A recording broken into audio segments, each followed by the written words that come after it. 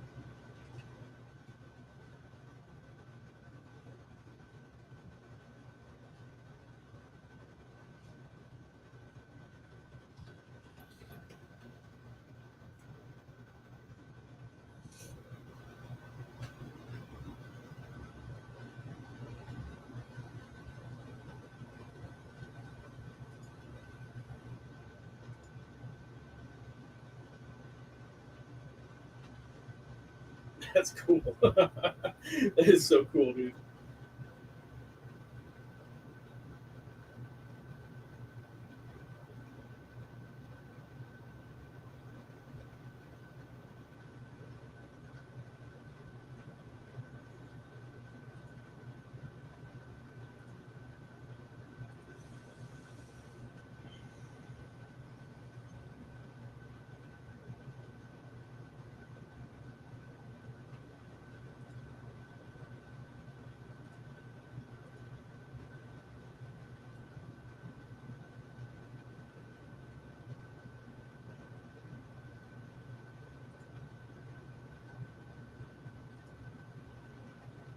That's so cool. Look at that shit.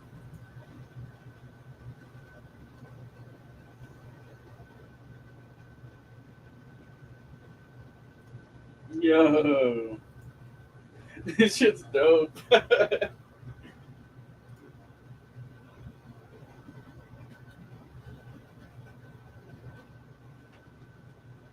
Yo, this is cool. Look at how cool these are. This is so cool.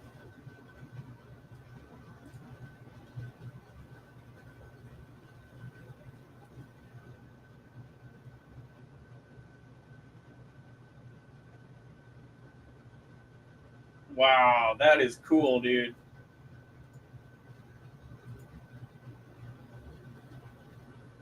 That is cool.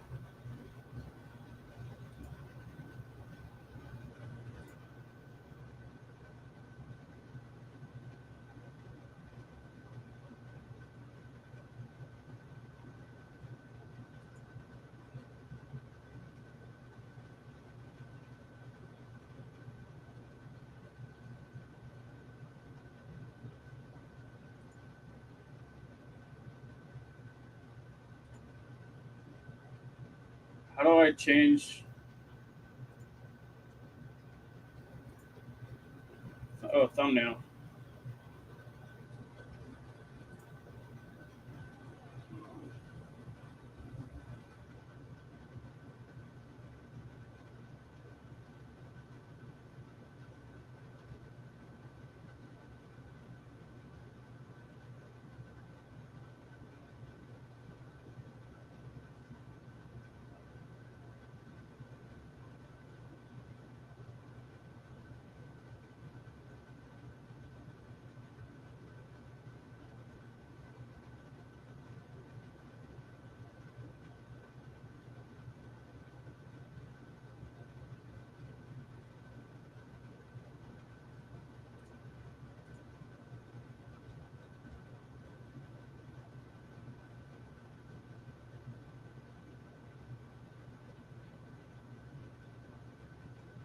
Why don't I see that cool marijuana one?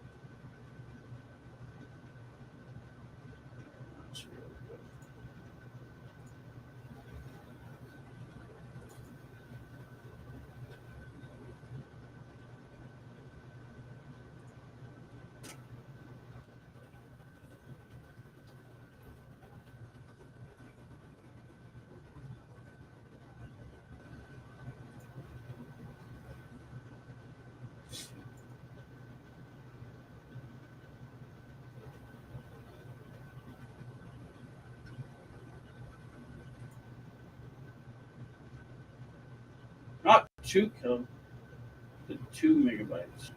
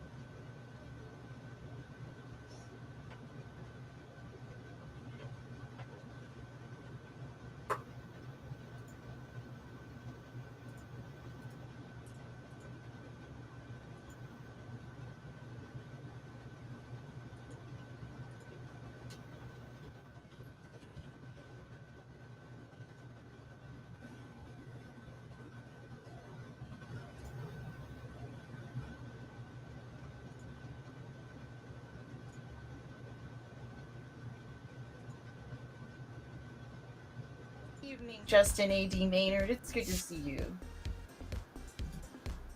Mindfork says, if they funded, they must report results. I'm tired of paying taxes for them to not tell us what they do. Yes. Diane says aliens I'll can be right hide back. good. I'm gonna go take a shower. It's their hiding ability that makes them extremely threatening. I was thinking about it last night. Like, okay, so they're like hanging out, and basically they're like, we shot down these Chinese drones. What do we call them, Joe Biden? And Joe Biden's like, oh, let's just call them UFOs because that'll really freak them out. That's all it takes. That's all it takes. That right there, that only had one person as to control the narrative there. Just by saying, just call them UFOs, it'll freak them out. It'll cause a huge uproar and everybody will forget about everything. And that's what happened. Yes, happy Easter weekend to everyone as well. It's going to be a beautiful Easter weekend. Yes. Okay, so I mean, they're asking for the money, right? Comptroller? What's a comptroller? Anyway, it says comptroller of the Department of Defense said he was unaware that the office was underfunded. About why the office needed funding prior to the Chinese spy balloon incident.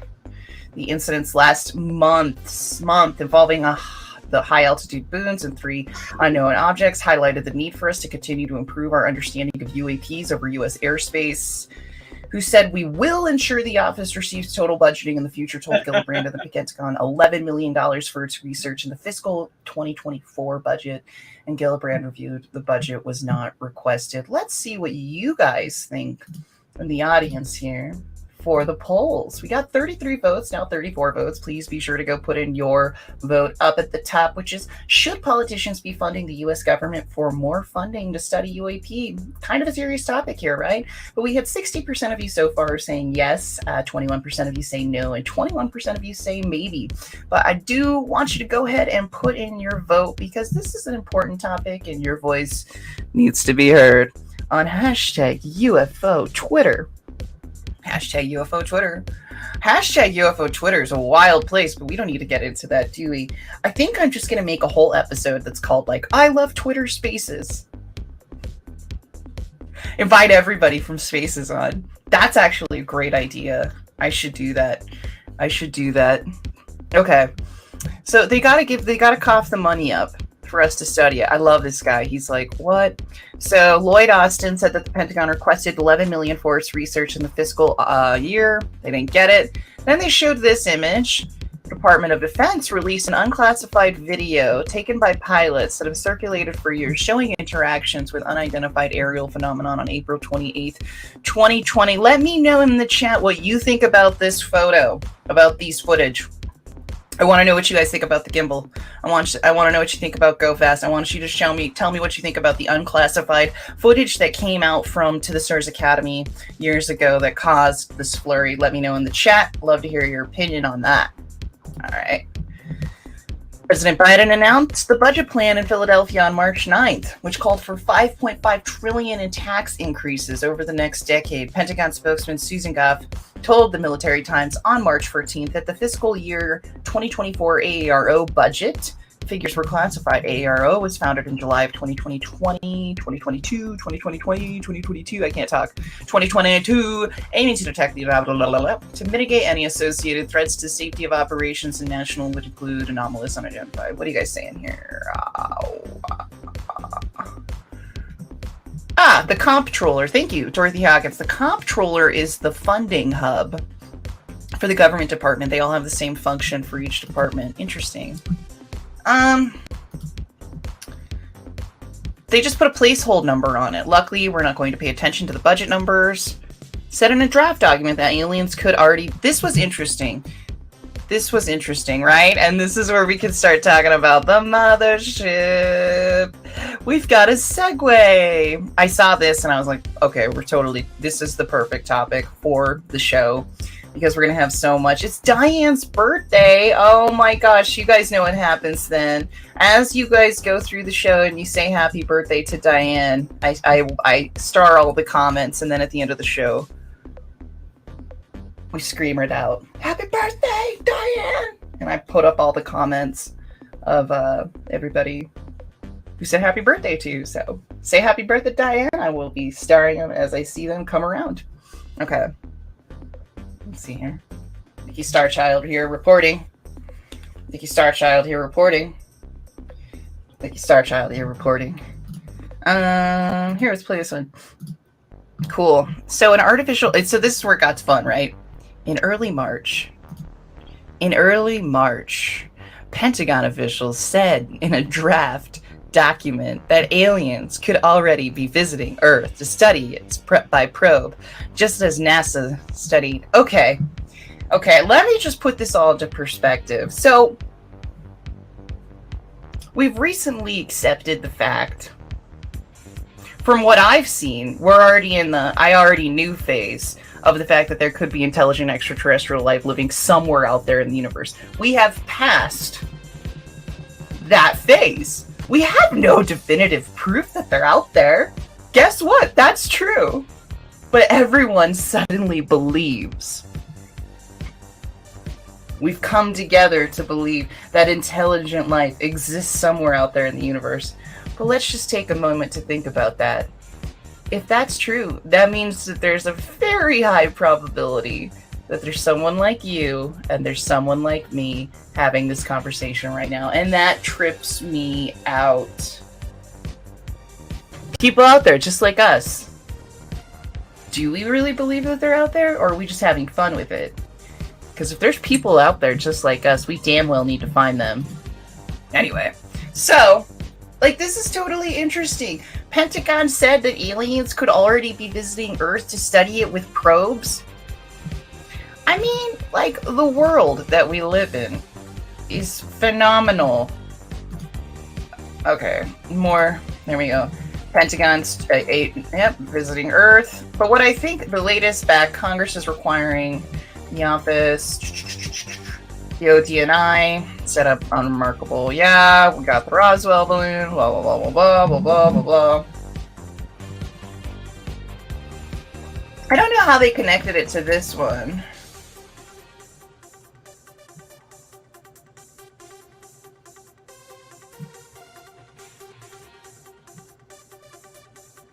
But basically, this is the mothership theory. We went over this a little bit. Actually. We had a whole episode about it. But they're talking about that, and it's very interesting. See, they have nothing in this. They have nothing in this, but we can Google that real quick. Mothership, Pentagon, NASA report. There's official report, like we can get that one. And this is what they're talking about. Is that the Pentagon UFO chief says that alien mothership and this is from the Military Times. They actually took quotes from this article and I do believe put it into this one. These quotes are from this article, from the Military Times one. Here, let me go to the top. These quotes are from the Military Times one. So, there was the paper that was written with Sean Kirkpatrick, right? And basically, they were saying that an interest could potentially be. Let me forward this in. Like, this is mind-boggling, because this is the director of the Pentagon's Aero Office said this. Okay. Hey, what's up, Mr. Catfish? This was by the right. An artificial interstellar object could be the parent craft that releases small probes during its close passage to Earth. An operational construct not too dissimilar from NASA missions. Really? That's wild! So this is the things that are changing. These are the things that, you know, we really are starting to study. Trying to study what's going on, and so far there hasn't been any funding for what's going on with UAP, right? And you have to ask yourself, do we, like, you always have to vote sort of in your best interest, in my own opinion. Like, we all do. Vote within your best interest, you know, and if you're the UFO vote, maybe you should vote for the UFO vote, right? But what I'm trying to say here is, I look at it in two different ways. We've got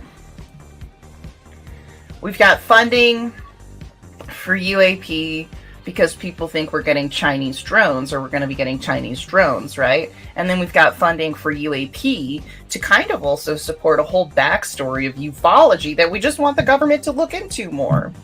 Even though they have looked into it, we want public funding for it now, right? Because with this office, maybe we'll be able to find something. Yes, yes. We could start showing Nikki Cast around the social media so people around the world can show up, right? And this is the idea of not just this show, but all the shows to work together to kind of like push it to the top, guys. This is not, you know, a topic that they put straight to the algorithm. I'll tell you that. They don't want people talking about this. They don't. They want everybody to be quiet, blah, blah, blah, blah, blah. Oh, that UFO guy's watching. Cool. I'm going to get onto Twitter in case there's some friends over there. I don't like people to be lonely. Lonely over in Twitter land. But once they start pushing more stuff out onto Twitter, that would be great. Funding of the government is an interesting thing, says Crazy Chick 1152. Yes, it is. Let's wake up, guys. Let's get some music going. Yeah, I like this one. This one always gets me going. We rockin' tonight. Yeah, we are. We're gonna go live tonight, so that'll be fun. I'm excited about that. We're gonna be doing our Starseed Moon reading. Yes. Your birthday is on Saturday? Yes. Because today is the pink wake up. I'm trying, dude. I'm trying to wake myself up. Dun, dun, dun.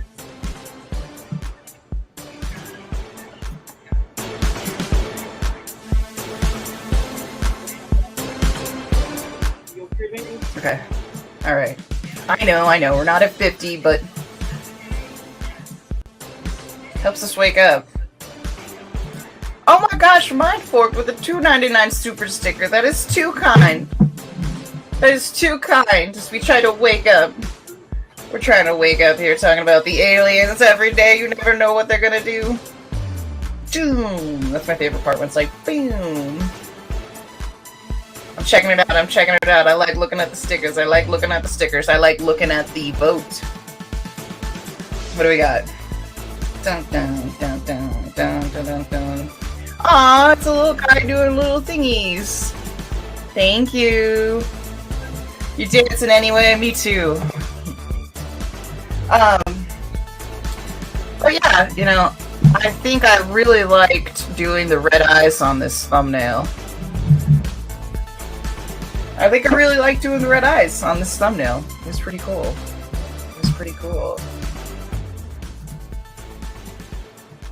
Yes, rock out for Diane's birthday. Yes.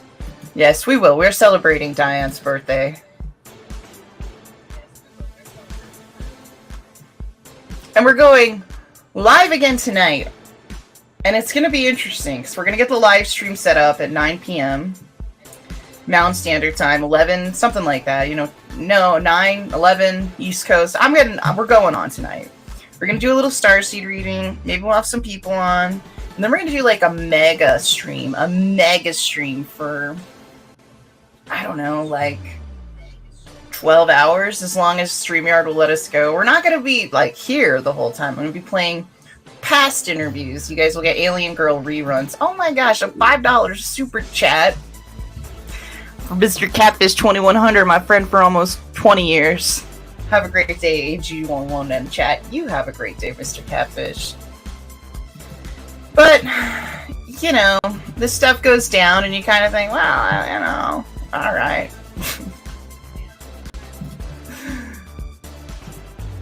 Yes. It's also a wake-up show. We're waking up. This music always wakes me up. And then we have the weekend. So the idea is that we start the stream tonight, and tomorrow morning, that stream will still be going on at this time. That's how long the mega stream is going to be. Why? Because I watch all these other channels. Some of these channels, they just like go live nonstop. Like not just other ones, like a lot of them We're not going live nonstop. We're just going to go on tonight, do our Starseed meeting of the day, have some other things going down, have some people jump on to say hi, and then we're going to stream a bunch of interviews throughout the evening. And it'll be very, very, very, very cool. All right.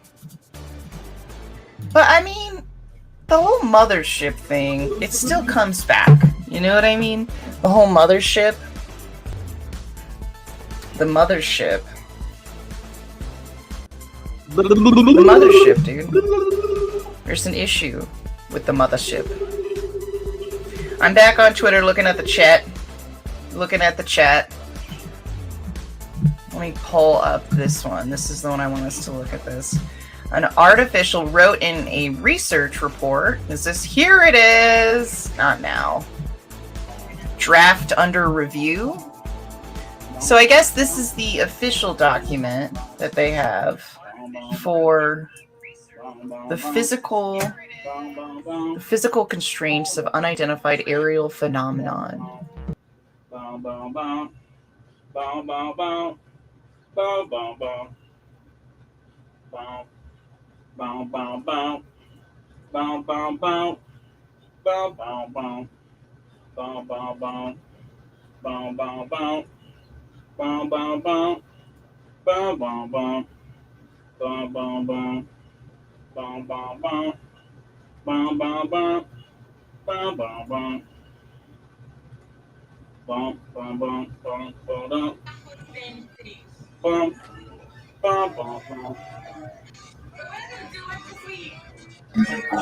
Right.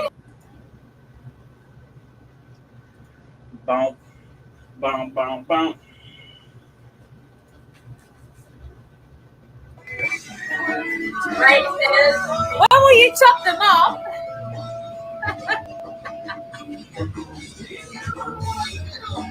Exit silent. I will chop them up when I can be bothered. When will you chop them up? I don't have the attention span to sit still for an hour. It's just too much. It's too much. Exit silent. I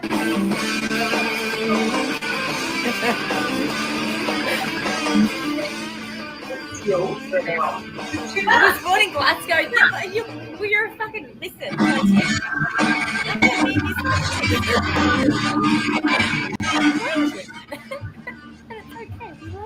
I was born in Glasgow. Tauntim. Rembrandt. Tauntim. We're being topaz here. Just to really dry your balls sucker. No, don't cut it.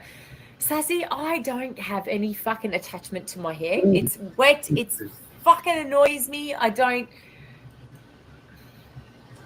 If I cut it too short, I end up with an afro. I'm just like in a matrix of myself. Ty Tim.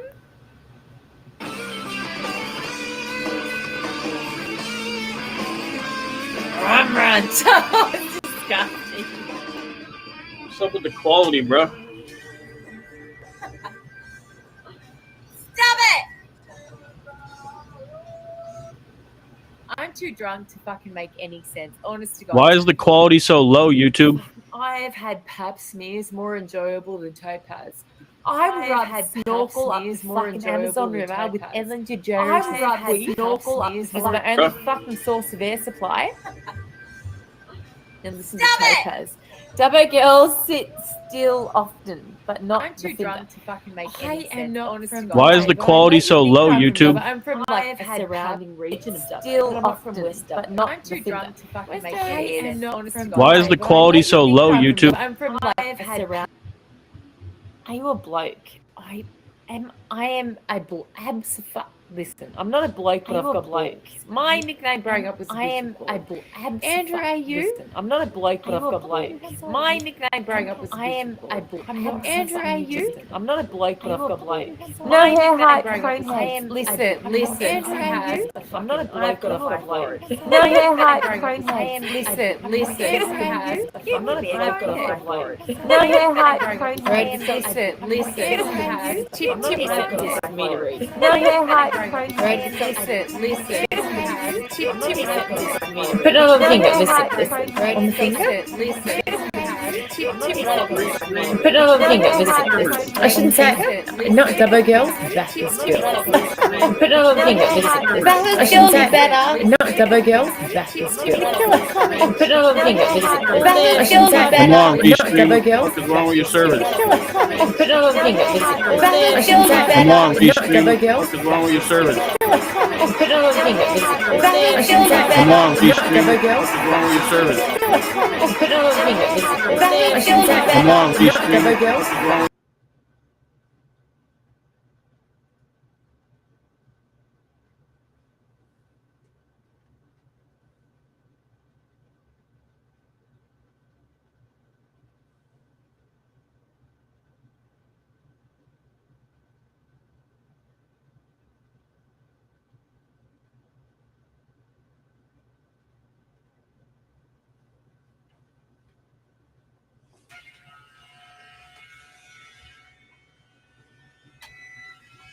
Power on.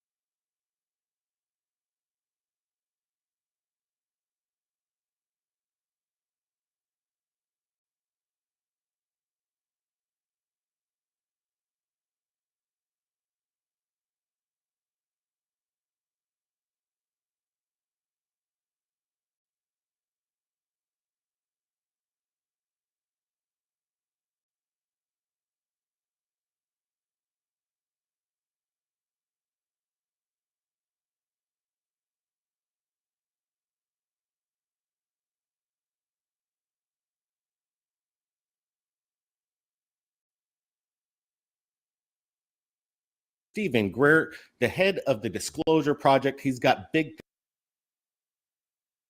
Dr. Stephen GREER, the head of the Dr. Stephen GREER, the head of the Disclosure Project. Dr. Stephen GREER, the head of the Disclosure Project. He's got big things happening in DC coming up in regards to disclosure.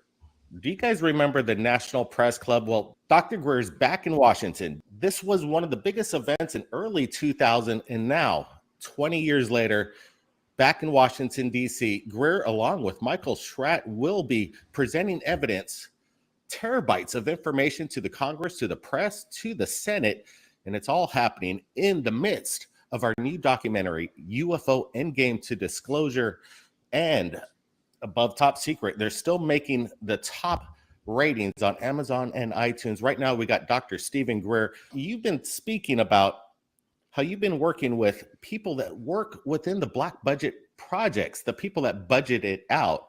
These are the people that are assigned to the secret programs and the cover-up. These are the people that should be bringing disclosure. They know it, but you're working directly with them in Washington. What is their take in regards to the goal of getting this out to the public? It's been 14 months that I've been working directly with these folks, and unfortunately, they are, hitting a wall in terms of how far they can take this quickly. But they're persisting. There have been some unfortunate events that have happened I don't want to talk about on camera.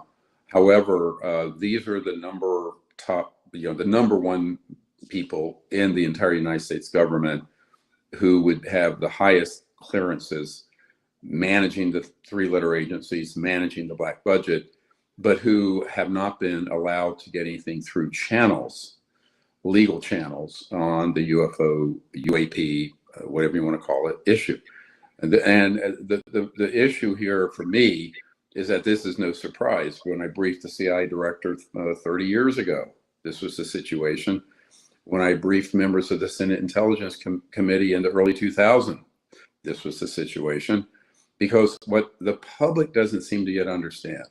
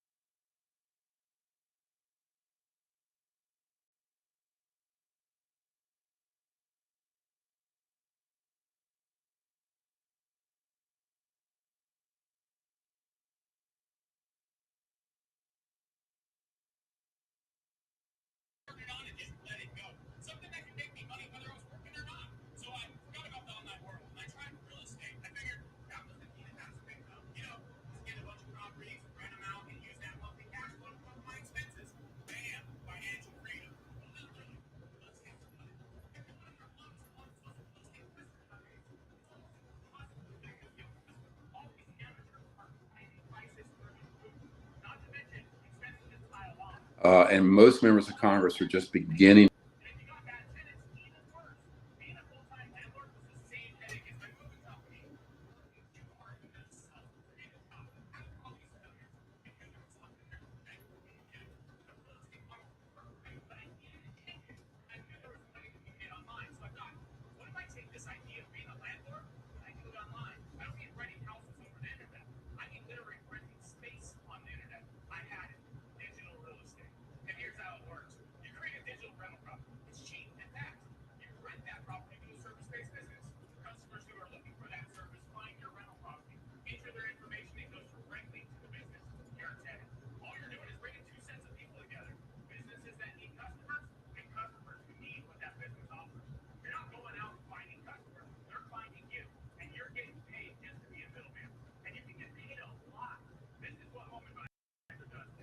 to understand this, is that there are at least two governments.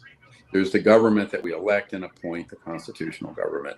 There's a secret government that is far deeper and embedded and more powerful, unfortunately, than the constitutional government. And this is not a conspiracy theory. This is something we can prove in a court of law, no question.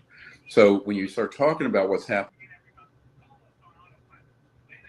in Washington, you have to understand that the people who are tasked with getting to the bottom of this, when they make inquiries through channels and within the government, they basically get nothing, because most of the people in the legal government know nothing about the issue at all.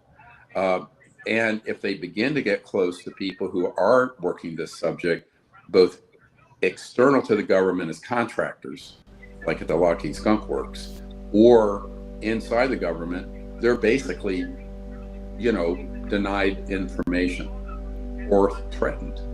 So I think we're in a situation where they're doing the best they can. And what our job is in the disclosure community is to provide this positive evidence and proof, as well as the testimony of firsthand people who are in the system, who can then verify the facts. So that's where an external organization such as the Disclosure Project, which I founded in the 1990s, is really becomes a key ingredient in this whole process.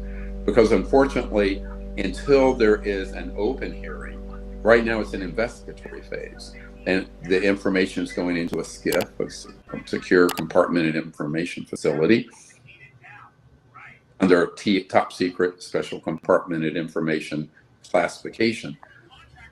What that needs to pivot to is an open hearing. But to get to the open hearing, what's happened, at least with the initiative right now, the law that was passed in December, is that people are being routed to this Pentagon office known as AARO, A-A-R-O.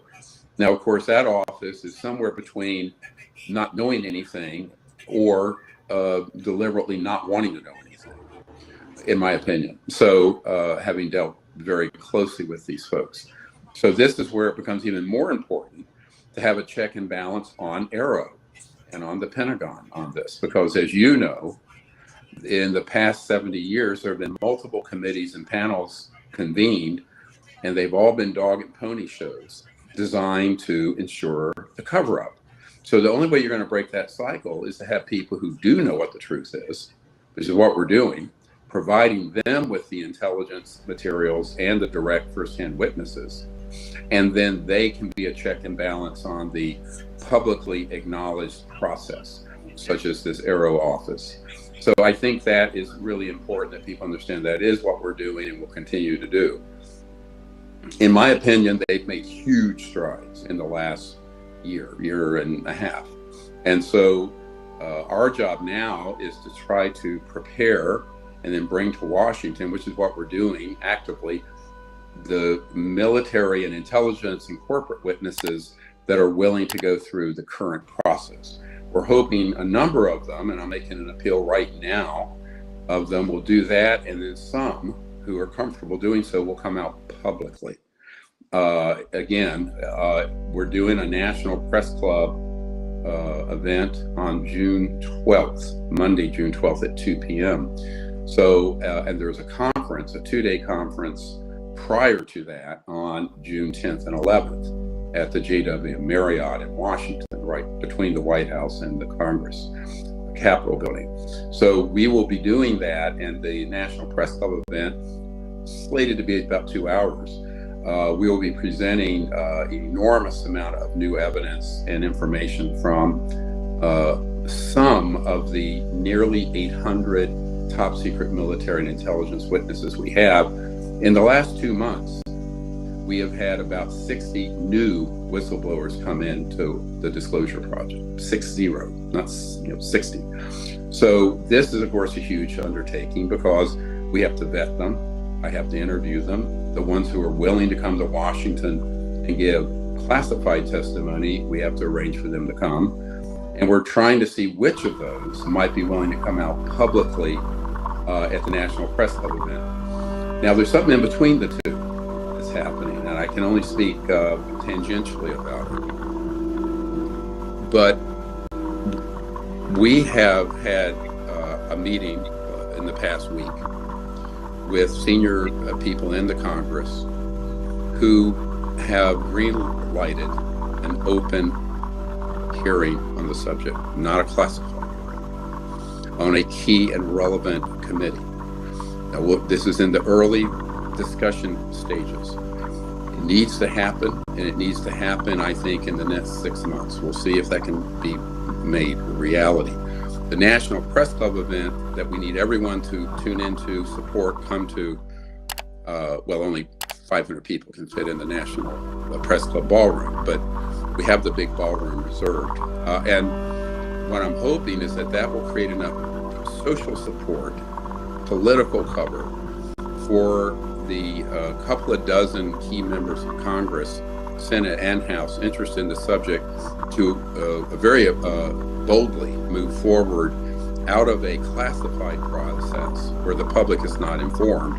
And by the way, most of Congress isn't informed, to a very open hearing process.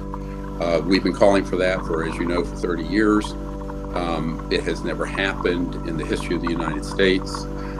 Every time it starts to happen, it gets hijacked by members of this covert program that really doesn't want this information out to the public. So we're going to see. We'll just see if this happens or not. Hopefully it does. It's certainly been, I can tell you, this open hearing process through a key and relevant committee has been approved from the top down in the Congress. This is a big breaking news story right now to everyone. Just came from that meeting this past Thursday, and we're now scrambling to prepare for that, because this would certainly alter the course of what we're going to end up doing on June 12th. So I hope everyone can come. It's going to be history in the making. Stay tuned. That's still over 2 months away. There's a lot happening every week. One of the things that has also happened in the last 4 days, I've learned of a very senior investigator for the U.S. government that was on the watch group list, meaning the kill list, along with a few of us, who is leaving the government this week and has become an official whistleblower who will be coming forward, not at our National Press Club event, but publicly later in June, early July. And it will be explosive, given what this gentleman knows, the places he was able to go to based on the intelligence we gave them. It's going to be substantial. But I think that what people need to understand is when these events begin to unfold, the real question is, how is that going to be watched, overseen by the public? Because it's very easy for covert programs to gaslight and deceive members of Congress. Because if the members of Congress don't know whether these objects are Chinese balloons or what, then they can have any kind of credentialed scientist or credentialed military or intelligence official go up there and spew a bunch of nonsense and disinformation. Well, what does that do? That creates an enormous problem of the whole process being diverted into something false, a false narrative. So, of course, there's great promise with this, but there's also, it's fraught with a number of dangers that I'm outlining right now. And this is being headed up by people who actually do know that we have extraterrestrial vehicles. They do know we have reverse engineered craft. They do know that there's a secret government operation that's being run illegally and unconstitutionally. They know this. These are people that we have duly and thoroughly briefed. So I think that this is a game changer. It's dangerous, because if in fact they stay the course and hold an open hearing on this, and they actually subpoena the witnesses we would recommend that are subpoenaed, some of them would be cooperating witnesses. Some of them would be very hostile witnesses, but under oath. And since we have information about what they know and what they've done, they will either have to testify truthfully or be put in prison for perjury. You know, you speak of the PTSD, even when you were found out what was really going on behind the scenes. And we were talking in our documentary UFO Endgame about some of the PTSD that these people are experiencing when you're briefing them. Oh, yeah. Let's take a quick look at UFO Endgame's disclosure. We'll be right back. So there's 100 disclosure efforts out there now, and I'd say most of them are just putting out, it's an echo chamber of parodying the narrative and the script being written by these black projects, these illegal black projects. So I'm a big skeptic. I always have been. I mean, if you take 99% of what's presented on this subject, that you go to any conference or internet search or what have you, I go, that's false, that's false, that's false, that's false. It can be provably so, but no one's listening because it's more exciting to get all, worked up about a threat from outer space. It makes for excitement and the juices get flowing because humans love to have someone to hate, right? We've had some of the pilots and the intelligence people talking about them, and now we learn that this is an ongoing situation, and it's not just UFOs. Frankly, they've been looking at other things which sound like they come straight out. Of course, my friend Nick Pope on here too. We got everybody on here, baby. I have him in the title too. I said GREER, Steve Bassett, Nick Pope, Paul Hellyer, Edgar Mitchell, Stan Friedman, just a bunch of random names. There's so many names that I can put down, but like those are the main ones, I guess. And they UFO listening. UFO. Love to have someone to hate, right? We've had some of the pilots and the intelligence people talking about them, and now we learn that this is an ongoing situation, and it's not just UFOs. Frankly, they've been looking at other things which sound like they come straight out of an X-Files script. And the demagogues running these information warfare programs and psychological warfare programs, they know human nature. They know how they can trigger people into fear, but also into sort of let's unite people around an enemy. Short of a couple of little green men landing on the south lawn or the north lawn of the White House and saying hi to the press corps there, or landing at the next Super Bowl and dropping in, what is the bridge between these videos and we know that whatever this thing is, it is not human? They want a new enemy. They've been wanting to build up a new enemy. The Pentagon office, a lot of the folks I know in this city absolutely realize that office is sort of a window dressing to comply with the congressional bill that was passed mandating that the Director of National Intelligence and the Pentagon report to the Congress this issue. But a true investigation absolutely is not writ large. I'm on the record here and I'm in a position to say this authoritatively. It's going to happen from that office. And they're involved with it. They're in close proximity. All they have to do is open the door and find out, but they're even being left out. And what you're telling them leaves them shaking in their boots. So again, these people, you say it's a dangerous job. Look at what just happened to our former president, what they're doing in regards to what's going on in the world. Are these people afraid? Well, of course they are. I mean, as soon as I got off the phone with the most senior person in the U.S. government covertly dealing with this, I had a Black Hawk helicopter hovering over my house, rattling my entire house. Yes, of course it's dangerous, and of course it's risky.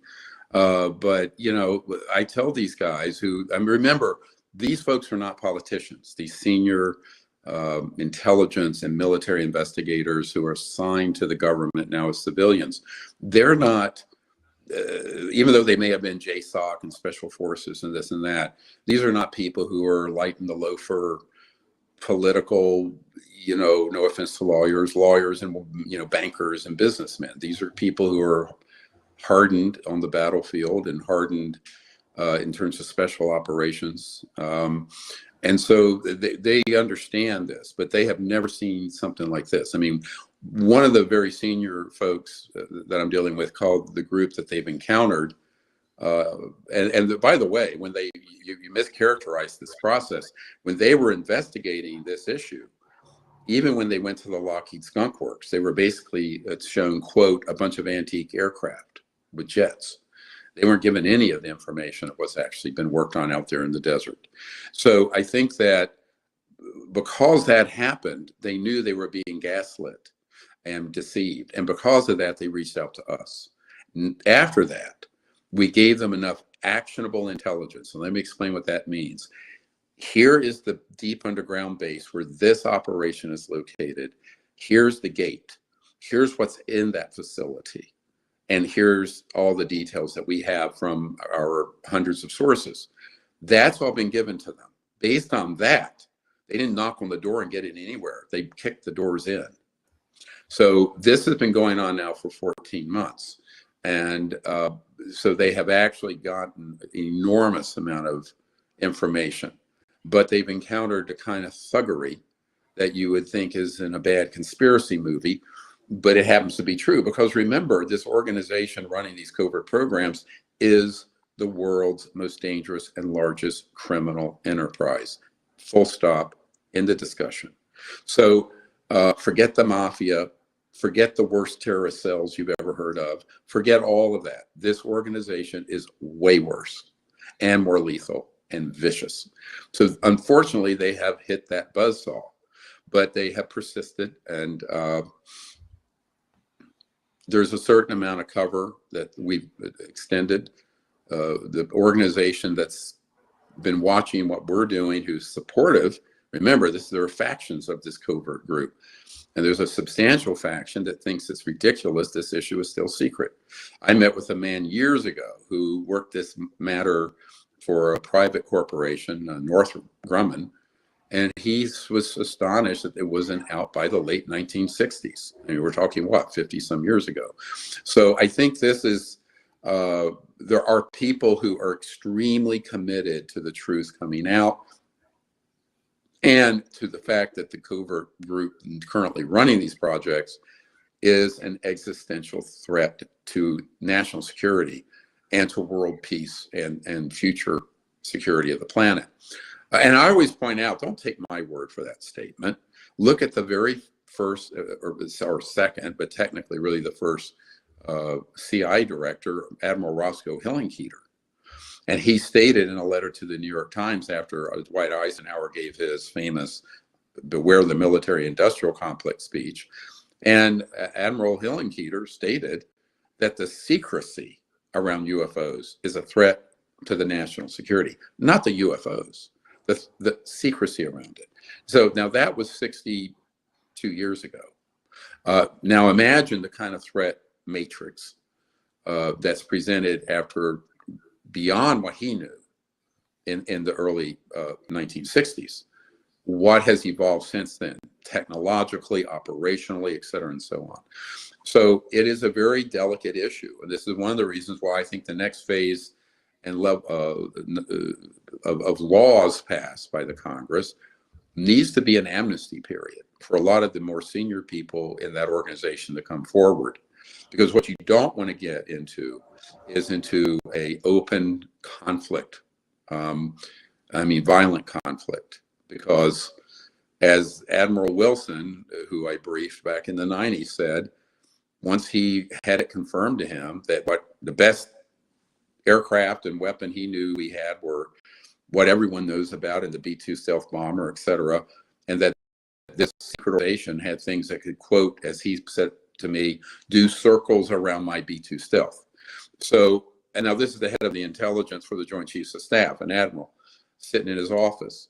And I looked at him and I said, yes, that is the case. But the problem is we have the rule of law and the truth. And if we can disclose this properly, the public on our side. And they have their covert group and a lot of money, but they do have very powerful technologies.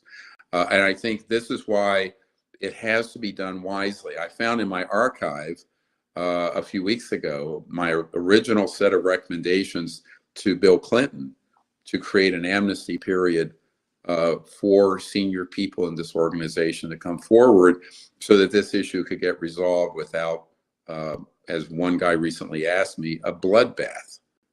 And I think that's really what we're trying to move towards. It's a peaceful, resolution to the subject where we don't go trying to get a pound of flesh from people. The other problem is restitution of funds. There's a senior executive with a major contractor for the U.S. government who's now early 80s, who wants to come forward. He has several $100 million that he got by working with that a corporation, and he's afraid that it could be seized under the RICO, Racketeering Influence Corrupt Organization laws of the U.S. government. And he doesn't want his heirs, his children and grandchildren, to be left penniless. So there are a lot of complex issues here, and people go, gee, so these are the kind of conversations I'm having with the one side, people who want to be cooperating witnesses, and then you have this other end of it, where the United States government is just now getting up to speed on this at all, and therefore don't have a mechanism and the laws in place to make this transition to disclosure, complete disclosure, an official disclosure happen peacefully. So that is another thing we're working on. You're also working with Michael Schratt, military aerospace historian. He's been collecting the files, and both of you will be presenting over there at the National Press Club in June 12th over there in DC. Massive amounts of information. Let's take a quick look at UFO Endgame with Michael Schratt as he discusses the crash retrieval situation. Dr. GREER had talked about, and he wrote a white paper that discusses this. If you've got a classified program, you've got a USAP program, unacknowledged special access program. So from the very get-go, if this is contrary to the Constitution at the very beginning, then the entire program goes against the law. So they're not bound to their national security oaths because it's extra constitutional from the very get-go. So you can see the way GREER has played this is very masterful, it's very genius. So not necessarily are all these people under this umbrella of secrecy if the entire program is extra constitutional from the very beginning. And so it's a very good play that we can capitalize on, and it might be a wedge to get in there so that some of these programs can be declassified. All right, we're back. And again, working with Michael Schratt, he's been doing this for decades. You've teamed up with Michael to present some evidence over there in DC at the National Press Club, something historic, which was one of the biggest internet phenomenons when he did it in the early 2000s. And, hundreds of millions of people saw this. What are we going to expect to see in DC when you're presenting this evidence? You got terabytes of information. What's the end game here? Well, obviously, when you have 2 hours and you have, if it was continuously presented, the information we have, the testimony we have, the documents we have would last probably 3 to 4 years. I'm not exaggerating. So the big challenge we're having is what is the very tip of the iceberg that we need to present to give a sense of the scope of the evidence. And for example, out of the 800 or so top secret military witnesses and folks that we've identified, and many of whom I've interviewed, some of them have already been recorded. Some are literally this month being brought to DC to give their information through this classified process. How do you present that in 2 hours?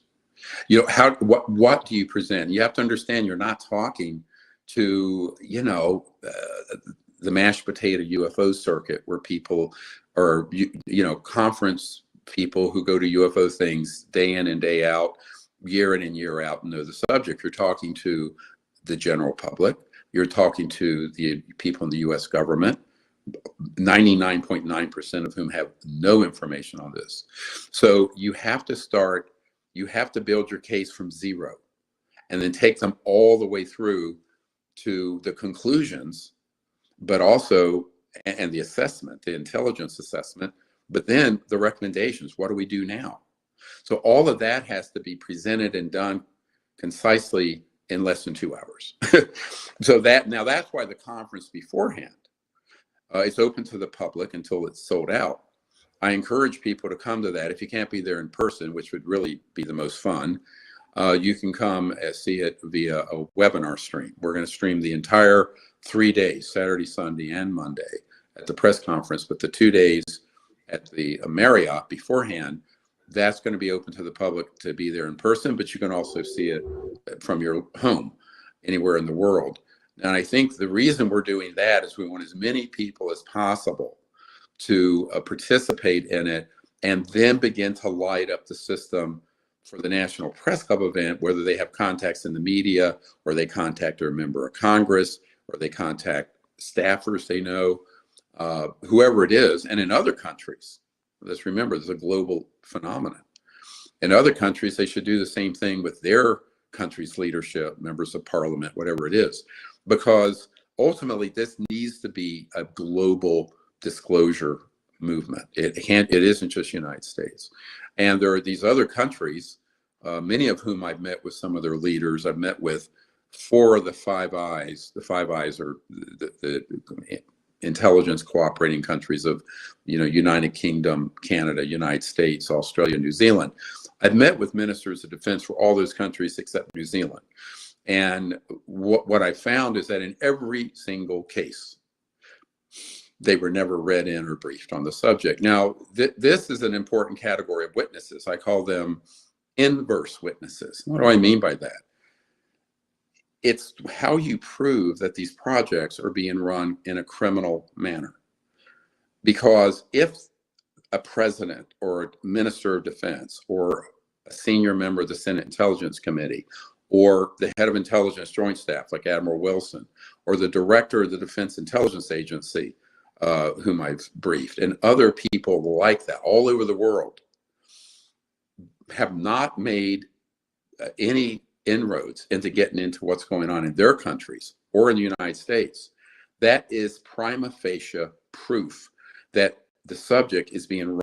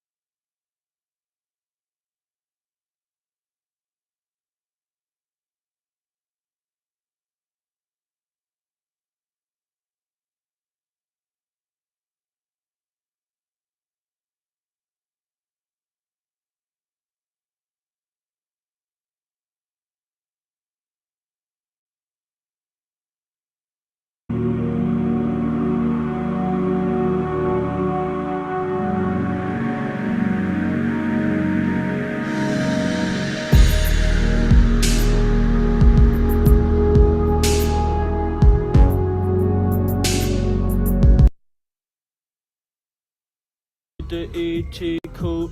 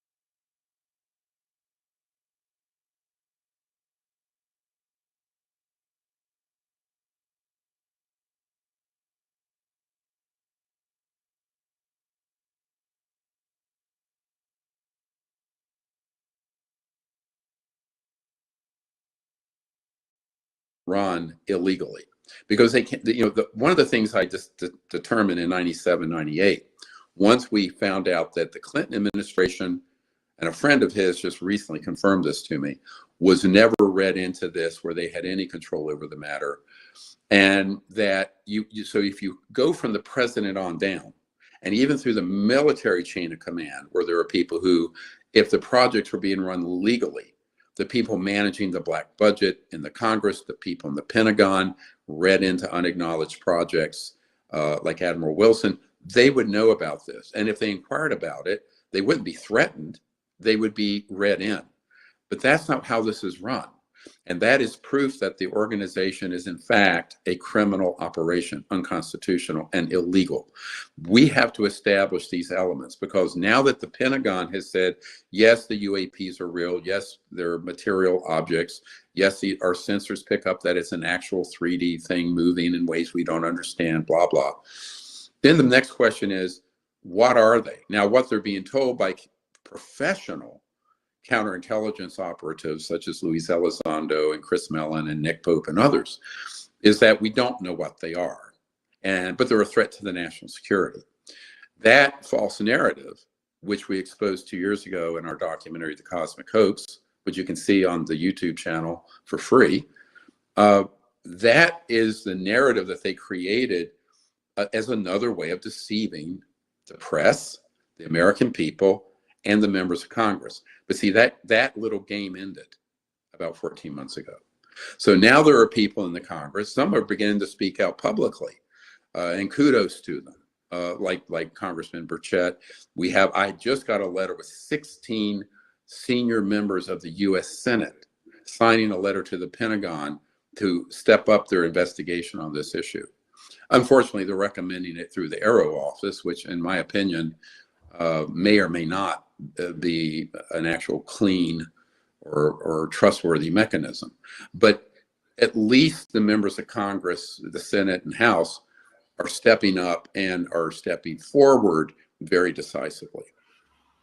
Hey, they're asking questions. And again, Tim Burchett speaks of a major cover-up. He agrees with you that there is some kind of secret being hidden from us, and it's on a high level of secrecy, and he's demanding the truth. And he says there's this blackmail politics going on with people that have answers, but they're not going to come forward because they usually got something on them. This is how he says Washington works. Yeah, of course.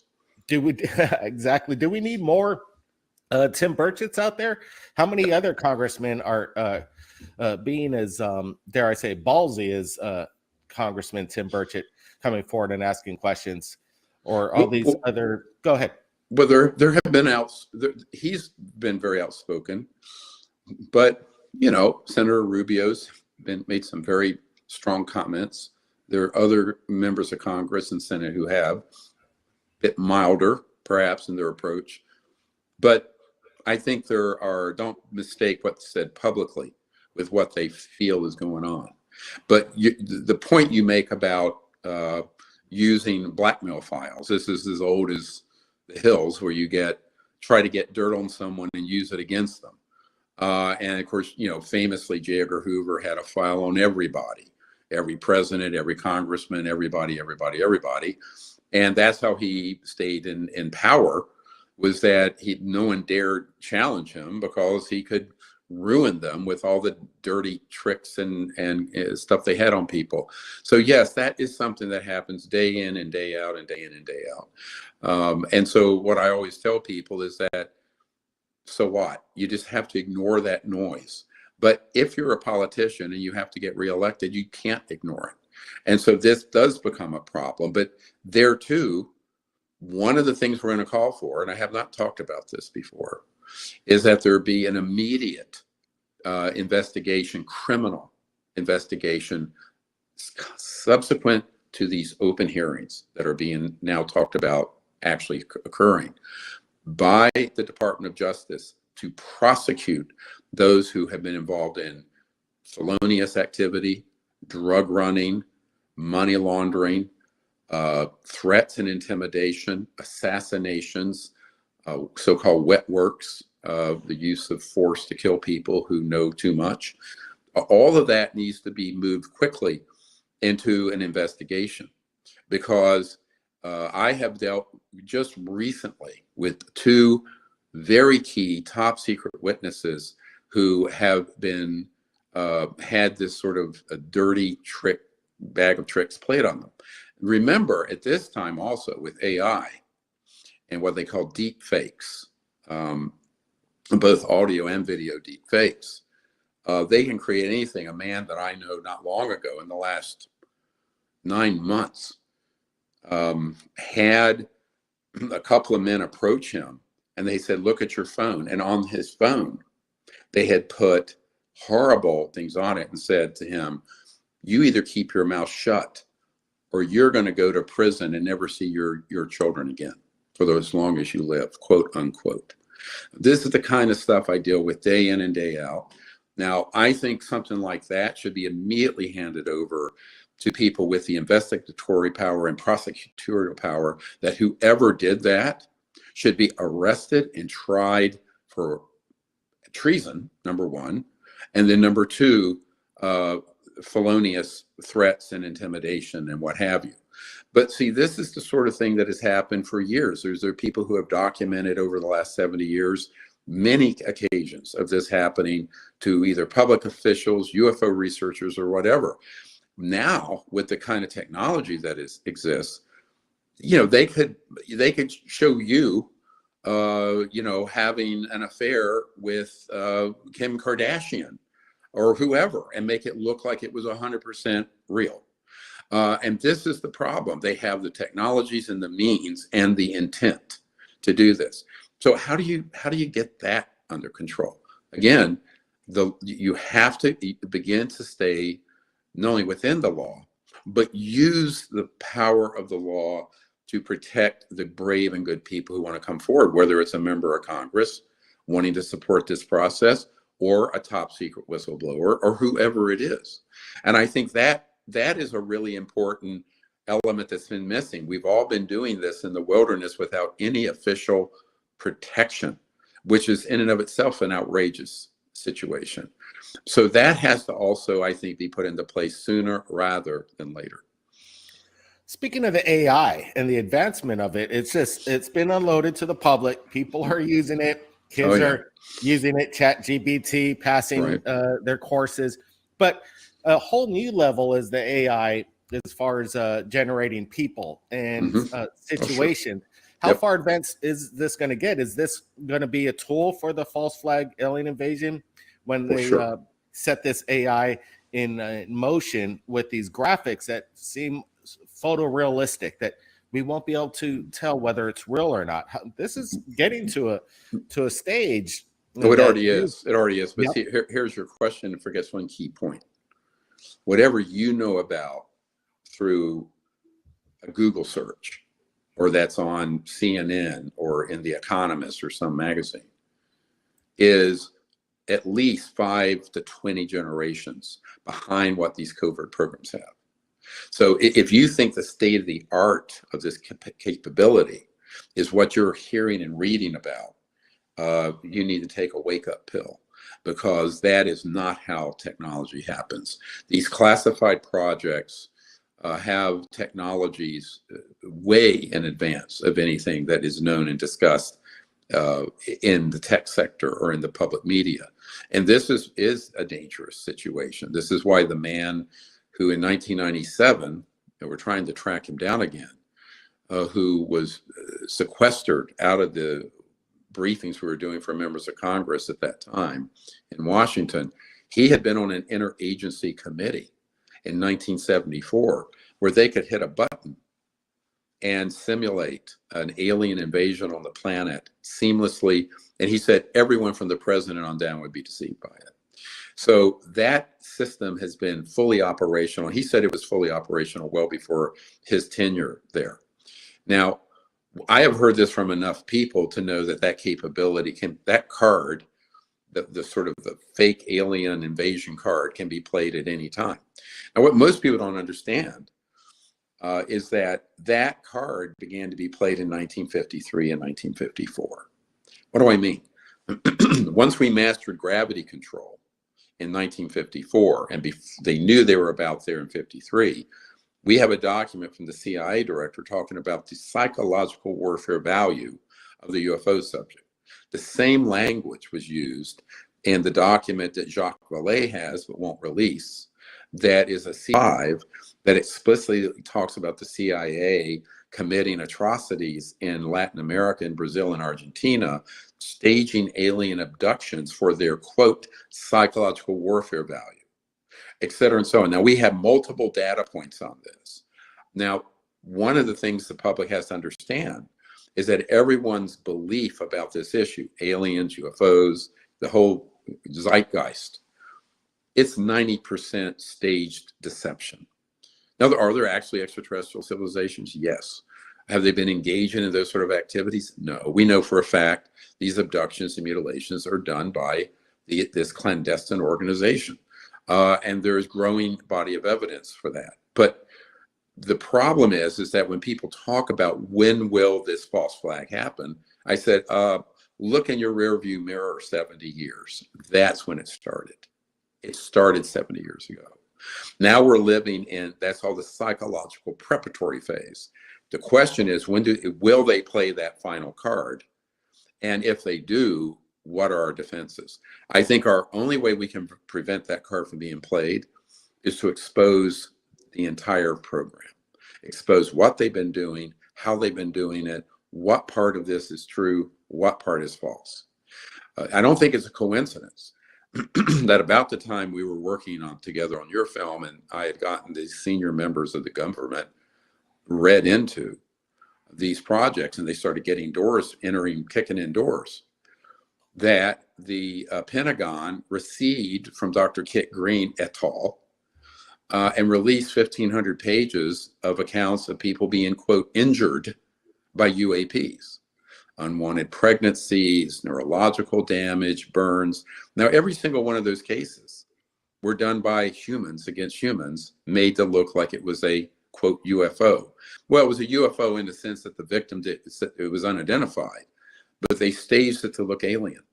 So they've already started playing that card, but no one's watching this. No one's paying attention to what's going on. So when that got released, I went, yep, here we go. Then after I brought the first senior military witness who had been an early U-2 spy plane pilot with multiple encounters with these ET craft, as well as working with the Lockheed Skunk Works and others, and Ben Rich personally, into this process in DC, you had all of February light up with these Chinese balloons and UAPs we shot down. So, you know, this is no coincidence, my friend. But at the same time, we expect this. This is not so surprising to us at all. It would be surprising if they didn't do it. So we are factoring all this in our algorithm and planning. But the public needs to be aware that the more this process of the subject coming out happens, the more there's going to be a counter push to pull it into, we're being invaded, they're a threat to the national security, we need an extra $10 trillion from the world economy to fight the big bad aliens invading us. I mean, that's what the game has always been. This is what Werner von Braun said on his deathbed to Carol Rosin. We know this. So the issue is, how do we avert it? Well, I think the disclosure of the truth and proving what we're discussing here and having a full investigation. You can't do that in a 2-hour press conference. Having a full investigation, an open hearing, and then the Department of Justice with someone who's a clean investigator, if you can find one in Washington, really drill down on this. But they'd have to be beyond reproach. They couldn't be someone who could be blackmailed or bought off. I mean, let's not forget, a senior member of the private contracting world on UFOs in '93 told me, quote, we have given at least 10,000 people $10 million a piece or more to secure their cooperation with our project. And, you know, I had 2 or 3 attempts to purchase me back in those days, and they found out I wasn't for sale. So now the only way they can deal with me is to defame me and call me names, and it's fine. I mean, 30 years of being called every nasty name in the book, I couldn't care less. But you get a pretty thick skin. The point I'm making, however, is that most people just now stepping onto the field, who, if you're in the US government and you're either threatened or you're, you know, there's this nasty oppo research they have on you or that they create, or they offer you a lot of money or a powerful position. Unfortunately, most humans are going to be affected by that kind of approach. And this is why, to really get to this, I always tell people, the bottom line on this is what's in your heart? What are your intentions? Do you have the courage to go forward? And are you incorruptible? You have to be absolutely incorruptible. You know, it's amazing. People are waking up. We're making these documentaries. You're making documentaries. You got another one coming up in June. It'll be the biggest one. It's called The Lost Century and How to Reclaim It. Go to thelostcenturyfilm.com. You can see what we're doing. It's been finished. It's delivered to the distributor. It's going to drop June 6th. So here's the timing. The Lost Century and How to Reclaim It, that is an expose of all these covert technologies, free energy, zero-point energy, anti-gravity. That comes out June 6th. The conference in Washington is on June 10th and 11th, and the National Press Club event is on June 12th. So that's going to be a very momentous week. Absolutely. And then UFO Endgame to Disclosure, still the top documentary on iTunes, Amazon. It's been rolling for about 3 weeks. People are turning out. Actually, we just dropped the price for rental, so people could go watch it at a lower price versus purchasing the documentary. But again, making the #1 spot on Amazon, iTunes, all grassroots, no advertising. People just want to get out there, and it's all word of mouth, because these are the biggest questions that people want to get answers to, and that's what we're here for. We're trying to break it wide open. And again, yes, good it work. has to be. Yeah, thank you. Everyone liked it who saw it. I mean, I just want people to know I'm not the producer on that. I was interviewed, but I think everyone I know who's seen it has loved it, and people thought it was very well done, hard hitting, and it's a good complement to the other body of work we have. I think that the reason we're releasing The Lost Century now is that most people now who follow the news at all on this subject know that the UFOs are real. The Pentagon has said they're real. There's a process to investigate them, even though it's been diverted in a number of directions with that Aero office, where, you know, the people heading that up either don't know anything relevant about the subject or they are pretending not to know. But nevertheless, now the question has to be answered. Why? You know, when I first got on the stage doing this as an emergency doctor, and I'm briefing the director of the CIA, he did not need to be convinced that the UFOs were real. He didn't understand why he and the president were being denied access, and what was so important that the president and he and other senior people in the cabinet, including the Secretary of Defense, were being denied access. And I had to explain, it isn't because of little green or gray men. It's because the technologies behind how those things move have been studied, figured out, made fully operational and reverse engineered since the 1950s, which means it's the end of oil, gas, coal, nuclear power, surface roads, public utilities. Shall I continue? Now, what does that mean? It means that the quadrillion, hundreds of trillions of dollars in assets linked to that part of the industrial base of the economy will have to be retired and transition to an entirely new macroeconomic and social system that doesn't relegate to a very small number of massively wealthy industrial folks the control over the whole global economy. And so this is something that people with enormous wealth and power do not want to see happen. Now, that's why it's been stalled. This is why Eisenhower lost control of these projects in the 50s. It's why General Patton was killed, made to look like an automobile wreck. Because people who are advocating for this coming out were butting heads with some of the most powerful fascist industrial people in the world that are at the backbone of the entire modern industrial economy. So these sort of issues, and it's not just US, it's global, is really important. I mean, you know, the entire US federal budget, $5-6 trillion a year, which is as massive as that sounds, is a rounding error compared to the assets and revenue of the industries and the parts of the financial system related to what I just described in the energy, propulsion, utility sector. So the power isn't in the US government. The power is beyond it, above it, within it, hidden to most people who are elected to the office. Slowly they're waking up to this, but I'm hoping it's not a day late and a dollar short, or, you know, a quadrillion dollars short. We have known this. I've known this since the early 90s. Now, this is the big question we have to begin to answer. I don't think we need to, you know, the UFO subculture needs to understand that the situation at this point is put forward the most dispositive evidence you have. And I would recommend anybody in possession of government documents, pilot cases, CE2 cases where it's left physical evidence, anyone who's a military whistleblower or government contractor who wants to come forward either secretively or publicly, they need to contact me at info@siriusdisclosure.com, SIRIUS disclosure.com. If you have that kind of material, we need it immediately. If you are that kind of witness, we need to be in touch immediately.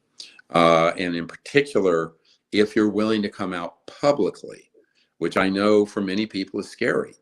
But remember, we already have some 70 disclosure project witnesses that have come forward since 2001, and none of them have been threatened. None of them have been killed. None of them have had anything bad happen to them. So I tell people, we beta tested the system. We need a lot of people to come forward. I was on a Navy SEAL show about a month and a half ago called the Sean Ryan Show. And he was wonderful. And it's a whole group of Navy SEALs who are supportive and protecting us also.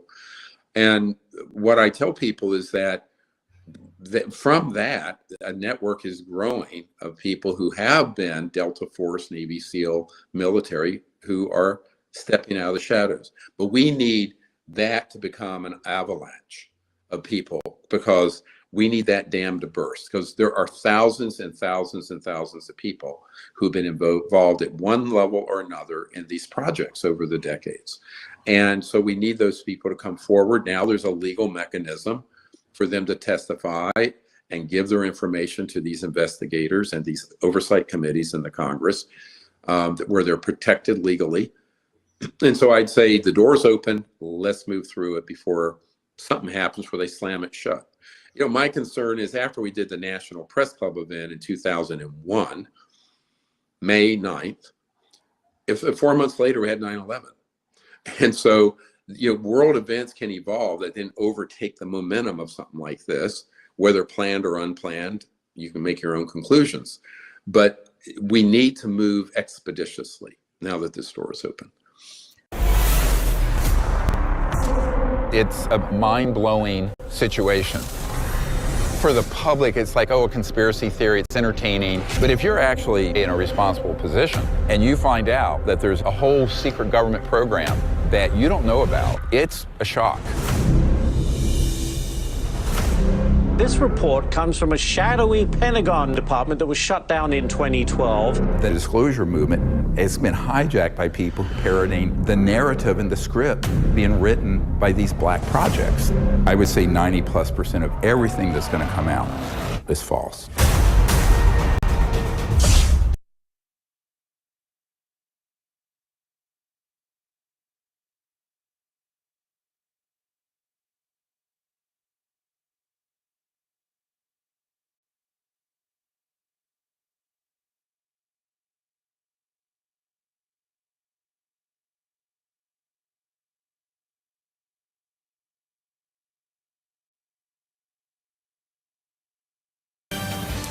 If there are, in fact, aliens in our cosmic neighborhood, researchers at MIT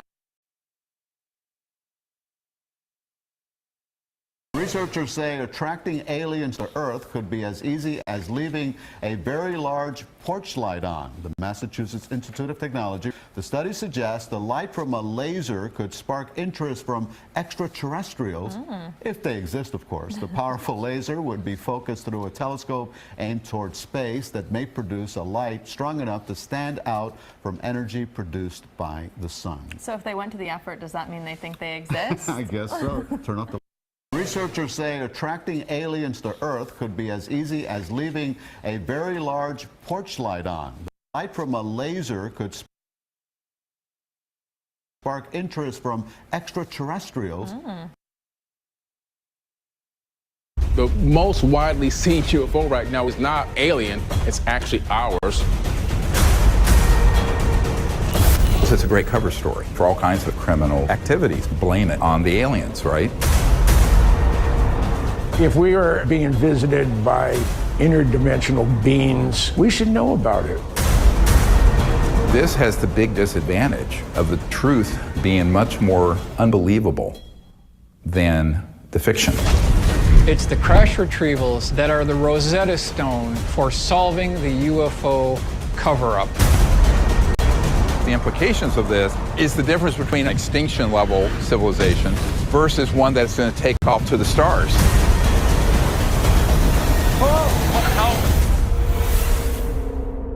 Absolutely, it's a buckle up time. You know, UFO Endgame's out.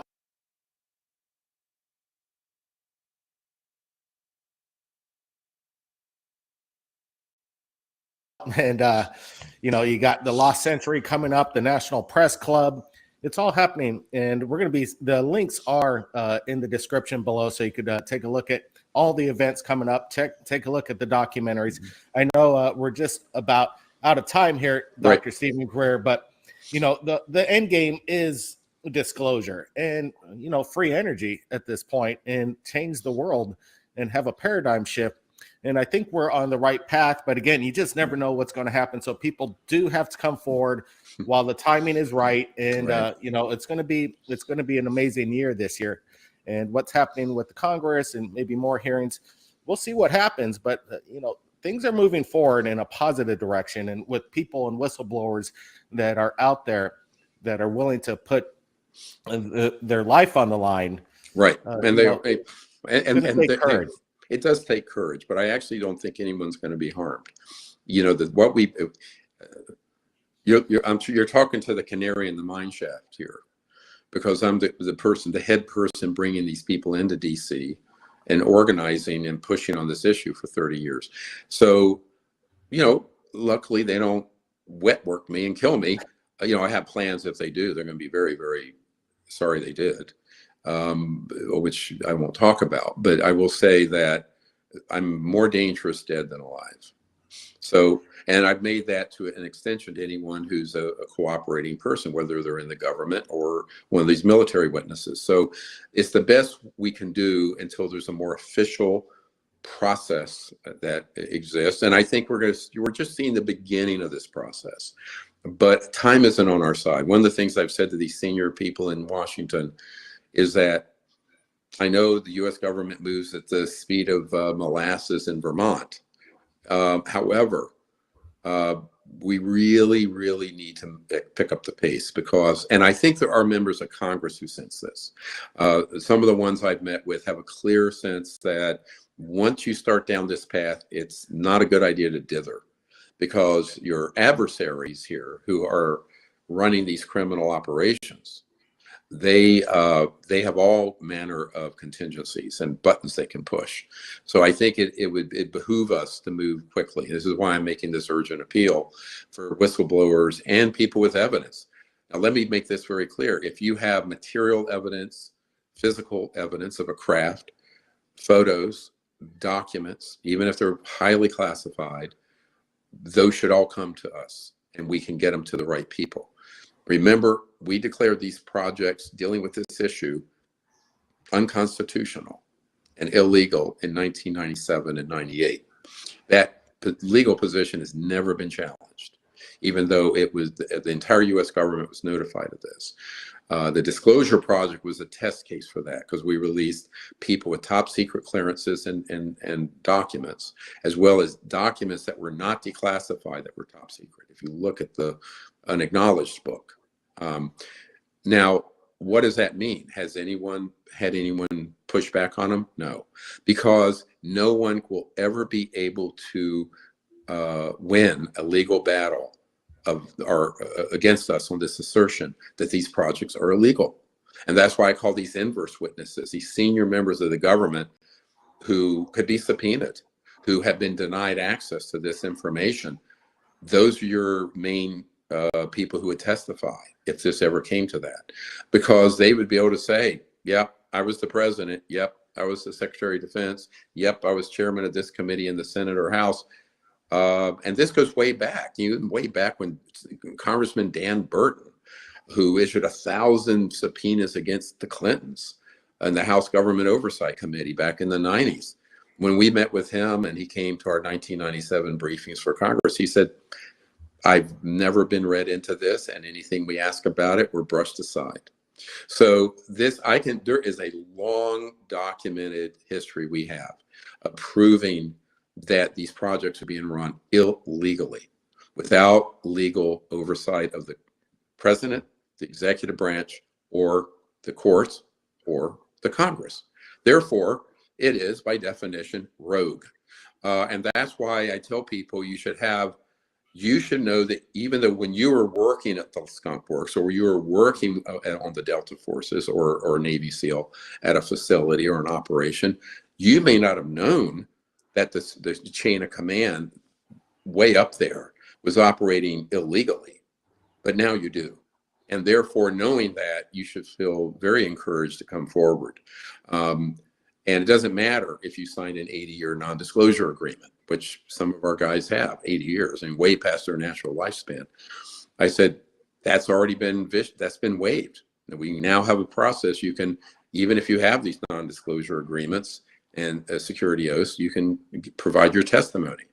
And so I think it's very important that as a civic duty and a service to humanity, people come forward very quickly now.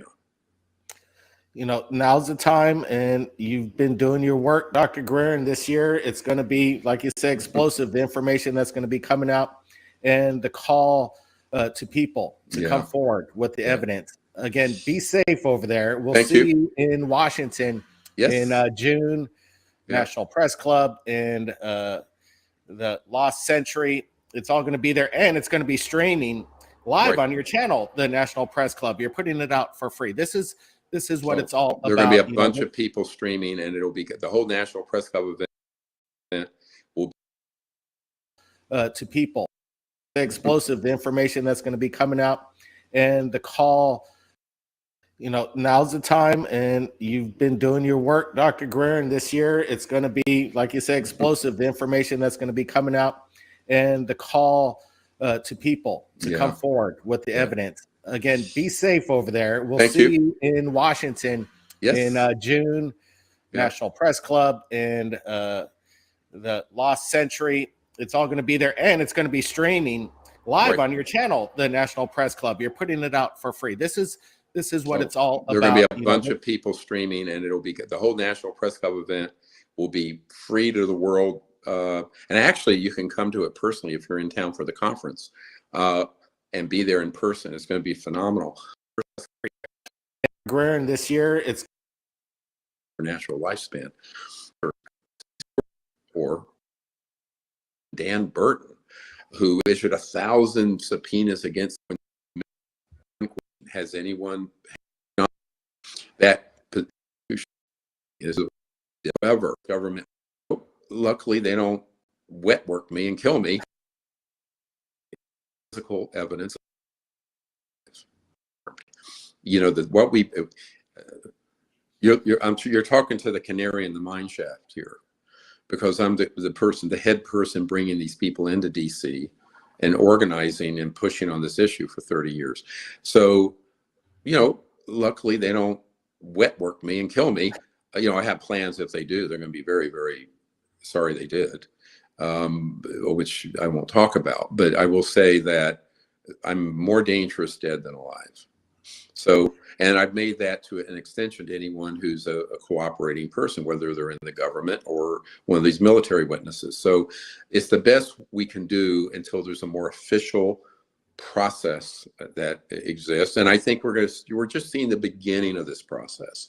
But time isn't on our side. One of the things I've said to these senior people in Washington is that I know the U.S. government moves at the speed of molasses in Vermont. However, we really, really need to pick up the pace because, and I think there are members of Congress who sense this. Some of the ones I've met with have a clear sense that once you start down this path, it's not a good idea to dither because your adversaries here who are running these criminal operations, they have all manner of contingencies and buttons they can push. So I think it would behoove us to move quickly. This is why I'm making this urgent appeal for whistleblowers and people with evidence. Now, let me make this very clear. If you have material evidence, physical evidence of a craft, photos, documents, even if they're highly classified, those should all come to us and we can get them to the right people. Remember, we declared these projects dealing with this issue unconstitutional and illegal in 1997 and 98. That legal position has never been challenged, even though it was the entire U.S. government was notified of this. The Disclosure Project was a test case for that because we released people with top secret clearances and documents, as well as documents that were not declassified that were top secret. If you look at the unacknowledged book. Now, what does that mean? Has anyone had anyone push back on them? No, because no one will ever be able to win a legal battle against us on this assertion that these projects are illegal. And that's why I call these inverse witnesses, these senior members of the government who could be subpoenaed, who have been denied access to this information. Those are your main people who would testify if this ever came to that, because they would be able to say, yep, I was the president. Yep, I was the Secretary of Defense. Yep, I was chairman of this committee in the Senate or House.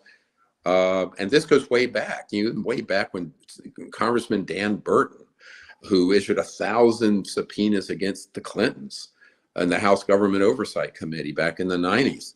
When we met with him and he came to our 1997 briefings for Congress, he said, I've never been read into this, and anything we ask about it, we're brushed aside.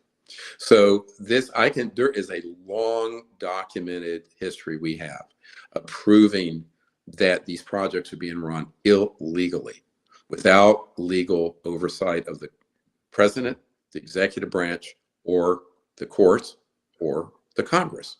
Therefore, it is, by definition, rogue. And that's why I tell people you should know that even though when you were working at the Skunk Works or you were working on the Delta Forces or Navy SEAL at a facility or an operation, you may not have known that the chain of command way up there was operating illegally, but now you do. And therefore, knowing that, you should feel very encouraged to come forward. And it doesn't matter if you signed an 80-year non-disclosure agreement, which some of our guys have, 80 years and way past their natural lifespan. I said, that's already been waived. We now have a process. You can, even if you have these non-disclosure agreements and security oaths, you can provide your testimony. And so I think it's very important that as a civic duty and a service to humanity, people come forward very quickly now.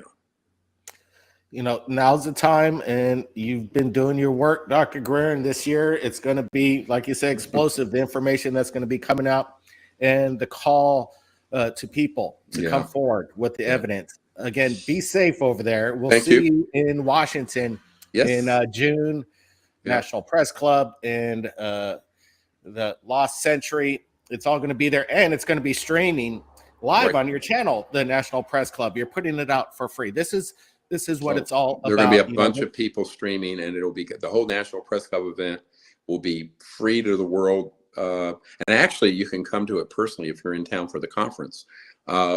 and be there in person. It's going to be phenomenal. But yes, the entire world could be. Washington for information that's going to be coming out, and the call to people to come forward with the evidence. Again, be safe over there. We'll see you in Washington in June, National Press Club, and the Lost Century. It's all going to be there, and it's going to be streaming live on your channel, the National Press Club. You're putting it out for free. This is what it's all about. There are going to be a bunch of people streaming, and it'll be the whole National Press Club event will be free to the world. And actually, you can come to it personally if you're in town for the conference and be there in person. It's going to be phenomenal.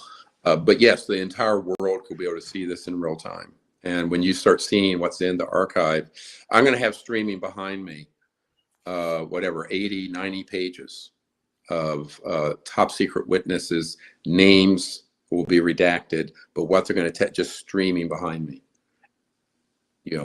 800 of them.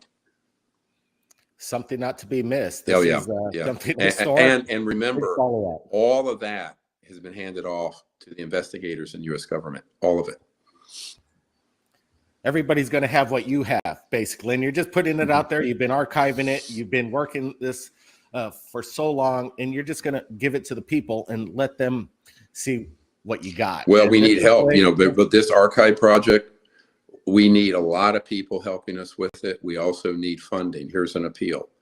I estimate in this calendar year, 2023, we will have to spend at least $250,000 to $300,000 to get all that material indexed, organized, data-based, created, and all of the other things that go along with it.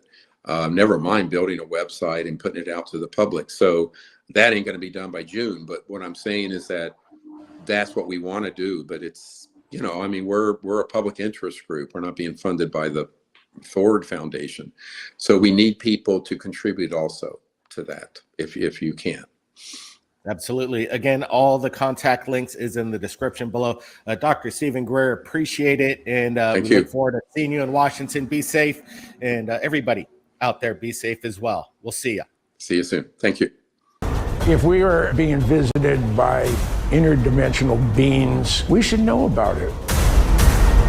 This has the big disadvantage of the truth being much more unbelievable than the fiction. It's the crash retrievals that are the Rosetta Stone for solving the UFO cover-up. The implications of this is the difference between extinction level civilization versus one that's going to take off to the stars.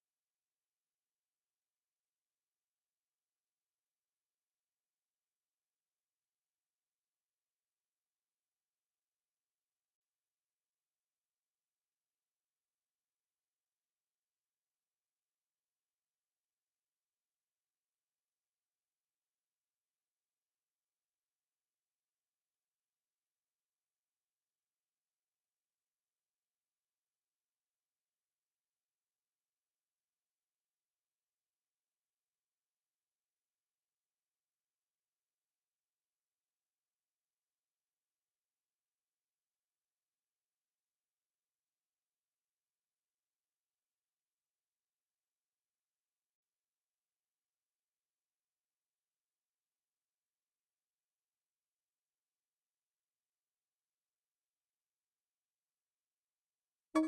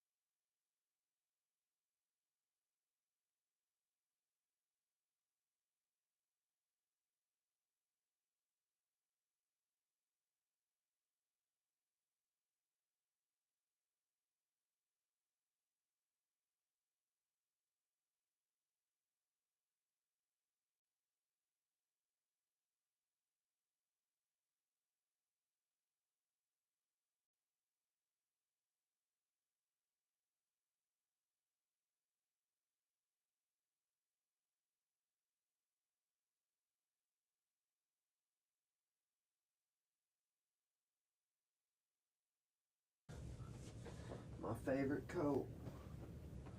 My windbreaker. Where the hell's my windbreaker? There it is. There we go. Shoot up out of here. Should be good now. Little windbreaker. Cause that shit was running straight past my balls and it was 20 degrees. Past my balls. Hey, yo, hey, yo. Damn, that popped up right on the screen. What's that say? What up, Grandmaster? Yo, we're about to roll out, man. I'm about to be geared up here. I got my GoPro strap, but I'm not using it. Got my phone strap.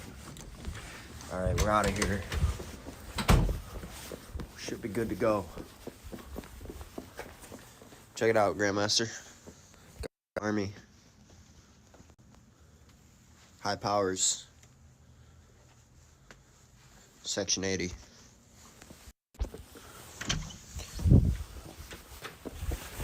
I got a fucking skateboard just sitting out here in the street.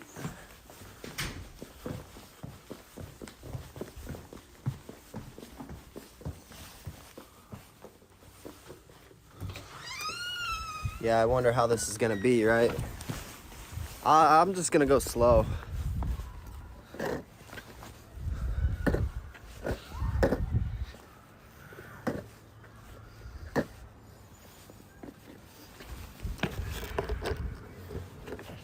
This thing's a year old too.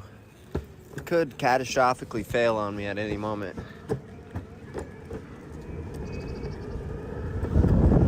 I hit this garbage can last time I came out. Hit it hard.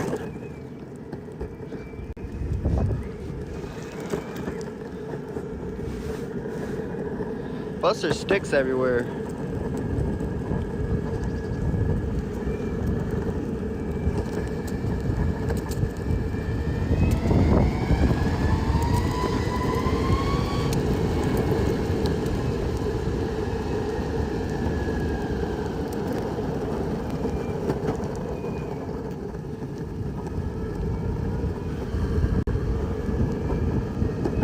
That's a lot better with this windbreaker. I don't even think this is a windbreaker. It feels like one though.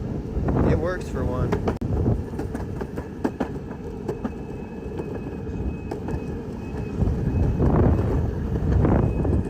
believe me, just watch.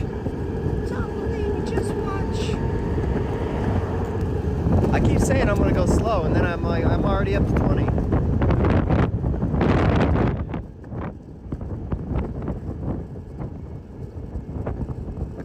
Only thing I could do is put whiskers or fur on the audio, so the wind doesn't pick up.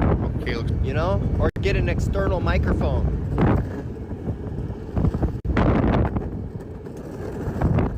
An external microphone that's like right here, so I can get a better audio.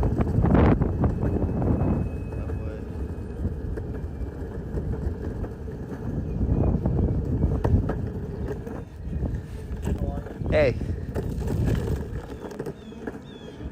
them rocks will really screw me over too, man. If I hit them rocks, it's game over. Well, I don't understand why it wouldn't We're let on me the do main it. road. I gotta go fast. Okay, but can you hear me? Can you hear me? Okay. Well, so they're That's cool. okay. Well, Bears should try something else there. Real quick, while he's trying, Bim Yeah. Jim asked you, the aliens were messing with you. Did any of you have I any might odd lose my marks left on your hand if I bodies? keep it up. Again, it was some time ago, you know. I don't know, but I do know this to answer that question, Jim. I think I use Streamlabs. Again, I don't know or this is bad. StreamYard. People that I've spoken with over One the of last them several stream years ones that on my have phone, time dude. loss It works good. affiliated Just with aliens. default layout. Isn't it true? Well, again, I hate to throw out No words that are custom finite layout. like true, but Yeah. a lot of people that experience time loss, they say it's an alien abduction. Now, perhaps were we abducted? Because you do know, in the Great Lakes, from what I recall, from what I've heard from other various people, that UFO bases are all along the bottom of the Great Lakes. Yeah, I've heard that too. You know, and when you experience time loss, that says to be an alien abduction. Now, again, to answer the question, I could tell you if I had an odd marking on me, it was 5-6 years ago. Right. The only thing that was strange This is is kind of fucking up my hand. It can't be too cold, 50 degrees, so that must be feeling like 40 degrees. I mean, that could get frostbite. Yeah, that's a scary thing. That's something hurt I've my never hand a little bit. experienced, nor do I ever want to. Yeah, well, and and I never thought much about it until starting to do this, right? I mean, we thought it was really weird, but we didn't investigate it. Yeah. In fact, I went to work and I had to tell my boss. I had to make up a story to tell my boss. Barry, you got headphones? Well,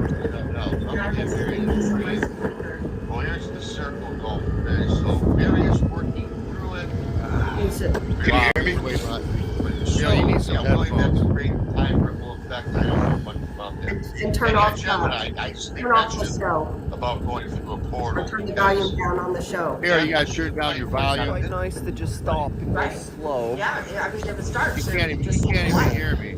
Just put my hand down my pants. Switch hands. I roll down this hill with my hands on my balls. Paranormal Pixie has a good comment here, Rob. Best she heat said, warmer have you is your considered thigh, hypnosis to though. help you understand? Just lay your hand against your thigh. Is that regression therapy? Yeah, I'm gonna go get ripped somewhere. Yes. Fuck all this noise. I've considered that. Yeah. Much like Texas considered for some things he had going on. There he is again. This is pretty good resolution, man. Can you I've been hear? watching the replay of this.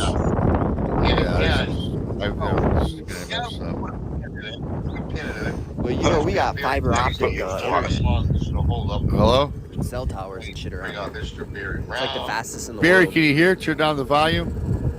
See, he's getting delayed. We buried all of our shit underground like 10 years ago. You got to turn down your We don't even volume. have regular, our telephone poles. Yeah, out but of the ground. I got to I'm having to listen to you on the phone because the computer's breaking y'all up. If you know what I'm saying. Well, do you have, because we're getting, but we're having an echo and everything we say is delayed. Do you have headphones or something to plug into the phone? I don't understand why it wouldn't let me do it on the phone. There's so much 5G. Okay, but can you hear me? Can you hear me? There's so much fucking Yes, Yeah. I can hear you. that I seen Well, a see, bird this is- hit but a you phone. need to- Yeah, he's about 5 minutes behind. You're about 5 minutes behind. Seems like there's a delay. Well, you know what? Okay, I don't know what to do on this. Yeah, with him listening to it through YouTube, it's just he's so far behind. Yo, Grandmaster, I'm gonna show you a haunted house. Sorry, buddy, for these technical Hold on, I gotta. things. Yeah, he's got to turn down. He's got to turn off his Yeah. YouTube. I'm gonna see if I can call this guy. I don't even have his number. I hope he answers. Yeah, because he's about 5 minutes behind the kind of the lag, you know. Hang on, I'm gonna call this guy, Chris, to keep our audience Yeah. entertained. I gotta move away for a minute. No problem. If anybody's What am I gonna watch doing? Blondes tonight, we have a pretty good guest. It's psychic medium Sarah Lamos, and I'm pretty excited to have her on the show. She helped me 10 years ago when nobody else would, and I'll tell the story this evening about it. But If I it was flip before off she this ever thing, did I'm almost TV guaranteed or to any hit of my that head, good dude. stuff. Now you got a helmet. So Take it it'd be worth tuning in. You're about I get a 5 little minutes hostile. behind, and I can't hear because you either have to TMR turn is- off the it's- YouTube. You can just is, turn off the YouTube. So I'm just gonna I don't know keep if I it can- slow. Turn down the volume on YouTube, and if you got like headphones or earbuds, that would help too, because you're about 5 minutes behind on a delay, I gotta get a glove on. which we dude. can deal with the delay. This is killing me. Okay, you guys just have me until just he started comes killing back my head. because he was talking on the phone. Hold on. Anyway, so I'm really excited about Sarah coming on. I took her very first class, If I get a glove on. metaphysics class 10 years ago, and she's out in Oregon. I'm in Missouri. So it was kind of cool. Last year I actually got to meet her face to face. So that was really cool. And she's a very talented psychic medium. So we definitely appreciate everybody that's saying they're going to be there and listen. And then tomorrow night we have Ron Moorhead. go a little So that's faster. going to be cool. Not to And worry then about it. the Nana Boss is going to co-host with The us. mitten, actually. So that'll be fun. So if anybody, we got Ghost tonight and Bigfoot tomorrow. So it'll be a good show. So I'm looking forward to it. So anyway, I watched. I don't know if any of you guys have watched Texas News Show that came out on Saturday, this past Saturday, and I enjoyed it. I don't know about the rest of you. And he's got another one coming out this Saturday, and I believe it's 2 p.m. Central Time, so that'll be a good one.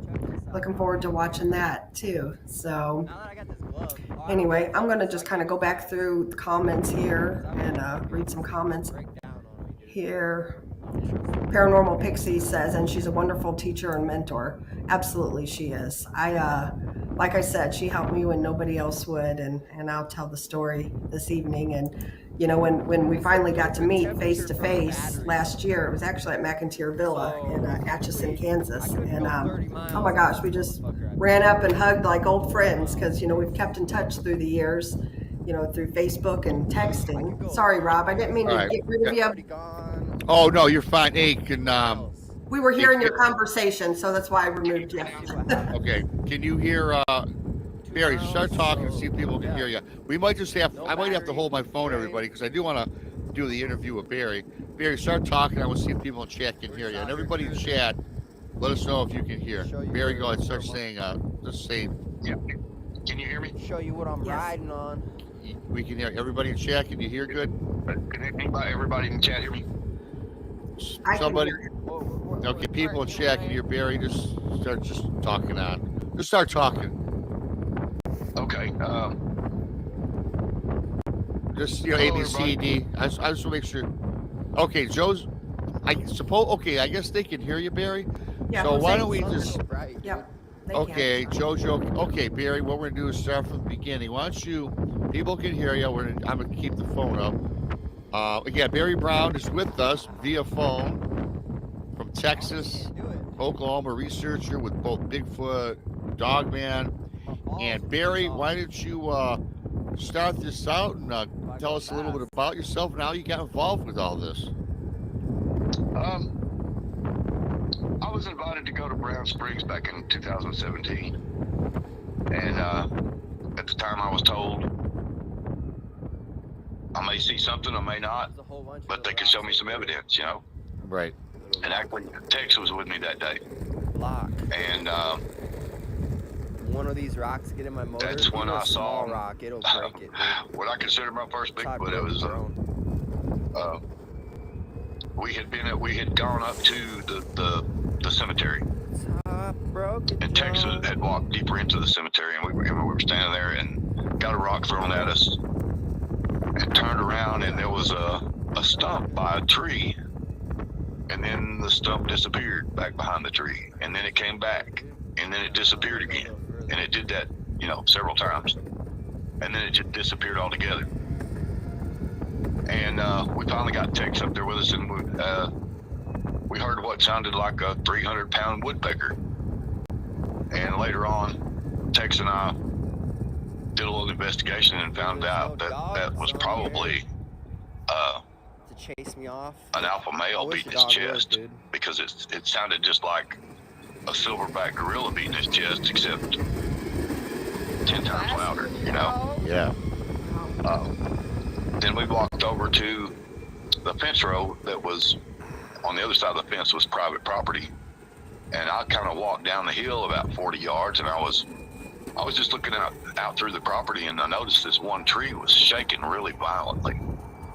And I just followed the tree down, and as I got closer to the ground, I see this big, huge, reddish-brown, spiky-looking haired head that was probably as wide as my shoulders.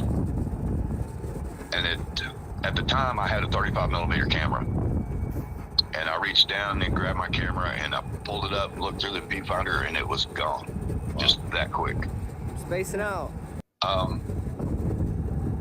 Then we went on down to There's trees down everywhere. the river area, which was where Tex goes a lot to do his research. It's we've camped there, so you know, and it's getting cloudy out.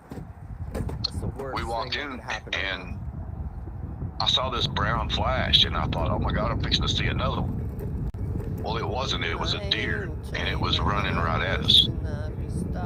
And as the deer got close enough to see us, it took a hard left, and it to our right and its left, and went into a brush pile, or briar. And we heard this big crash, and it never came out the other side. Yeah, look at that turn. Don't know what that was, but we never saw the deer again. Looks a little a little low. What is this little kid bench? That was the point where we left after that day. But I've been in there, I think, a total of 9 times. Sometimes with a group of people, sometimes with just a couple of people. We got I've options. been in there a couple of go times down the by Blair myself. Witch Trail. And at times, it's just like a natural forest or natural woods. You know, you see squirrels and birds, and you know, there's occasional hog runs through there. But I have noticed that there are times where there's a lot of weird stuff that goes on in there, and it's usually what I've noticed was after a rain. If it's rained like the night IRLs, before, like the motherfuckers that then all of this weird stuff shows up. On, man. It's what Bigfoot in Germany calls the others, and I'll walk over here. I'll maybe leave the it's board paranormal, here because maybe it's other cryptids. I don't know. I have seen things. We saw what appeared to be a white leave face, the board in public. but it would smile at us, Show you and it, then dude. the mouth It would leads go to the back ghetto. down normal, and then it would smile at us real big again. And See, I've look at got a there's couple of spray pictures paint of right on that, the pole. and the face Blair looks Witch almost Trail, cat-like. right here. Super Really? bumpy ground. So what? Real I don't quick fuck with it. question. Because I got a little, you know what I'm saying? I got longboard tires. What? I guess I 10 used to people have could look at off-road it and see tires 10 on this different thing, things. and I would fly down But this it's trail. most definitely But I blew there, up and the there was more off-road than one tire. face in that brush pile. I was going so hard And on we it. could see it with the naked eye. It wasn't like we had to zoom in It on felt it like or I got a anything. flat tire. It was was maybe like 20 yards away, 30 yards away. And was it filmed in your city? then I've got other pictures from down from Brown Springs that are. I've got one that looks like a stick person. Was it really? About maybe 18 inches tall. You Hey, can see the knees. hey, Barry. So like you see how there's Barry, like right sticks quick, and shit out before here? you continue on.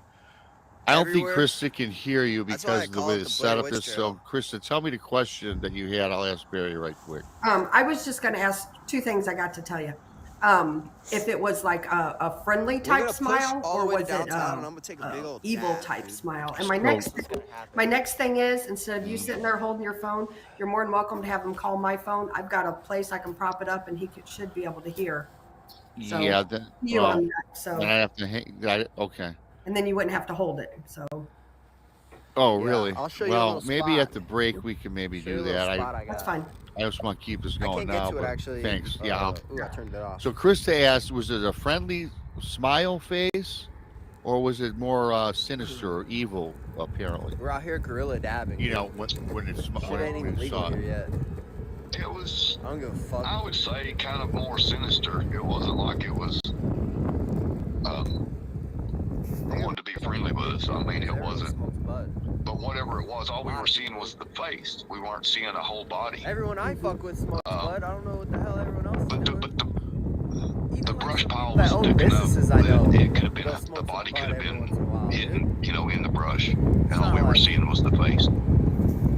But yes, it didn't look like a friendly smile. No. Right. And your immediate thought was you didn't know if it was. Damn, this trail. So is really, rough. it's We an didn't entity. take the Didn't know what it was. Yeah. It was just sweeper through really, it, yeah. really creepy and This is way rough. really There's odd sticks for everywhere, anything dude. I had ever seen at that point. No. And then, Because there was a as we windstorm were the other about day, to right? leave, I looked I might down just turn around on this shit. and saw the letter Maybe go the A other made way? out of sticks. And I have seen this letter more than once. And they're always As you can made see, this trail the is same full of way. sticks. The If I sticks get are laid one on stick top or of each rock, other exactly the same way this motor, to it's make the game, letter A. dude. It's a drone motor. And I've heard this from other people too. It'll just shut down on me. I've also seen the letter Y. Or it'll grind the metal inside of it with magnets. Like in my drone, I got a piece of sand stuck in my Why drone they one time. make I crashed certain into a letters, sandbox. you know, if there's some sort of meaning to it, And what happens or if it's is just it random, fucks up the that, magnets. you know, that they're Because doing. there's a I bunch don't of know. magnets and it's hovering over copper, electromagnetic Another copper. time that So it's kind of I like went a in there, maglev, like a drone. and I've got a video of this, and It has zero friction, and it spins, you know, with zero friction. It spins with maglev, you know, or not. It's levitated in a way. So like if you get a piece of sand stuck in between the magnet and the electricity, it just fucks everything up, man. And you gotta take it all apart, re-glue the magnets and shit, and they're never the same, dude. They can never go the same speed.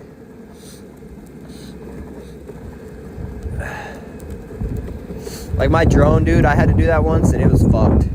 I had to, I couldn't even figure out how to recalibrate it on the computer.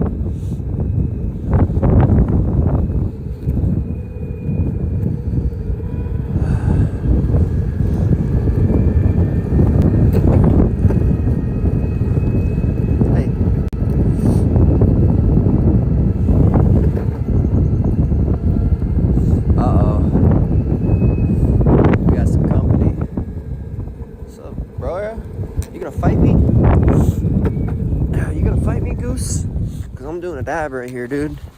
Look at, we got company, dude. This is the same two from the other day. No, I didn't. This one's $600. I'll show you. Backfire. They got a new one out. This is a Backfire Zealot S. They got a Backfire X out now. They got a. This is only $600, and it's a fucking beast. Like, it's actually a beast. Like, this thing will throw you off of it. It's, you know, and I'm a big guy, man. Like, I weigh almost 200, you know? It'll take me up a fucking hill, dude. And the new ones, man, apparently they get 50-mile range or some shit like that. This one goes 20, dude. So the new ones, they got, like, some high-powered battery in them.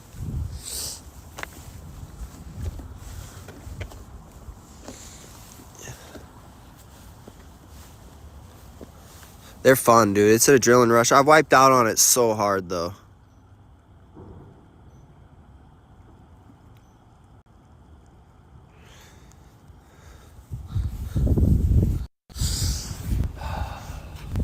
I wiped out on it so hard, it took a chunk of my helmet off. I fucking passed out even, dude. I hit the ground so hard, I passed out. You know?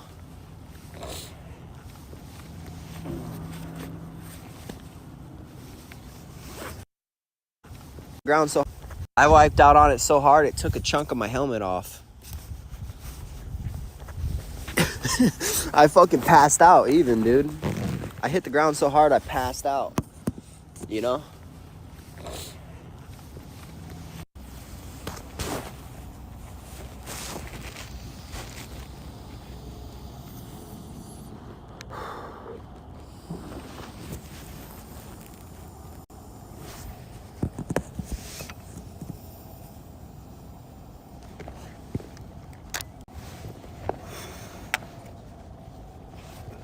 Then I put it away because I kind of have to. Put it away, otherwise it'll freeze. Oh fuck, dude. Like, it was never hitting like that before. I just spit all over the place. That goose is like, what is that human doing? Damn, where'd I put the remote? Oh, I put it in my pocket.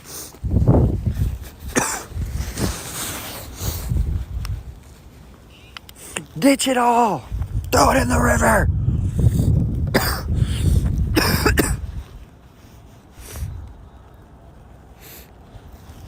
It's out here. Yeah, this thing's dope though, man. Here, I'll show you what else it can do.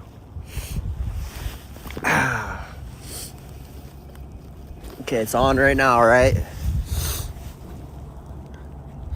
Yo, yo, King Kang, stay in here. Hey, look at this though. Underglow.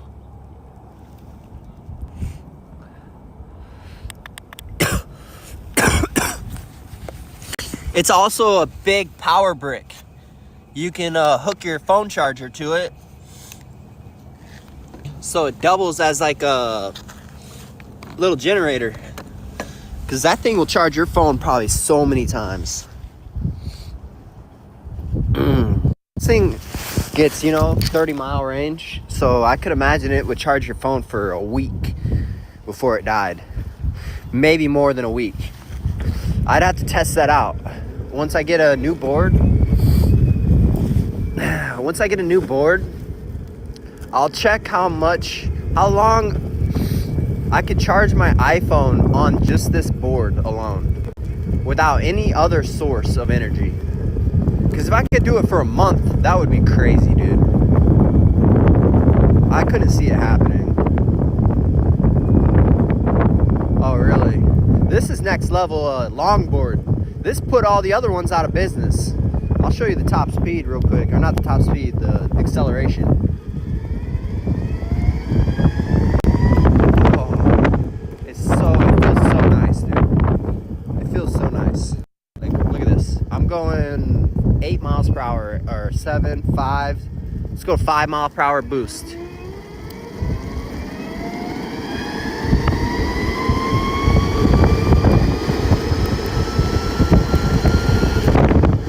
So that got me up to 25 miles per hour. That got me up to 25 miles per hour, probably that 5 miles per hour in that amount of time, That was 25. Just like that.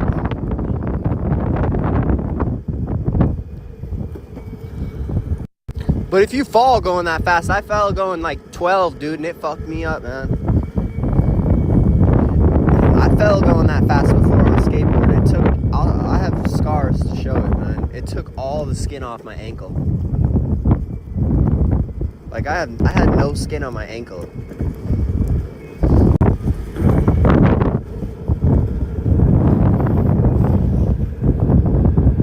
But the problem is with these electric boards though, is like a regular skateboard, you kind of got your momentum going and you know when you're gonna fall.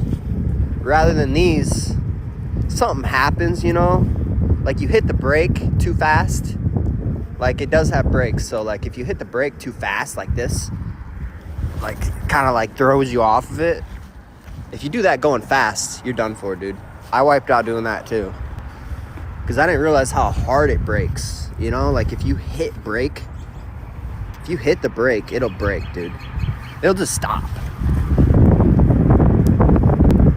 Like if you just slam it, It needs brakes though. If it didn't have brakes, I wouldn't be on it right now. Because that would be so sketchy, dude.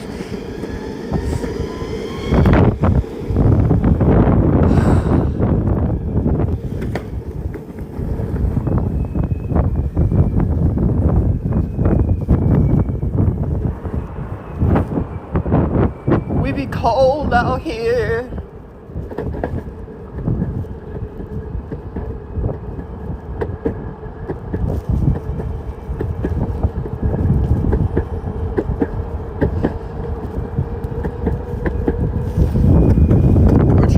Distance though right now. I'm so far out from where I was. It ain't even working. My screen ain't working. That's how I wipe out, dude.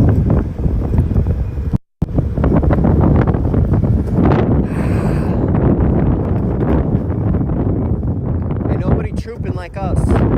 There ain't no troopers out here like us e-skating in 50-degree wind. I don't see any at least.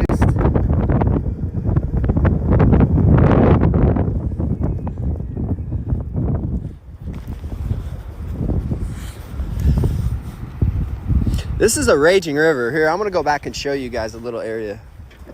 I gotta go backwards now. King Kang, you up in here? King Kang 1310.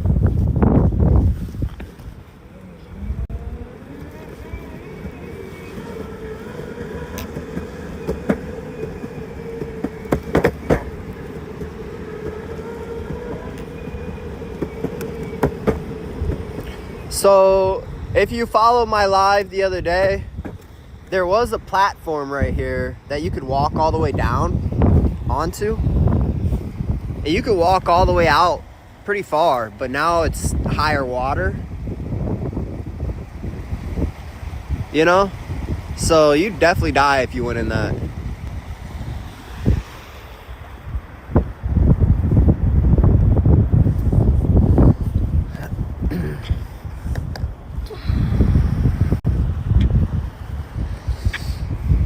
Smells, is that me?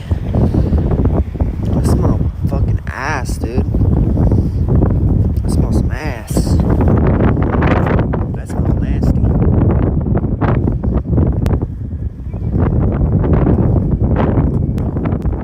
Nasty. There's a dam up here. I don't know if you can see the dam. I can stop and show you. There's too many rocks over there. I can't really go to the dam unless I walk.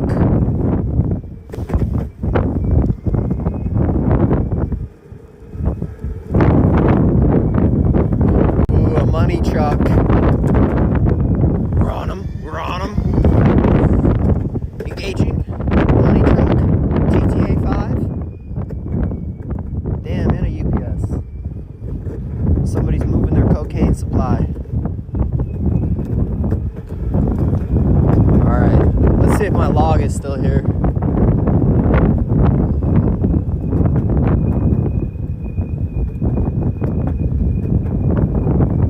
Nope, someone kicked it over.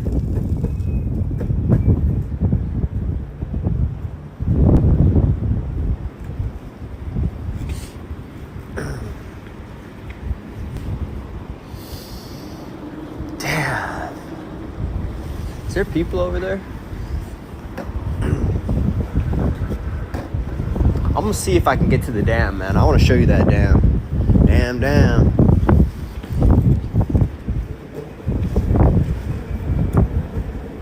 Ooh, that's ice.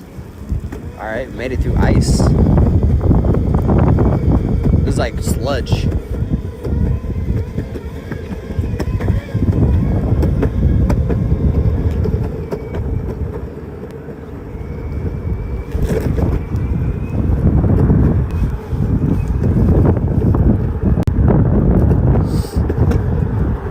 Man, there's rocks on this bridge even.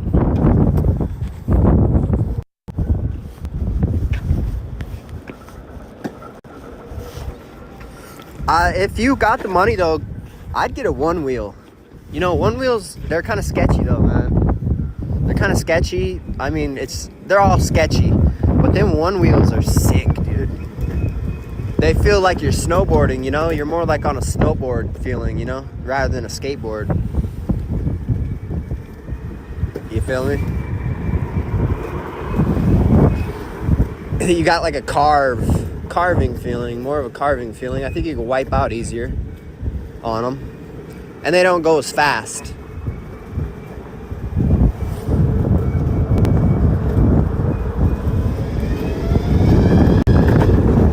Woo-hoo, like that's fast, dude. I shouldn't have did that on rocks. Oh, check that out, bro. There's a fucking truck on the train track.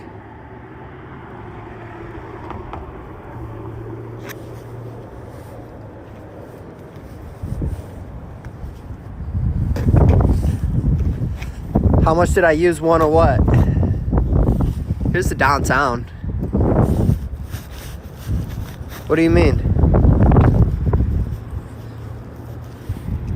I could just shoot right in there, dude. If I just shoot down, but I'm gonna go around.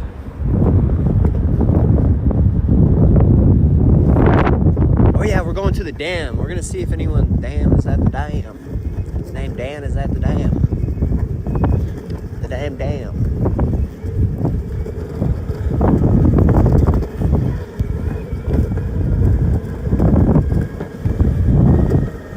Damn, that damn.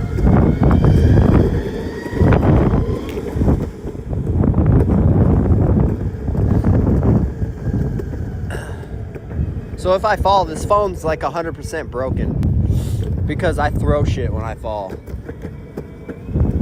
It's like an instinct.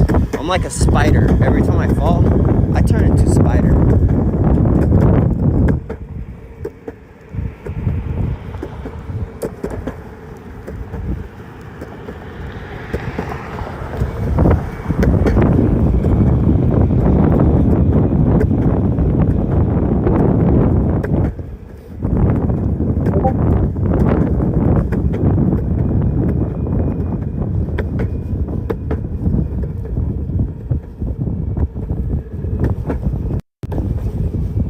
Yeah, I turn into a spider.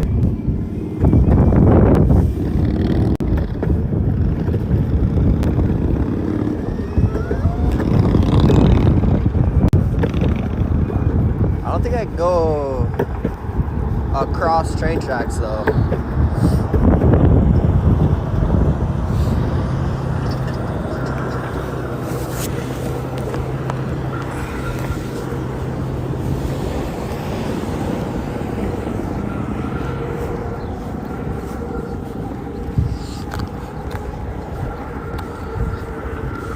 We gotta walk it out, man.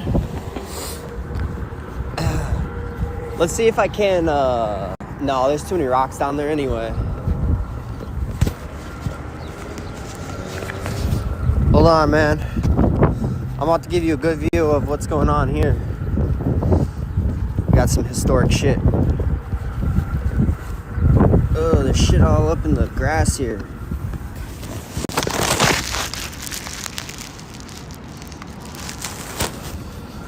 Quit the fucking honking.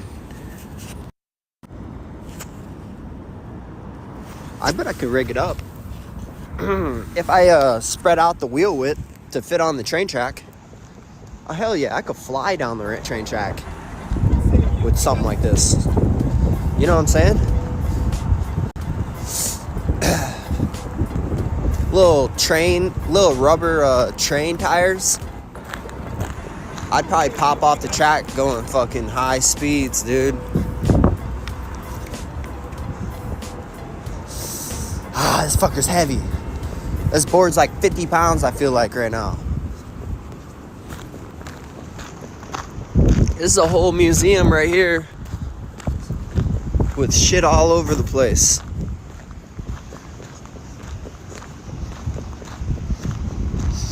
You're gonna see death right here. We're gonna be right on the edge of it. Because if you fucking fell in this shit, you're fucking 100% going down. Look at that, they even had an orange thing here, like, throw this to anyone that falls in there. Because they'll get sucked in even with the life thing. Damn, the river's high right now, dude. Holy shit. Hold on.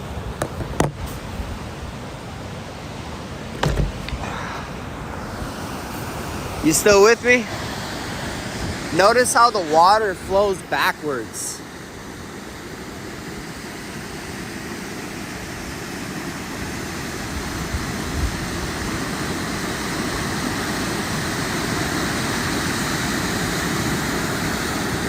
Yeah, I mean, if you fell 20 feet downstream, it would suck you back. Ooh. You wouldn't make it up. I mean, it's wicked, dude.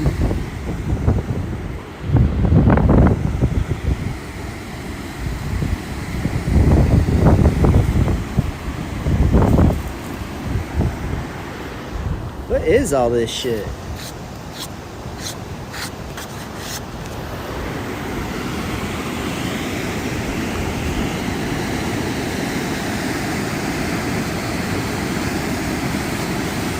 Yeah, that's crazy. Makes me kind of gotta go pee.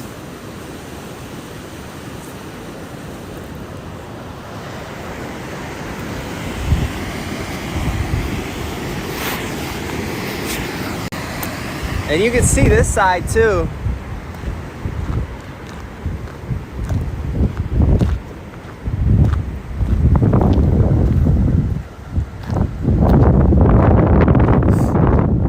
To save a life.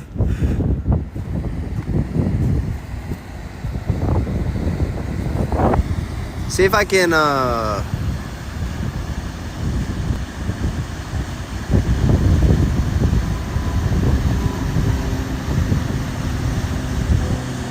it's fucking wicked, dude.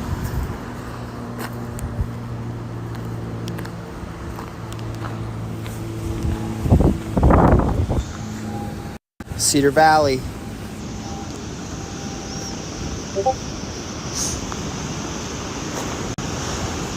And we got a place on the Mississippi too. I'm gonna get a DJI, dude. I'm gonna get a DJI this season. I'm gonna show you the power of that drone. I'll fly that Mississippi while they're on a boat.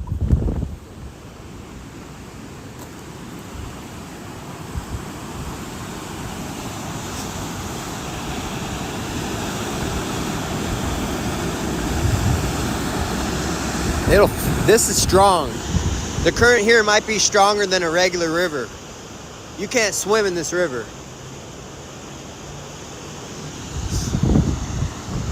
I think I've swam upstream of the dam, but I think I'm gonna get out of here though. I think I'm gonna get out of here. It's too intense for me. Getting anxiety just being next to that fucking thing. I swam upstream of the dam and I've jumped in the water downstream, but the current's so quick that I did a rope swing at a buddy's house upriver. The current's so quick, like it takes you down a whole neighborhood by the time you get to shore after you do the rope swing. And we were fucking around with it back when we were kids and swimming way out, dude. We would swim all the way out and shit, and it would take us far. But it's just not safe, this river.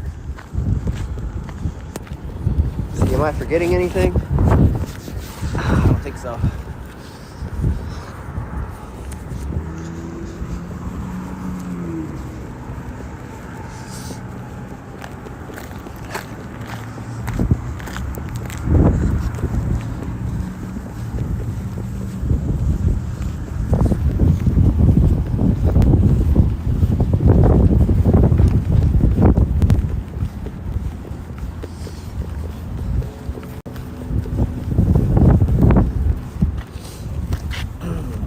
I'm gonna walk it. This thing's fucking heavy though, man. This thing's more than 30 pounds at least, dude. So heavy. We got fucking a Ford F-150 somewhere on this train track, dude.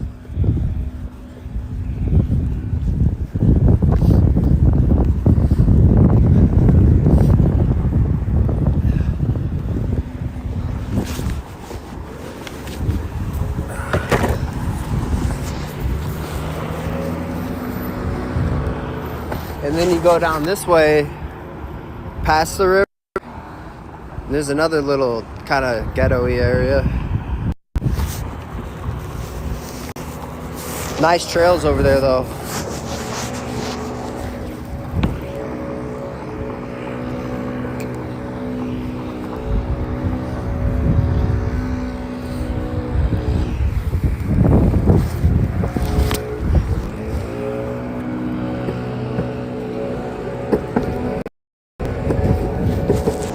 It's nice out, but it ain't nice when you're going fucking 20 miles per hour. With your balls hanging down. Woo.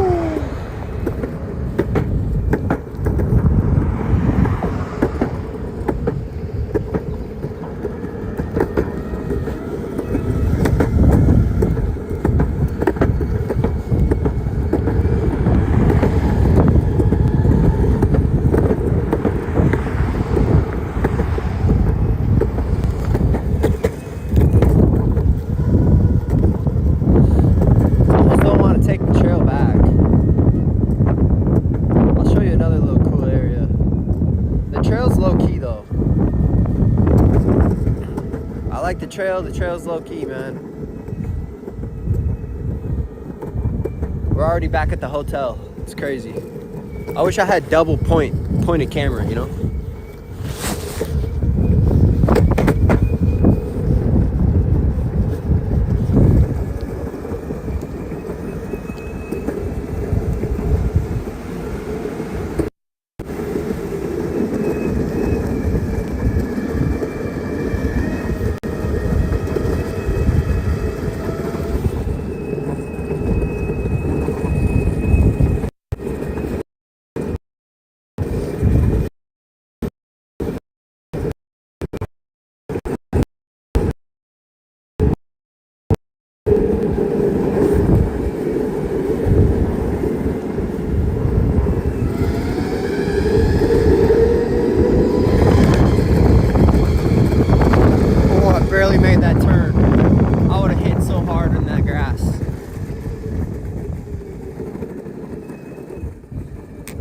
do a cinematic pan over it.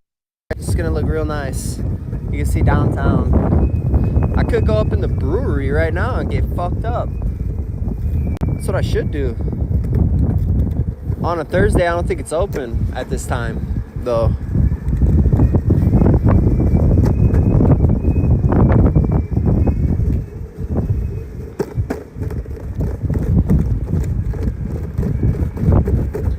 So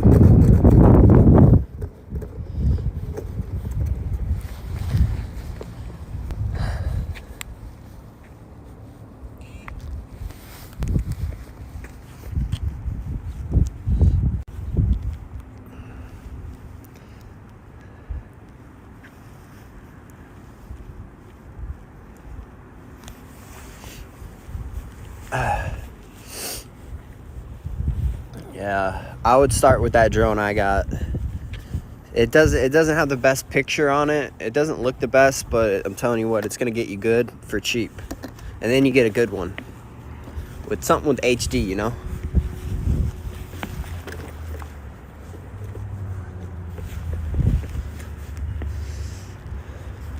We're looking down some street right now.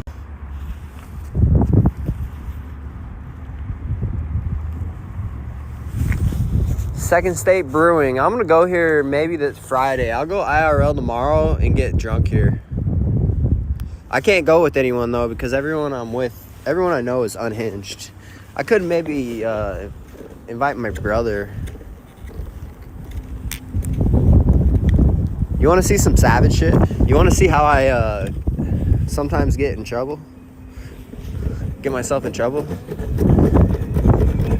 Or people just don't like it. I mean, I go by cops all the time, dude. They don't do nothing, man. I'm a vehicle. I just gotta get my feet placement right. Feet placement's everything, right? Once you're going into a heavy traffic zone. Under the influence? No. I would totally fucking go up in this bar, but I know it's closed. They're not gonna be open on Thursday afternoon. You know, it ain't that bad out here.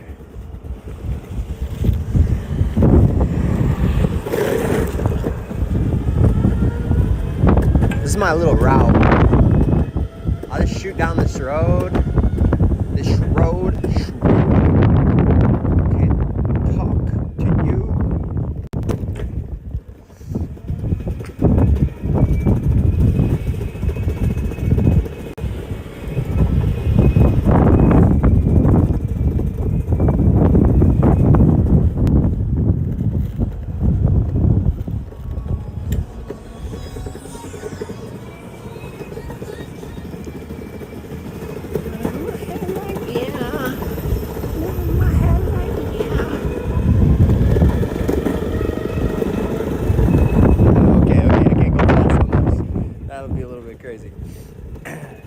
Sometimes, like right now, there ain't no people. So I'll fuck around and do something crazy, dude.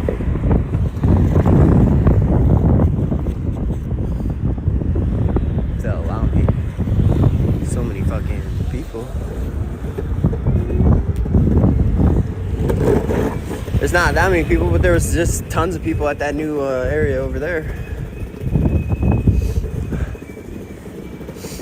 I wish this thing was light and had moon gravity.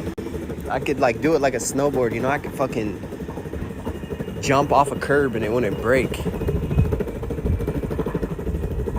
Cause I'd be off that curb right now, man.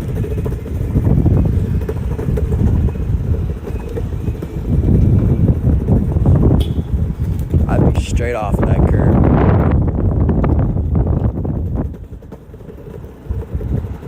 That's basically it for downtown this area. Well, we got like 2 downtowns though.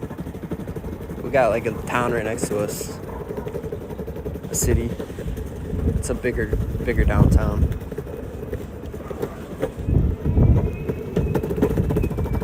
We got the maid right. You already know. I hate these little bumps.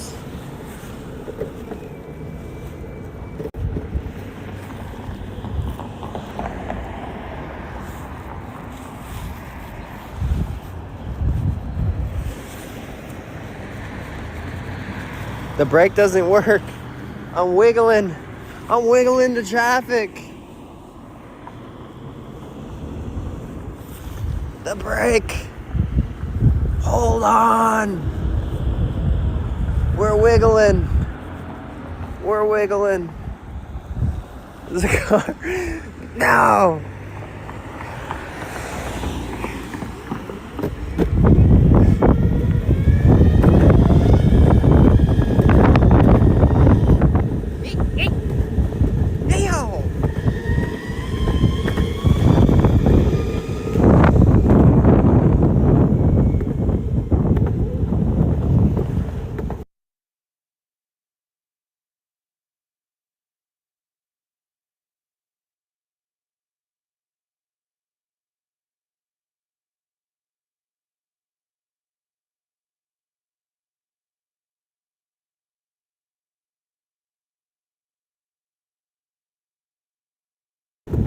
Here, another little jump.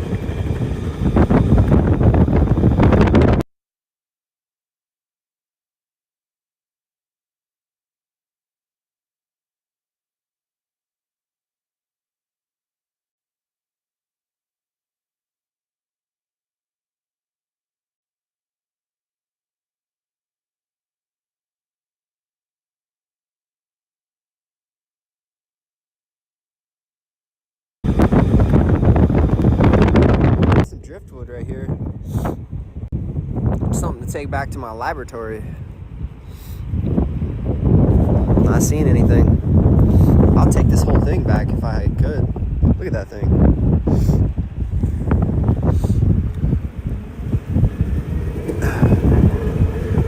I will try.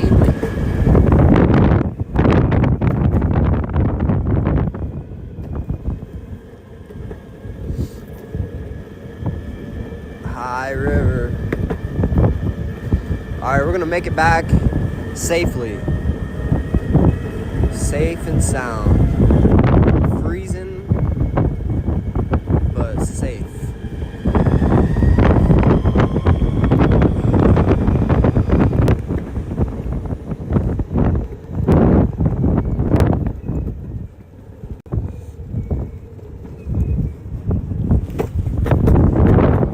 Is this IRL or Red Bull, dude?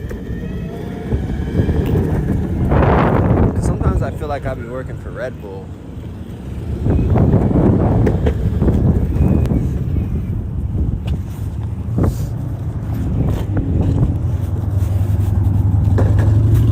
See how much the tires drop?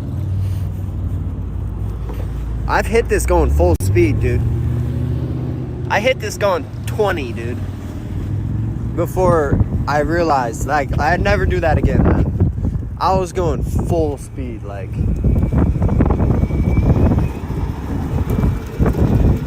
Hold on, hold on. I can't read that. Hold on. I'll get to my little spot. I'll get to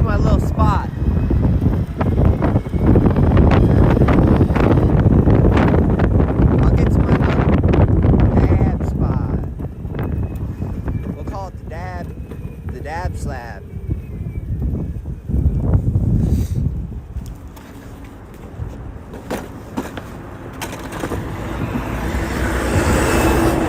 I'm a Dabby-a-Rabian. I'm a Dabby-a-Rabian, so cold up in Afghanistan. Woo! We're flying fast. Going downhill. I'll show you guys the log. There is a log here. I found it. Let's see what you said. I want a G. Oh, no, you don't want that. Avida sucks, I heard. I heard the FPV is the only one to go with. Avida is the only one, dude. And I want to go with the DJI anyway because, like, DJIs are just too expensive to start with, dude. You know how many? I have 8 drones that I broke. At least 8 of them I've gone through. Just trying to do, like, crazy tricks and stuff. And they only cost $80. $80 to $100. You know, they go on sale for $80. So you're talking $80 compared to a $300 and something drone?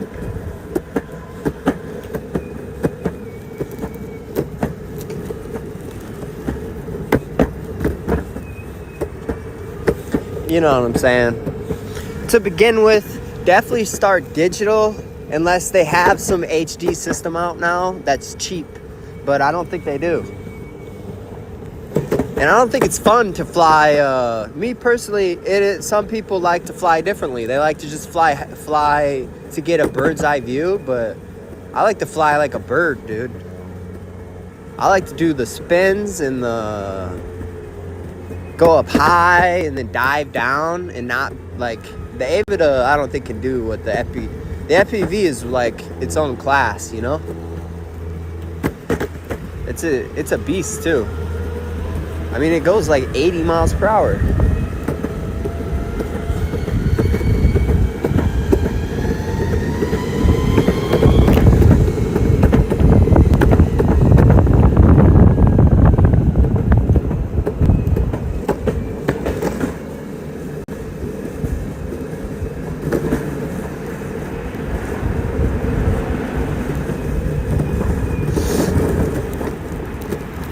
So 50 degrees, I'm guessing, is prime for battery optimization, because I did all that and I didn't even drop a battery, dude.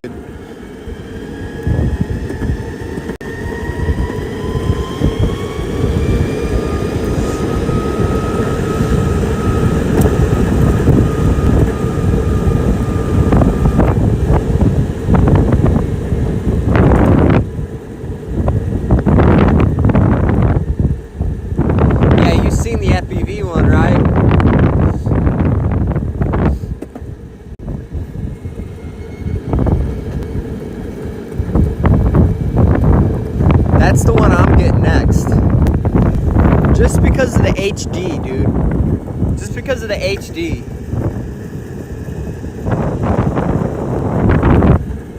Because I want to be able to do a loop. I want to chase birds and shit, dude.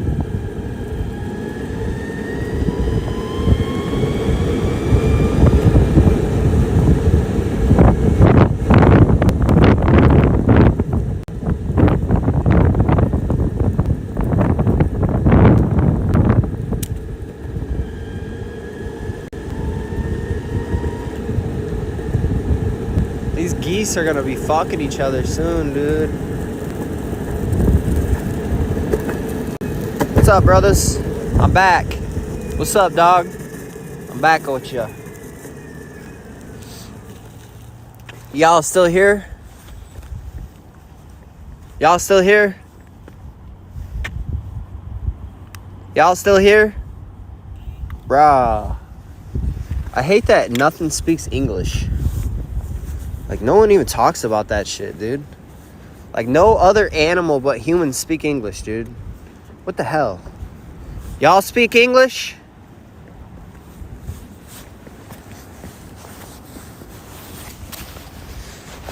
They're just trying to get some beak. He's just trying to get some beak on his deek.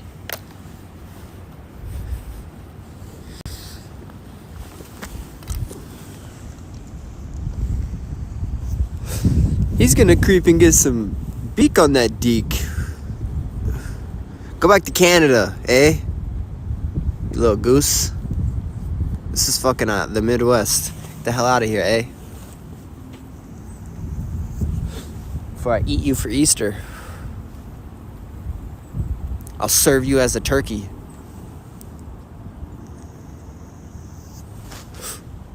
Yeah. Fly. Do it. We want to see it. Should I run at him? Oh, he's bedding down. Fly.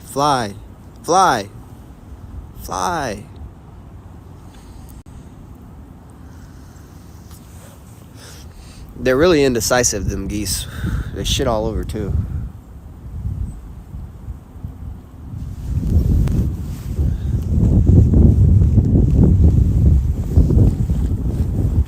Look at him.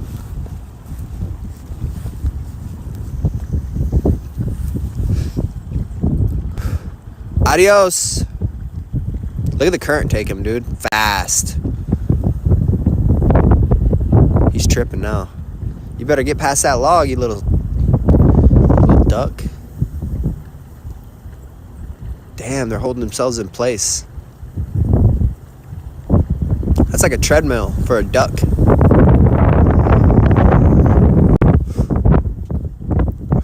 They're just drinking that nasty ass water.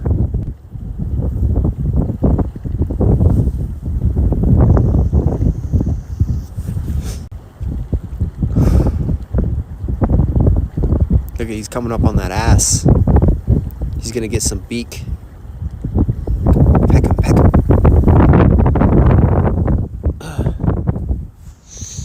All right.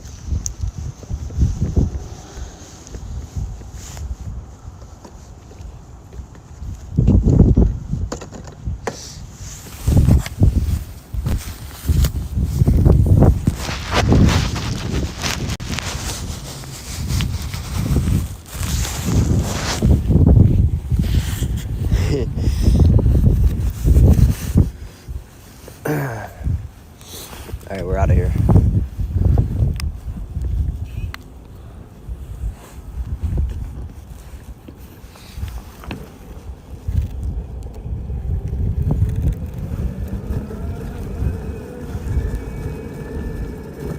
Let's just go this fast the whole time and see what happens.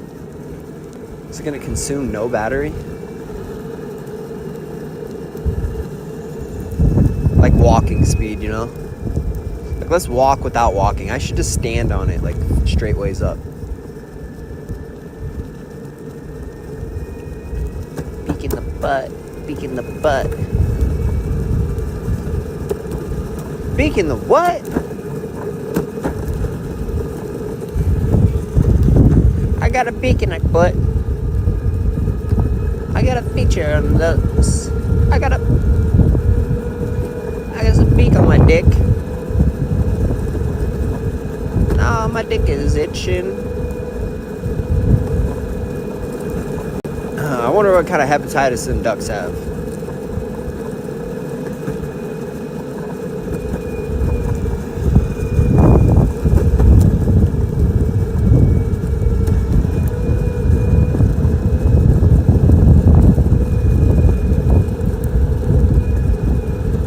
I got a big in my butt.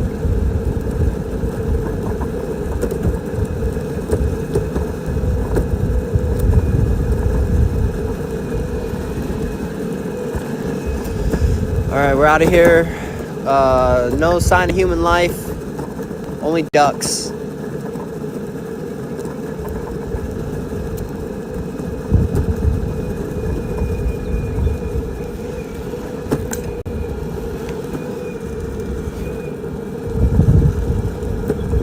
Only the ducks. This is a dragonfly. I had a dragonfly hit the window last year that was the size of a bird. I could have picked it up, but I was so astonished by its size. Like, I mean, this dragonfly was so fucking big. It was bigger than my hand, dude. My hand's pretty big, dude. I got a decent sized hand. This dragonfly was twice as big as a crow, dude. I'm telling you. There's sticks all over here. We gotta take it slow.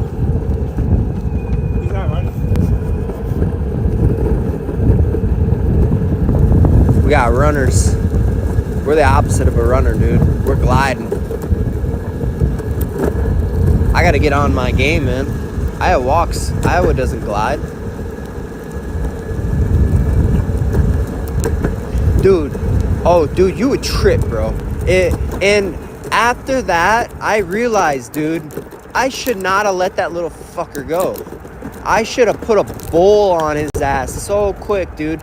It sounded like a helicopter was taking off, dude, when that thing was on the ground.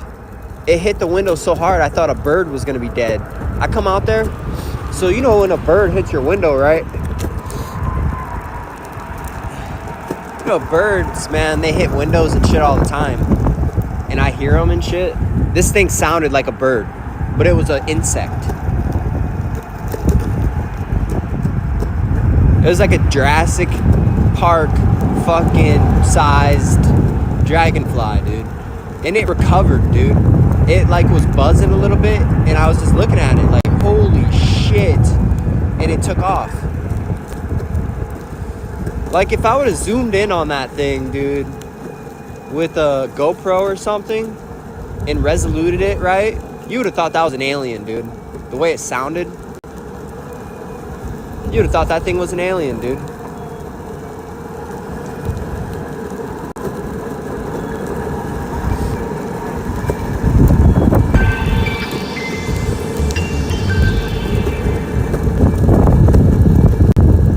The largest known insect of all time was a predator resembling a dragonfly, but was only distantly related to it. Its name is Meganeuropsis. Last time I ran into someone on this trail, before I told them that there's a bunch of birds angry and geese bats ahead. had even evolved.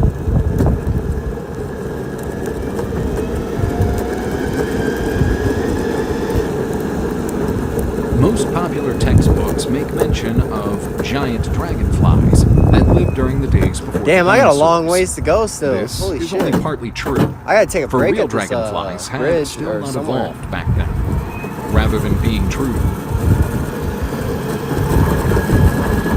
Holy shit.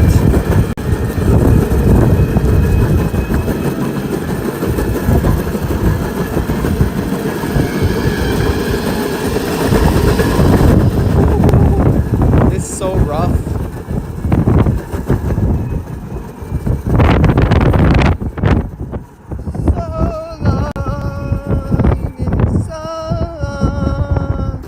I don't wanna go on. Alright, we got people. We gotta switch to this now.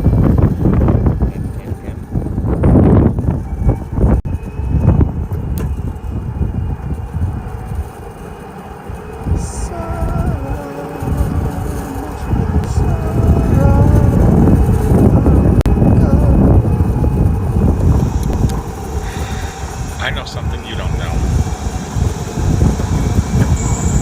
How you guys doing, Chris? Another guy right there. Oh, he's got a regular one. I know something you I don't bet he's know. faster than me. Yo.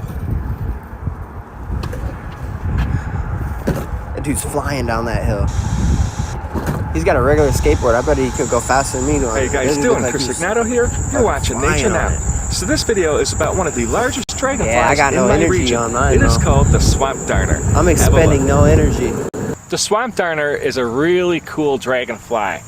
They can reach lengths of almost 4 inches, and that's not including their wingspan. Key characteristics are those giant blue eyes, a reddish-brown base color, complete with lime green stripes and bands along their body. I know. I'm expending no energy.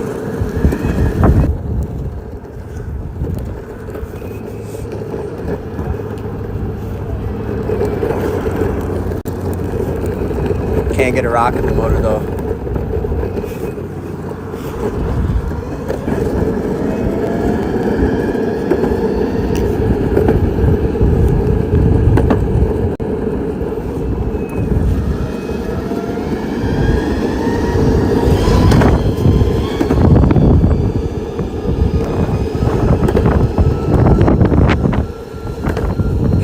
Along their body. Another characteristic of swamp darners are those prominent claspers at the end of their tail. Their range covers most of the eastern United States as far north as Ontario. Believe it or not, male swamp darners are not that very territorial. In fact, if food is plentiful, you'll find many of them hunting in a small area. In some cases, you'll even see them forming somewhat of a swarm to capitalize on those food supplies. These dragonflies love to inhabit shady ponds, swamps, and slow-moving streams, often within a woodland habitat. They're a lot of fun to watch them in flight, whether it's close to the ground or high up in the sky hunting for food, which is often larger insects, is often close to the ground, swamps, and slow-moving streams, often within a woodland habitat. They're a lot of fun to watch them in flight, whether it's close to the ground or high up in the sky hunting for food, which is often larger slow-moving streams than those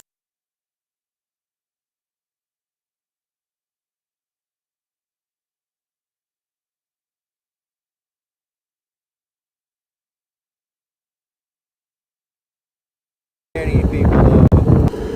No one's around? Like right now?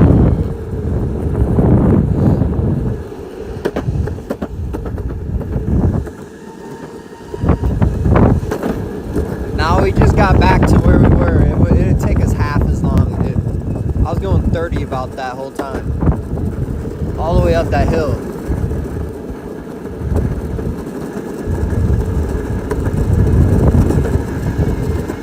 Could fucking do it right here too, but that shit will get my adrenaline going, dude. Cause you slide on this rough shit.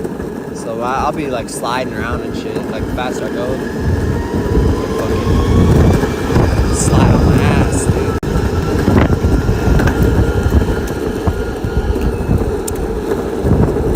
Sketchy, sketchy.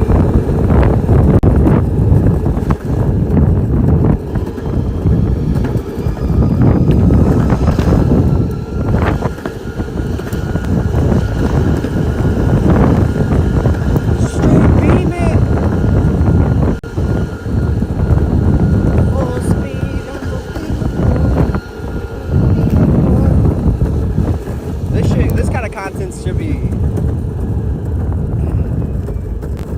mainstream. Suicide on a skateboard. Look at how far I lean. Oh, you can't even tell though, man. You really can't tell what's going on unless you're here.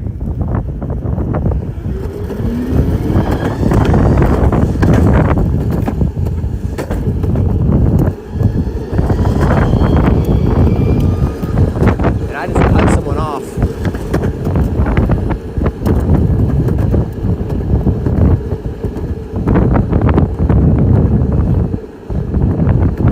Full speed on the beamer, boy.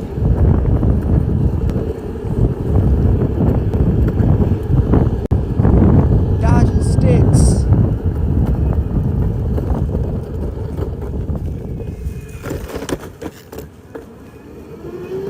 I'm a demon.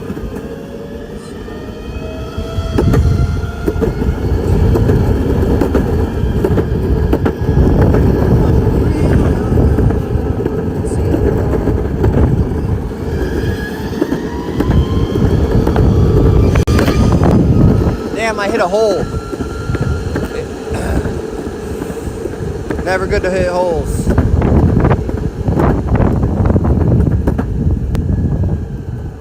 That was a successful mission, dude. Quite a successful mission.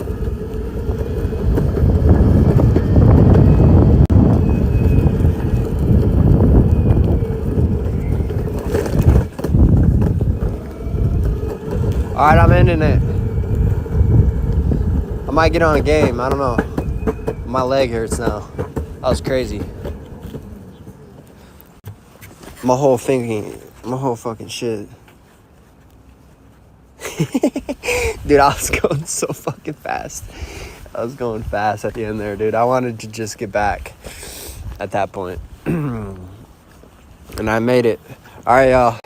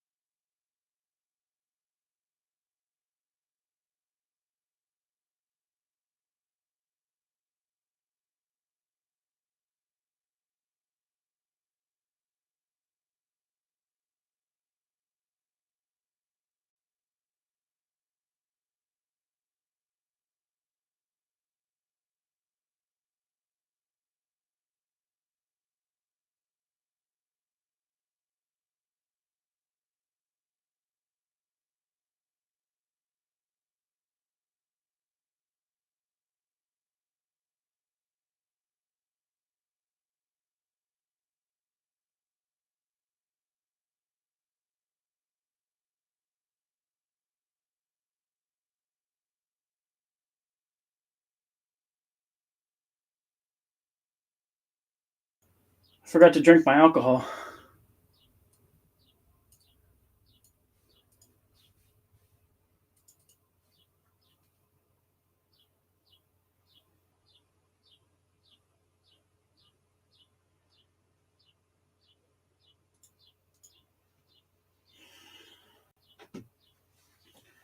We'll get some water too. Planter box, you can plant a little bit of stuff in there. You can do like even a herb garden or some lettuce, and you can have some fresh lettuce and our sweet potatoes. That's right. So I'm gonna go. When I was at Tractor Supply, I had a connection. They immediately unable to connect.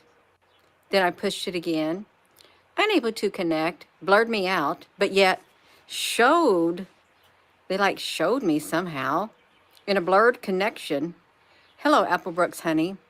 So I thought, try it here at my house. Try to do that here on a secure network. You can get me when I'm away from my secured network, when I'm in town, because it's not a firewall to say. When you're out in public, you all, anybody can get on your internets. When your connection, if you're on the public Wi-Fi, they can get you. They can cut your connection. But if you have a built-in firewall where no traffic is allowed to come in, unless you initiate it, then you're good. That's why I had this put in here at my house, because of I want a secure connection. So I wanted to say something about those Tractor Supply things.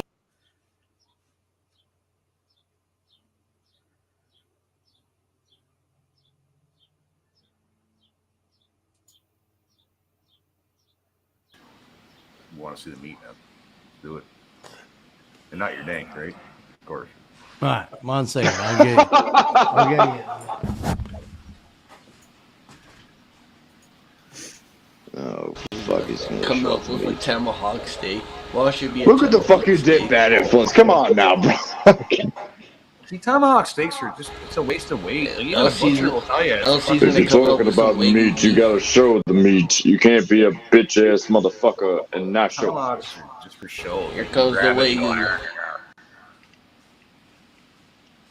No, man. I don't know. I love my steaks, man. I do my steaks. I marinate my steaks overnight and shit.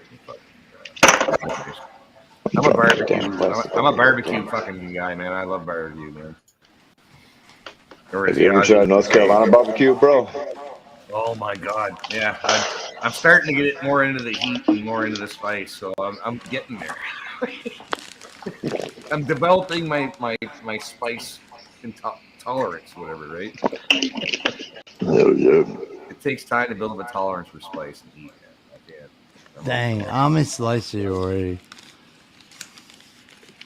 Well, see, I wanted to know if you had time for one more song from me, and I might dip off after that, if that's okay. This is like Christmas. I'm just sitting here checking, like, what do you got? What do you got? What do you got? Like Christmas. Yeah, I bet you it's meat. Look at the size of that, man. What the fuck? That's a fucking steak chunk. Is that one? You got no idea, meal for motherfucker. 3 right there. Or maybe a meal for 2. Oh, yeah. Oh, you probably feed 4 with that. Oh shit, it's not even unwrapped. Nice. That is sick. Decent.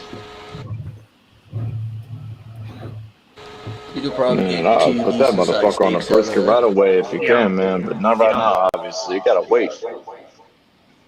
Yo, fuck the brisket, man. Smoke the fucker. That's beauty, bud. That's beauty.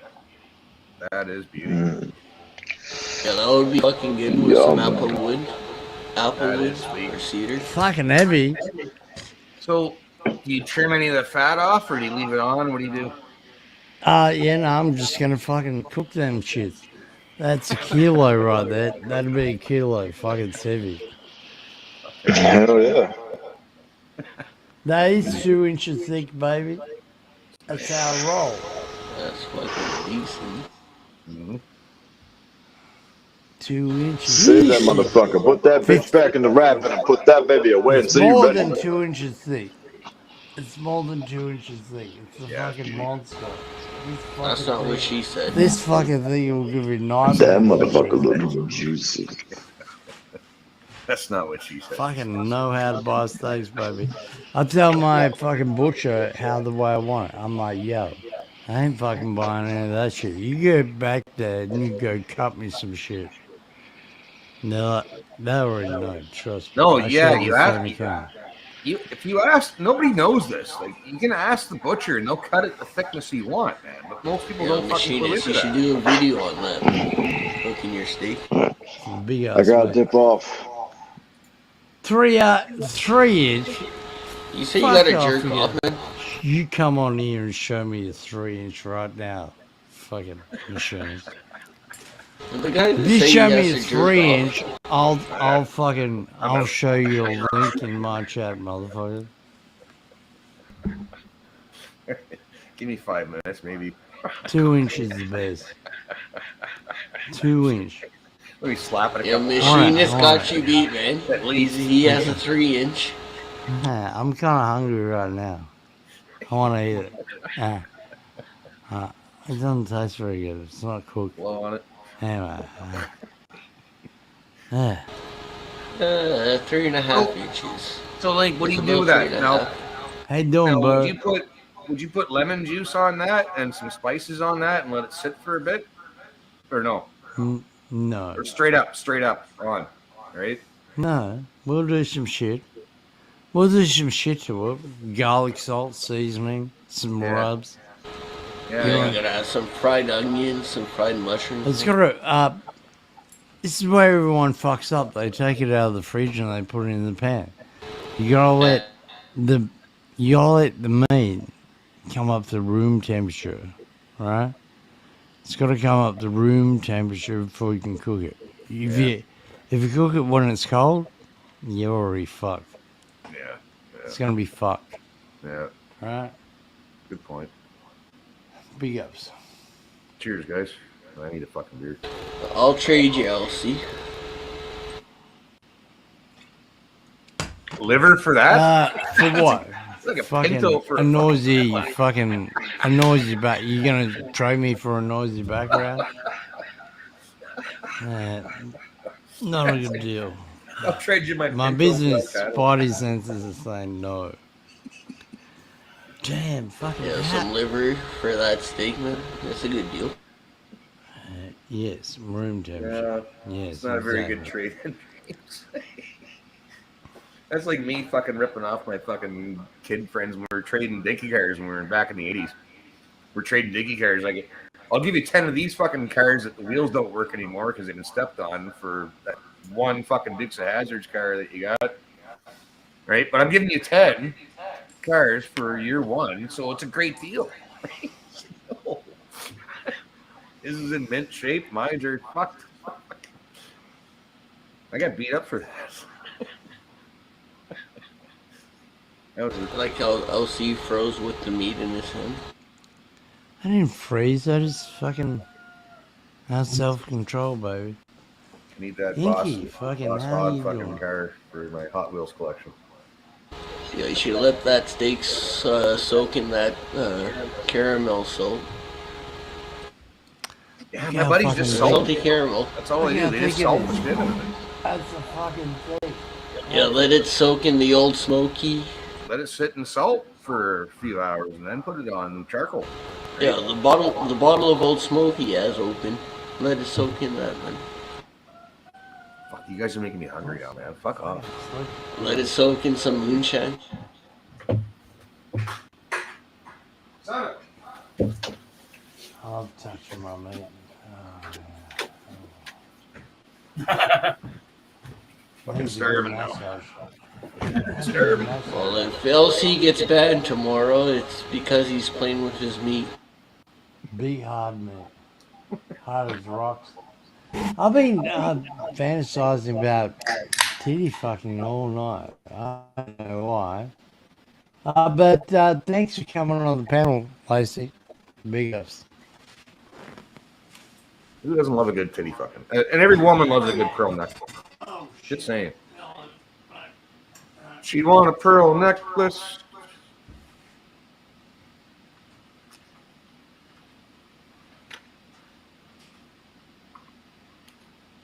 Anybody know what a pearl necklace is? Or am I just fucking? I'm not going to explain what a pearl necklace is. It's just fucking too graphic for. Maybe. James, you know what a pearl necklace is, bud?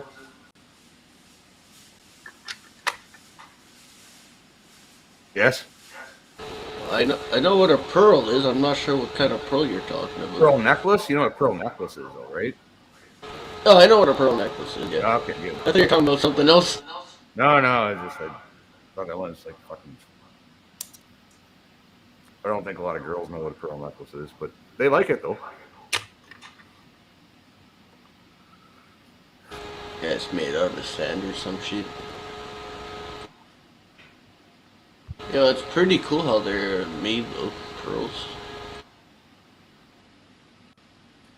Yeah, my buddy went on a meat diet. He's all meat, and he lost a shit ton of weight. He's looking good. He's doing really good. He's improving himself. He's fucking, he's doing great, man. But he went on a carnivore diet, and that's what he does. He salts all his meat for a little while, like instead of tender. Like I'd marinate the shit out of mine with fucking soy sauce and all kinds of shit. It's not good for you, but he just does salt, lets it sit with salt for a while, and then puts it over top of charcoal grill, and boom! It's, my God, does it ever taste good? You know, you're gonna overkill your, you're gonna ruin your meat with spices and shit, right? You can ruin your meat. What are we talking about now? Hey, let's talk about food. Oh, you lost me, what? Oh, okay. I thought we were still talking about pearls, man. No, I was trying to get off that fucking pearl. I thought you were talking about oysters. Yeah, I was trying to get away from that. So let's get away from fucking sex stuff. I never had grilled oysters before. No, just salt on your meat. Just salt the fucking salt your steak and shit. Let it sit for even a couple hours. It's fine. And then wipe it off, and then cook it. That's all you need. You don't need, like, Montreal steak spice. I find is too much. It over fucking kills it. It overdoes it too much sometimes. You can go a little too much with the spice, and then you killed it, right? Natural flavor of the meat. Just salt and pepper, man, is all you fucking need for a good steak. Yeah, the Montreal steak spice. If I ever see somebody put ketchup on a fucking steak, I'd fucking literally fucking shove my foot up his fucking ass and fucking snap it off. See you later, Elsie. Yeah. Is he gone? Elsie's gone to play with his meat. It's a fine meat, it is. What a fucking awesome steak you got there, man. Fuck, look at that. I'm having sausages tonight. Whatever. I'll stick with my beef liver, man. Yeah, beef livers. I haven't had liver in a while, man. I like liver. You gonna have some potatoes with it or what? What are you gonna have for a side? What's your sides? You gonna have some corn and potatoes, sweet potatoes, broccoli? What are you gonna do with that liver over there? Just eat it by itself? No. Probably fry up some onions, some mushrooms, man. On the side, oh, fuck, absolutely. With liver, yeah, you have to have onions and mushroom, man. That's a fucking given. That's a given. Yeah. Add a little bit of salt, pepper, some garlic powder. Yeah. And who cares what's on the side after that? maybe add some Montreal. Yeah, it's not bad, yeah. I'd never put anything like that on liver before.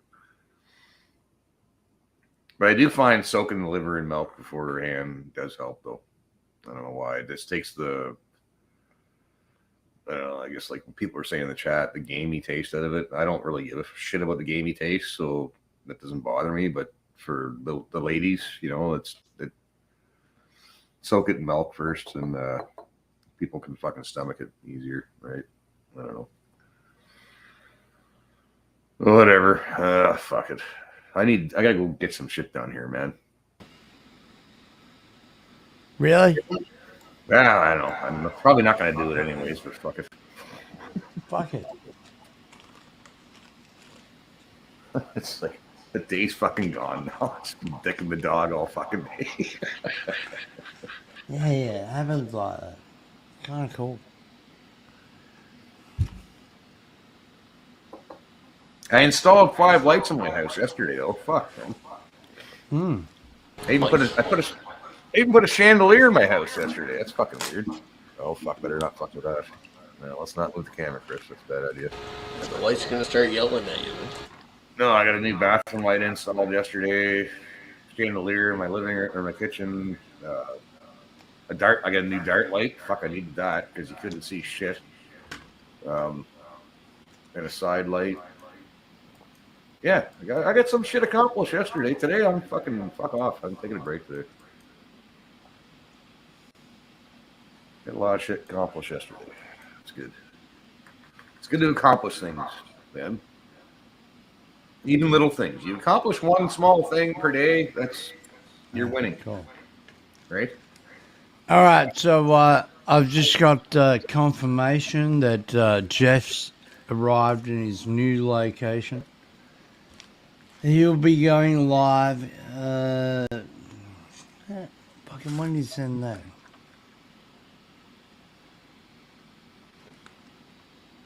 An hour ago, actually. He'll be going live tomorrow. Fucking, he'll be fine.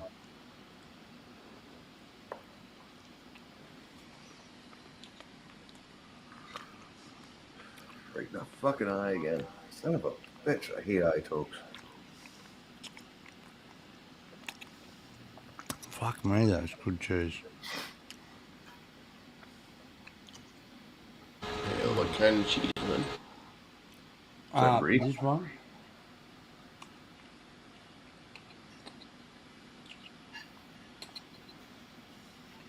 This is a triple cream brie. Nice, nice. I like Nice. Very velvety. I love my old cheese, man. I love the old cheese. Old Nippy. Fucking right, man. I love Old Nippy. Extra old. Here you go, I'll show you.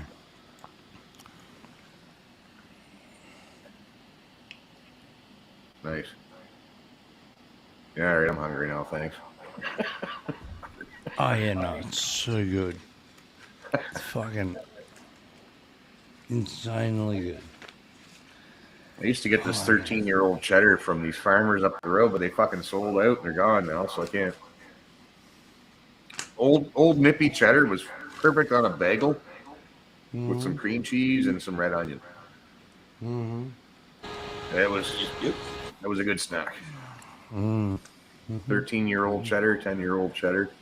It just crumbles and it just goes on top and sits on top of the cream cheese and stays. And you put the red onion and that stays too because of the cream cheese. And that was their suggestion because they're the ones that made the cheese. So they suggested that snack to me. So I fucking went, yep. And I ran with it. Nobody makes cheese anymore, man. That's the problem. We don't have cheesemakers. Pretty cool knife you got there, LC. We're running out of farmers, guys. I said I like your knife, man. Oh, thanks. Celery. We're running out of farmers, guys. Like, support your. The markets are. Our market's opening up on Saturday. Our local market, which supports our local farmers. That's opening on Saturday. And I'm sure that's going to be the same most around internationally. Get out and support your fucking local markets and buy whatever you can from those local farmers, man, because those guys need your support. Fuck the processed shit. And your local dealers. Yeah, I won't buy government weed. I go to my fucking buddy around the corner. He's an old hippie. He grows his own shit. It's good. It doesn't have chemicals and shit in it. As much, anyway. Old BC hippie. I love him, Alex. I had him on my show once there. He's fucking good. Yeah, buy local as much as you can, man. People need to source out local as much as you can. Support your local fucking farmers. If you can, if you know a guy who's got cows, be friends with him. You know a guy who makes cheese? Be buddies. I've got lots of cows. Awesome. Milking cows or just beef cows? That's where your steaks come from. I don't know, just fucking cows. There's fucking cows, man. You got steaks for days there, LC. I'll show you the cow. I'll be right back. I gotta Real go use the pastries, pisser. honey and walnuts. Oh, that sounds like. Oh, that sounds pretty good. Oh, too sweet for me. That sounds pretty good,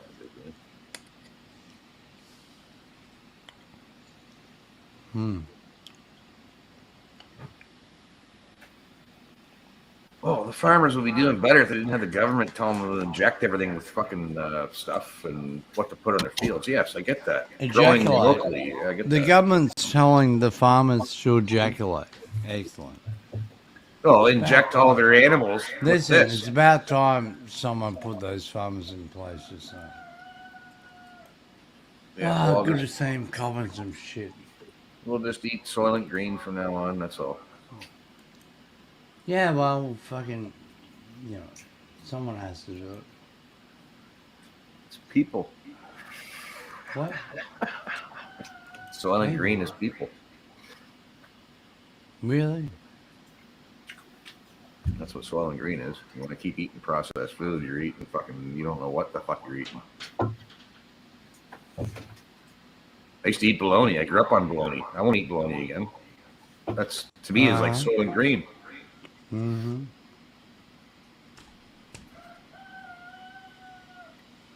Stop putting so much trust in your food, man. Someone can put Andy's link in the chat. He's milking the Paris fucking riots. With his milkman hat on. No less. Fucking hell, Andy. What am I gonna do with Andy? Fucking rooster, just give it. Why is the rooster crowing at 3 o'clock in the afternoon? That's weird. Just kidding.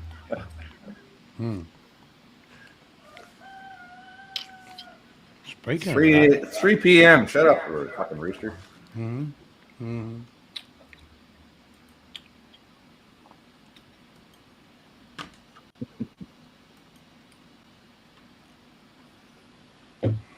I got Baby Bells in the fridge. I've been snacking on those fuckers, but I'm trying to lay off the cheese because cheese really isn't good for you, man. Like, it's nice. I fucking love it, but I eat way too much of it. So Monica, turns out Ginger Bella bumped nasties with Swirton. And if you don't believe me, I'll show you.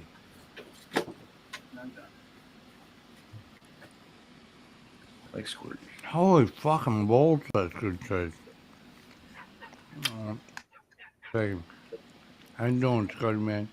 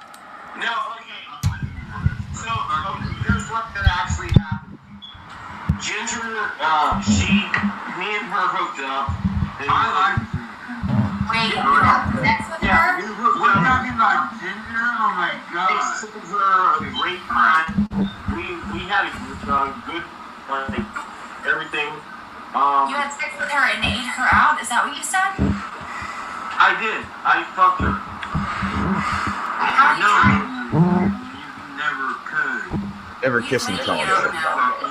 Never kiss and tell. That's terrible. Go ahead. You just don't kiss and tell. That's what happened. How many times? And don't worry, this is going to be a race. I'm not so being right now, but... Okay, she's from Canada, and she came down to Colorado, and we hooked up together, and, yeah, I fucked her pretty good, so... Wait, what? Okay. off her panel tonight. No, and that's why she blocked me though, because now she's all like so pissed off because That's why. I can't even fucking. Why guys never get laid again with your fucking blah blah blah blah blah. Never kiss and tell. No. I remember. I remember when she went down there to see him. It was a long time ago. But I can still remember.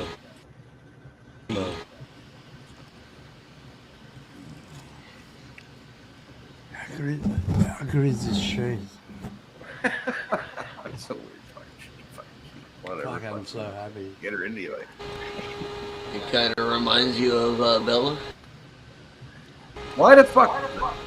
Don't kiss and tell, man. If you ever hope to get laid again, you don't go around telling your buddies about who you just banged, because you'll never get laid again. Like, I want to go back for seconds, maybe thirds. Like, you won't do that if you fucking blah blah blah blah blah your mouth. Stupid. People don't know how to keep their fucking mouth shut. No. That is fact. Honestly, man, really, like, people just fucking, like, guess what I did last night? Nobody fucking cares. Then you might want to hit that again, and you're not going to hit it again if you're fucking telling all your buddies, because now all your buddies want to hit it, and now you'll never hit it again because your buddies are hitting it. So, fuck, it's stupid.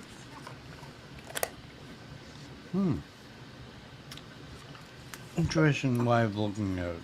Yeah, I'm retarded, sorry, like, fuck that. Oh, it's okay. I never wanted to hit that Ron McDonald looking clown fucking ass faced bitch anyway. So. But if you're drunk at a bar and it's 3 o'clock, I ain't drunk. Everybody else is gone. I'm just saying the truth. But if you're drunk at a bar, ass faced. I never wanted to hit that Ron McDonald looking clown fucking ass faced bitch anyway. So. But if you're drunk at a bar and it's 3 o'clock, I ain't drunk. Everybody else is gone. I'm just saying the truth. I woke up with fucking, I won't fucking say it.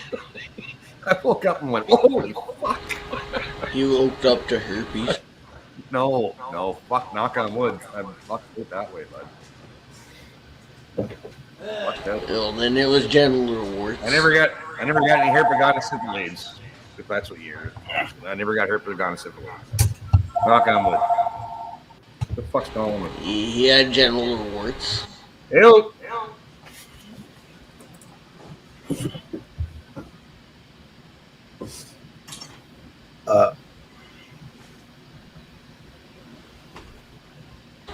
Your duck cleaning? It was for your ducks.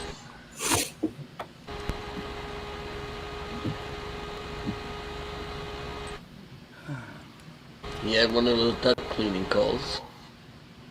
What?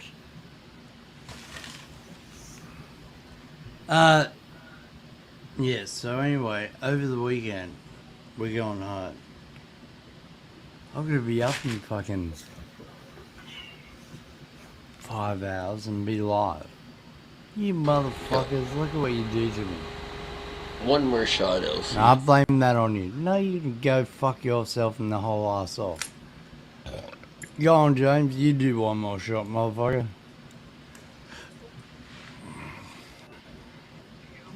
Got beer. No What? shots. No shots, but I got beer.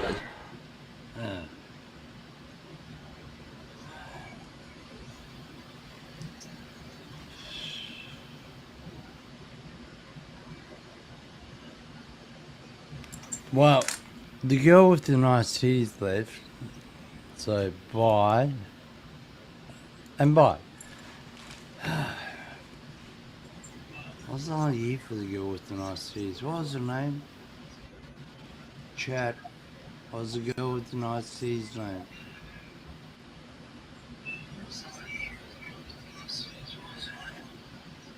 Lacey, that's it. Lacey.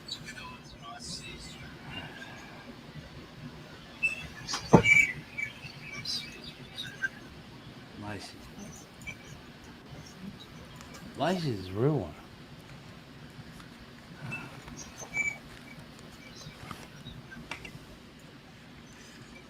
Lacey? Lacey? We're about to stream mission.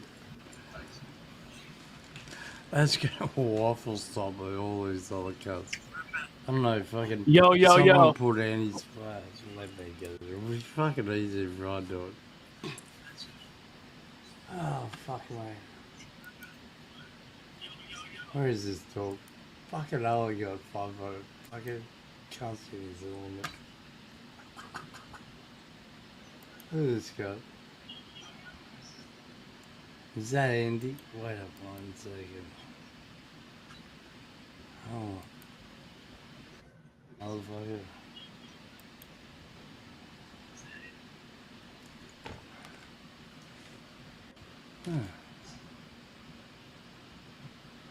Ah, yeah. Sure. I know what he's doing. I'll put it on Cleo. I'm gonna play them shits. And then if I get horny, we might play with tits. You never know what's gonna happen right here. But things are happening. They just don't happen on our timeline the way we would want them to happen, as fast as we want them to happen. You know, as much as I say it's a lame excuse, there is a lot of things happening in the world. We're on the verge of war with Russia, China, Israel and Iran is heating up right now, North Korea. Trump being, indicted. You know, there's a lot of stuff going on. So, and not to mention the AI revolution, which is just starting to take off, which will rock our world and hopefully not end it. So there's a lot of things happening. But, you know, I still think that UAP hearings should happen. And you can tell that there's different reasons people want them to happen in Congress. Some people are really concerned about like the Chinese balloon stuff and the 3 shoot downs, so they want hearings for that. Other people think there's crash retrievals and want hearings on that. You know, and I don't care why you want hearings, just have them and have the right people talking. That would be great. That'd be fantastic. How's everybody doing in the chat? Glad you guys are here today. We have a small crowd. We've had a small crowd at the last couple shows. I'm not sure why. I don't know. Maybe I feel like I've been taken off of somebody's watch list, possibly, or something. I don't know. So our numbers are going down. So please like the video, share, subscribe if you haven't. That'd be great. I appreciate everyone in the chat being so great, kind, fantastic. This is the best. So the next thing I wanted to touch on, and I'll probably touch on this a little maybe faster than the Liberation Times thing, and that's the SCU, Scientific Coalition for UAP Studies, recently put out a paper where they were looking at UAP sightings around atomic type of installations, whether they just have nuclear bombs, whether they're working on the bombs, you know, all that kind of stuff. And it's about a 63-page paper, and it's pretty interesting, most definitely. I'm going to bring it up in a second. If you click on the link in the description, you can find your way to this paper yourself and read it. But what I want to do is, it has these neat little graphs on it, and people love pictures. So I thought that we could look at those graphs because they're pretty interesting, I must say. So let me bring that up quick here, and we'll get it going. So some of these graphs look just like this. You know, I don't want to throw you in the middle of anything. I want you to be able to understand what we're talking about. So what I would say is maybe go back, read this paper yourself, read it thoroughly, But I just found it interesting to look at these kind of UAP events. You can see on the left-hand side number of reported unknown sightings, which are these bars here, and the dates or years go along the bottom. And we're looking at Hanford Complex Study Site, but there's other places too with the different colors and stuff. So Hanford is yellow, which is out in Washington. So you can see in 1952, no surprise, those numbers are pretty big. Pretty big. Another place that got hit, McCord Air Force Base a lot in 1952.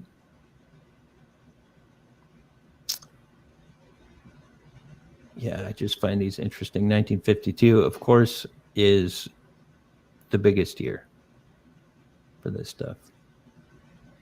And we know that. If you watch this show long enough, you'll know that. If you read stories on my website, you'll know that. Oak Ridge Complex, late 49, early 50. I mean, this is all kind of stuff that I don't know by the actual numbers like they put together here, but looking at all the Blue Book reports for like 2 years, this lines up perfectly. So the interesting thing about Savannah River, and these are areas that people don't really think of too much. When people think of UFOs and nuke stuff, they think of the Maelstrom incident, mainly, actually, or more recent stuff where like some things are around nuclear power plants or whatever.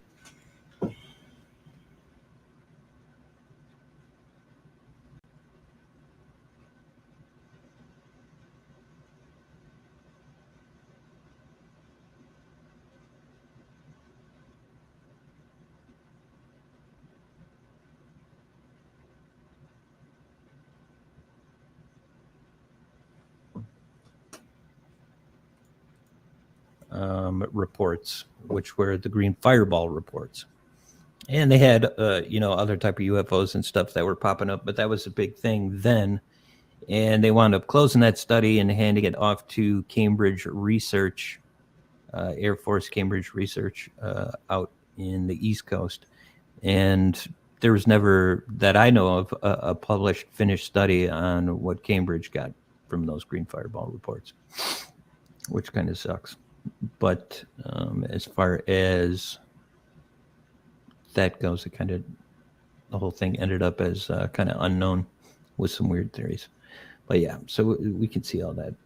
1949, Los Alamos, Sandia Base. This is interesting. All these places, Kirkland. So I know I'm going through this fast, but that's what I do. Pantex plant. I've never even heard of that. Looks like that was a popular place. Assembly of atomic stuff. That's what they did. Another new one to me, Manzano Base, 1952. Clarksville Base. All these are new to me, so I can't wait to look up the Blue Book reports on some of these. This one I knew about, Gillian. That's all kind of in the green fireball area. Medina Base, Kelly Air Force Base. So, yeah, you should download this for yourself. Take a look, read it. Definitely interesting. The one thing that I think about when I think about a report like that SCU put together, is what kind of comes up when we're talking about UFOs and major U.S. defense installations or nuke places like that. And what comes to mind is what comes up in these UAP reports from government when that's mentioned. They always mention it. We see a lot of these around strategic sites, but we don't know if it's because there's so much observation around these sites or not. So they don't know if there's actually more frequency of UAP around these sites, if there actually is, or if it's just because they're recorded more because of, the places they are. Like they're going to have radar and stuff like that, like these nuclear bases or whatever. And That came up in 1953, and that came up in 2022. You know, so this report that SCU put off, although it's great, it's just based off of unclassified material. You know, so how accurate is it? We don't really know. That question of is UAP just more observed around these sensitive sites because of them being sensitive or not, has not been answered. And this report, as great as it is, still doesn't answer that question. And that's what made me want to bring up this document. You know, so SU comes out with that wonderful report, which is great. But what pisses me off, and what should piss you off, is this has been going on since, look at this document I'm showing here, 1952, from the CIA FOIA reading room, memorandum for Director of Central Intelligence through Deputy Director for Intelligence.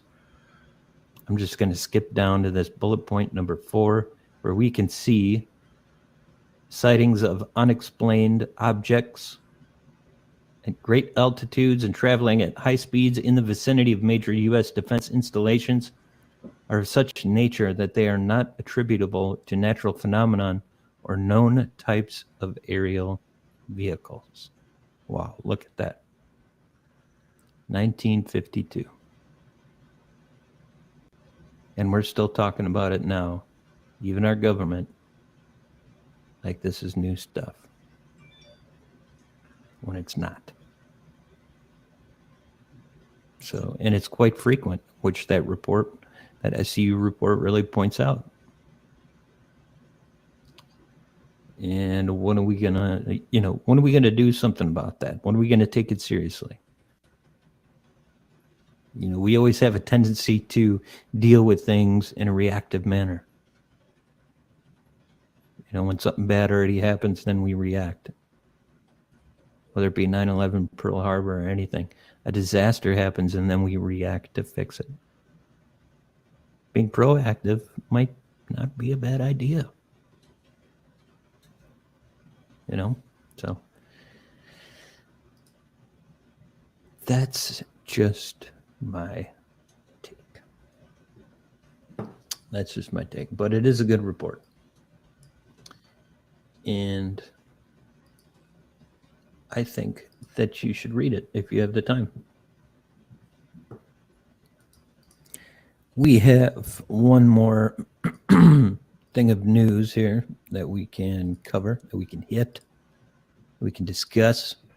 It's not really UAP news, but it's outer space, and everybody loves outer frickin' space, man. This is the CNN report. It's all on different outlets. I just picked this one because it came up in the Google search. Repeating radio signal leads astronomers to an Earth-sized exoplanet.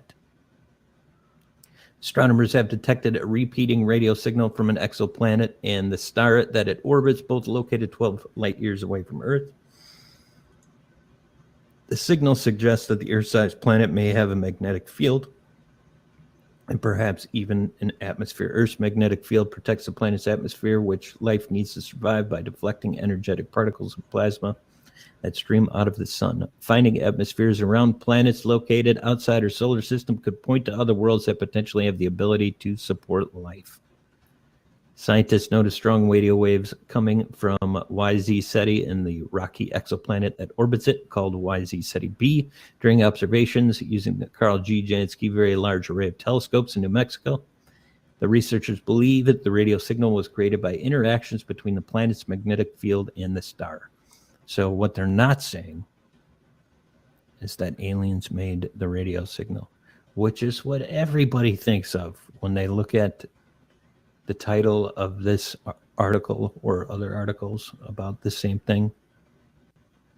But in fact, that's not what they're saying happened. What they're saying happened is this planet has some sort of aurora borealis type thing. It reacted with the star and made a radio frequency, and that's how we picked it up.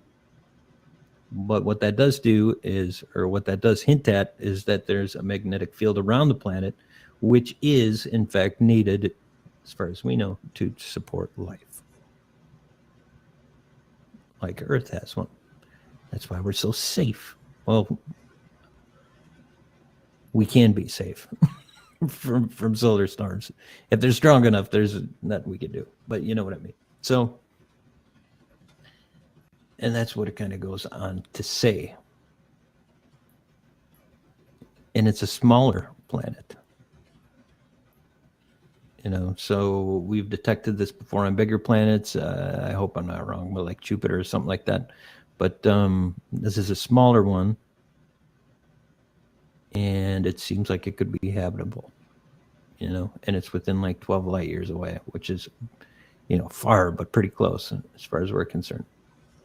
So it's a good article. It's interesting to see us kind of progress farther and farther slowly towards finding another life form out in the universe. And the better our tools get, the more likely it is that we do find that. You know, I don't have to go through the talking points that everybody does. How there's so many stars and so many living planets. Of course, there's other life. We already know that. I think it's genuinely agreed upon that there's other life out there in the universe. It's just about finding it. So it looks like this is a step closer towards finding it. I think AI, artificial intelligence, is going to be a huge step towards finding it, and working with SETI and going through radio signals. You know, and that'll be really exciting when we find it. But then what? If we can't travel there, what do we do? What kind of messages would we send? So, you know, kind of exciting, I guess, right? I've definitely experienced more exciting things, but that's not bad. So what we're going to do now is go through the document, why everybody's here, and it is about the Sasquatch freaking spaceship, man. So we're going to do that. So this is a very interesting report for a couple of reasons. First is you don't see these kind of reports every day. We got British Columbia, Canada. Don't mind me. I'm just going to skip to where I want to start. It's about 34 some pages here. So basically what happened is this guy, apparently from Davenport, Iowa, sent a letter of information to all sorts of different, this happened in 1960, sent a letter to all sorts of different people. He sent it to the Bureau of Indian Affairs, and the story is about the Sasquatch spaceship. He sent it to Department of Defense. He sent it to the CIA. He sent it to the Navy. He sent it to the Royal Canadian Police. He sent it to everyone. And the interesting thing about this is when these people got these reports, they actually wound up forwarding the report to the correct person. So they didn't just look at this report, the Sasquatch spaceship report, and throw it down the drain. They actually took it somewhat seriously. So we're going to take a look. So I'm just going to read this, so you can kind of, you know, take it for what you want. It says, "Sir, please be advised that a group of Canadian Indians request investigation of a mysterious rocket device now in the interior of the rainforest in Western Canada, an area known as the Rainforest of British Columbia, Canada. The Athabasca Indians report that a large device or some sort of spaceship has been reported by Athabasca Indian Scouts in British Columbia. Object crashed in the interior of Canadian province of British Columbia. The space object is reported to be about 200 yards in diameter, about a weight of about 1,000 tons. Object was reported to have come from the direction of Alaska in long horizontal glide of about 40 degrees from great height. Object may have been a rocket or satellite or some sort of spaceship. The Athabasca Indians called the device a Sasquatch ship and report that the object emits radiation rays of some sort at night or faint glow in the dark. According to information received here, the object is in the interior of the rainforest of British Columbia near the small Canadian settlement of Agassiz, British Columbia, Western Canada. The spaceship or rocket is said to be atop of a plateau area or hilltop near Fraser River, Canada. The object or rocket is said to have hit Lake Fraser or some lake near rainforest area. It then skidded across the lake about 5 miles. Then the device rose into the air about several miles, then landed on the surface of the Fraser River. The space object or spherical object then skidded uphill into some sort of heavy timber in the rainforest and is there under a heavy growth of timber now. The Athabasca Indians report that the object is concealed from air and is not visible from airplanes. The Athabasca Indians are reportedly owners of the rainforest area. The chief of the Indians requested governmental investigation of object to ascertain if object is radium device or is emitting radiation rays in the interior of the rainforest area of Western Canada near Agassiz, British Columbia, northwest of British Columbia settlement of Agassiz, in vicinity of Ruby Creek and Fraser River, in heavy growth of timber in the rainforest area of Western Canada. Sincerely yours, Havas News Agency, Paris, France. Space object might possibly be located by the use of Geiger counter and scintillometers from low-flying planes over the rainforest area of Western Canada. Okay. So, the chief reports that the Athabasca tribe has a treaty with the United States dated year of 1784 by the Handmaid Treaty of the Athabasca Indian tribe. Okay, blah, blah, blah, blah, blah. So basically what they're saying here is the U.S. owns what's in the rainforest, and they should get that ship and take it out. That's what they're saying here.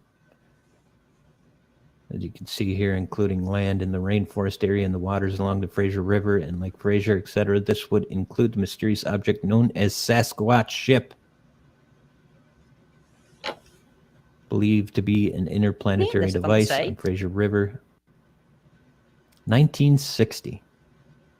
We have a connection of UFOs and Sasquatch. Is this story true? I have no idea. Seems like a really hard one to believe, but I wasn't. So the interesting thing about this is, like I said, this person sent it to just about everybody. They wound up calling it a hoax. Okay. But they called everything a hoax. That sounded more than just a light in the sky that looked like the moon. This is an interesting one. So he sent one of these to the office of the Director of Defense Research and Engineering. And they responded to the person and said, "Thank you for your letter of 24 February 1960. The incident which you report will be investigated." Nello spazio profondo which is si vadano a scegliere comunque persone che siano più avvezze all'ambito dell'aviazione piuttosto che geologi, per esempio, o altre figure. Per questa prima missione, insomma, ci può stare, così come nelle missioni Apollo si andavano a scegliere più che altro militari o cose del genere. È un tenente colonnello dell'Air Force canadese e anche lui aveva partecipato a un'ESA Caves. Anche lui ha un sacco di medaglie e non potrebbero averle questi personaggini. Invece l'ultimo che rimane, ma il primo perché il comandante è Gregory Reid Wiseman. Wiseman, anche lui ha 47 anni, è del 75, è stato selezionato nel 2009 e ha fatto solo un volo nel 2014 a bordo della Soyuz TMA 13M, l'Expedition 4041. Ha fatto solo, tra virgolette, 2 EVA, solo perché comunque è stato quello che ne ha fatto meno per chi le ha fatte in questo gruppo di 4 astronauti, e per un totale di 13 ore. Anche lui ha un diploma in ingegneria, è un aviatore navale e aveva dato servizio in Medio Oriente. Sì, ovviamente poi quali informazioni sono stringate, ma ne avevano poi fatte di cose. E anche lui è un pilota collaudatore come Victor Glover. E adesso attualmente è il vice capo dell'ufficio astronauti NASA. Pensate che nel 2004 aveva partecipato a una prima selezione di astronauti e non era stato scelto.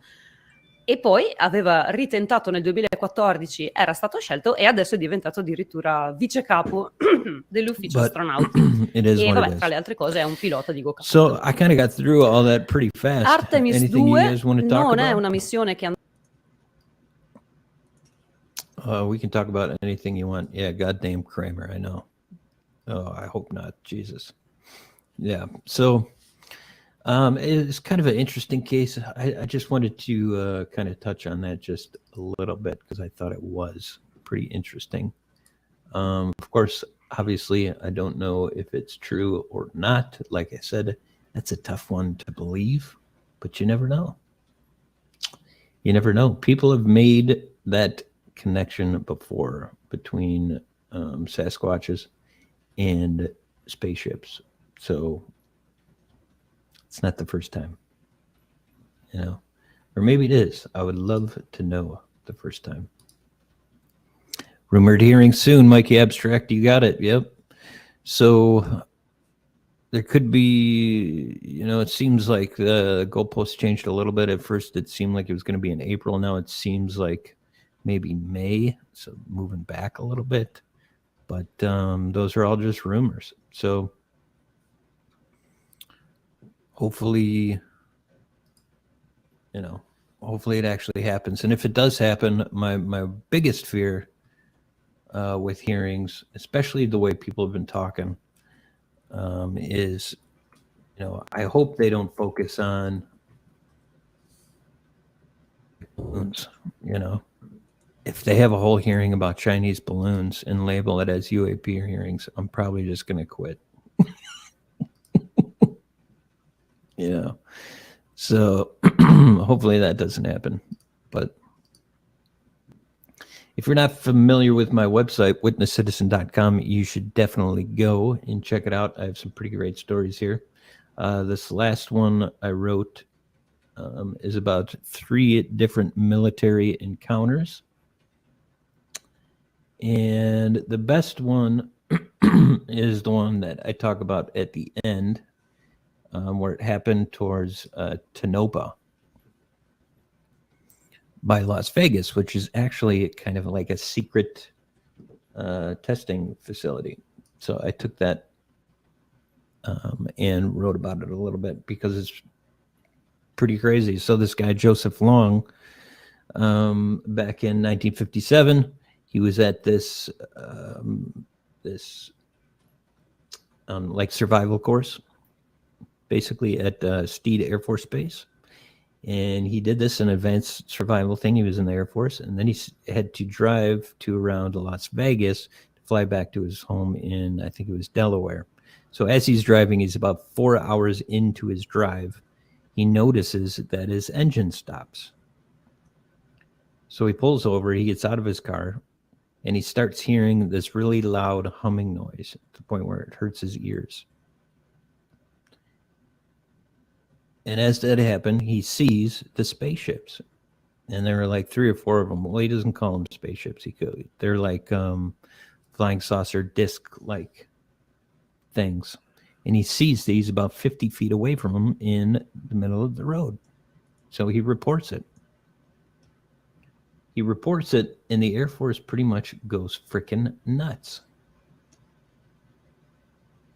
Why did they go nuts? Well, one of the quotes in here is how the Air Force is saying how it's unprecedented here we have this person who should be able to, here, let me actually just find the quote, read it to you. Because it's so, it resonates with today, and it resonates with today and people who come out and talk about their settings today that are in the Air Force or whatever, and everybody respects them so much. So, okay, so number 2 here, I'm going to read. This is from, or to the district commander of OSI. So one of the things they wanted to do is have OSI, Office of Special Investigations, in the Air Force actually investigate this guy, look into his credit, interview his friends, all that kind of stuff. All because this guy made close contact. So number 2, it says, in brief, the incident involves subject officer who claims to have made close contact with what is commonly referred to as flying saucers. A formal investigation requested by this center disclosed that subject officer left immediately upon completing the USAF Survival School at Steed Air Force Base, traveled all night en route to Las Vegas, and encountered the alleged objects the following day. In this respect, the case may be considered somewhat unprecedented. The officer is a fighter pilot who is assumed to be familiar with both current and projected aircraft, missile and helicopter designs, as well as aerial phenomena that is often mistaken for unusual or unconventional airborne objects, yet insisting in official testimony to having made the contact in question.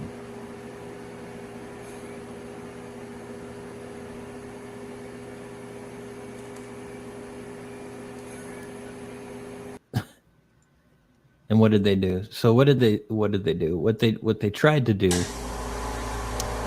is get a doctor. Dr. Fitz, a psychologist who worked on earlier cases for Blue Book, maybe like almost 10 years prior. And they got this person to look at this case. And they basically hounded the guy to look at this case and actually gave a rundown of how much they stalked him. Look at this. So the Air Force says, reviewing the local newspaper, I noticed a statement that Dr. Fitz is planning to leave the country on vacation, I think April 4th. I'm still holding the sensitive document, and I've heard no word from Fitz as of this week. I've contacted Professor Fitz's office every day for the last 2 weeks. Yesterday, I received assurance from the secretary that he would at least review the document sometime today. Some background regarding this suggested the secretary. So they hounded the guy for a long time. Finally, he gave his opinion. And, you know, what are they going to say? Just say a bunch of stuff that kind of defeats or goes against, you know, the incident. So, but it's a good story. So check that out, witnesscitizen.com.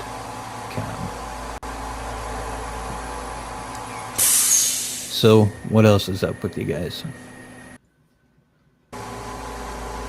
What else is up with you guys? What do you want to talk about? You guys are talking about Dr. GREER. I don't want to comment on that guy. I don't personally take much of what he says seriously, although he desperately wants people to. I personally don't. And I won't hate you if you do. But, you know, that's just how I feel. I don't get the right vibe from the guy. So, other than that, I think we're just, like, as far as any disclosure progress, I think we're just waiting. Waiting to see what happens with congressional hearings and all that kind of stuff. But, you know. Sean, thoughts on James Fox's recent comments about the happenings in D.C.? If you're referring to how he said he's aware of people that, you know, testified to Arrow or blew the whistle, so to speak, about reverse engineering stuff. What do I think about that? I kind of touched on that a little earlier, I guess, about, first of all, a lot of people seem to be saying this kind of stuff. whether it's Nolan or Coulthard or Burchett or other people that are talking about George Knapp, Jeremy Corbell, talking about how people have testified.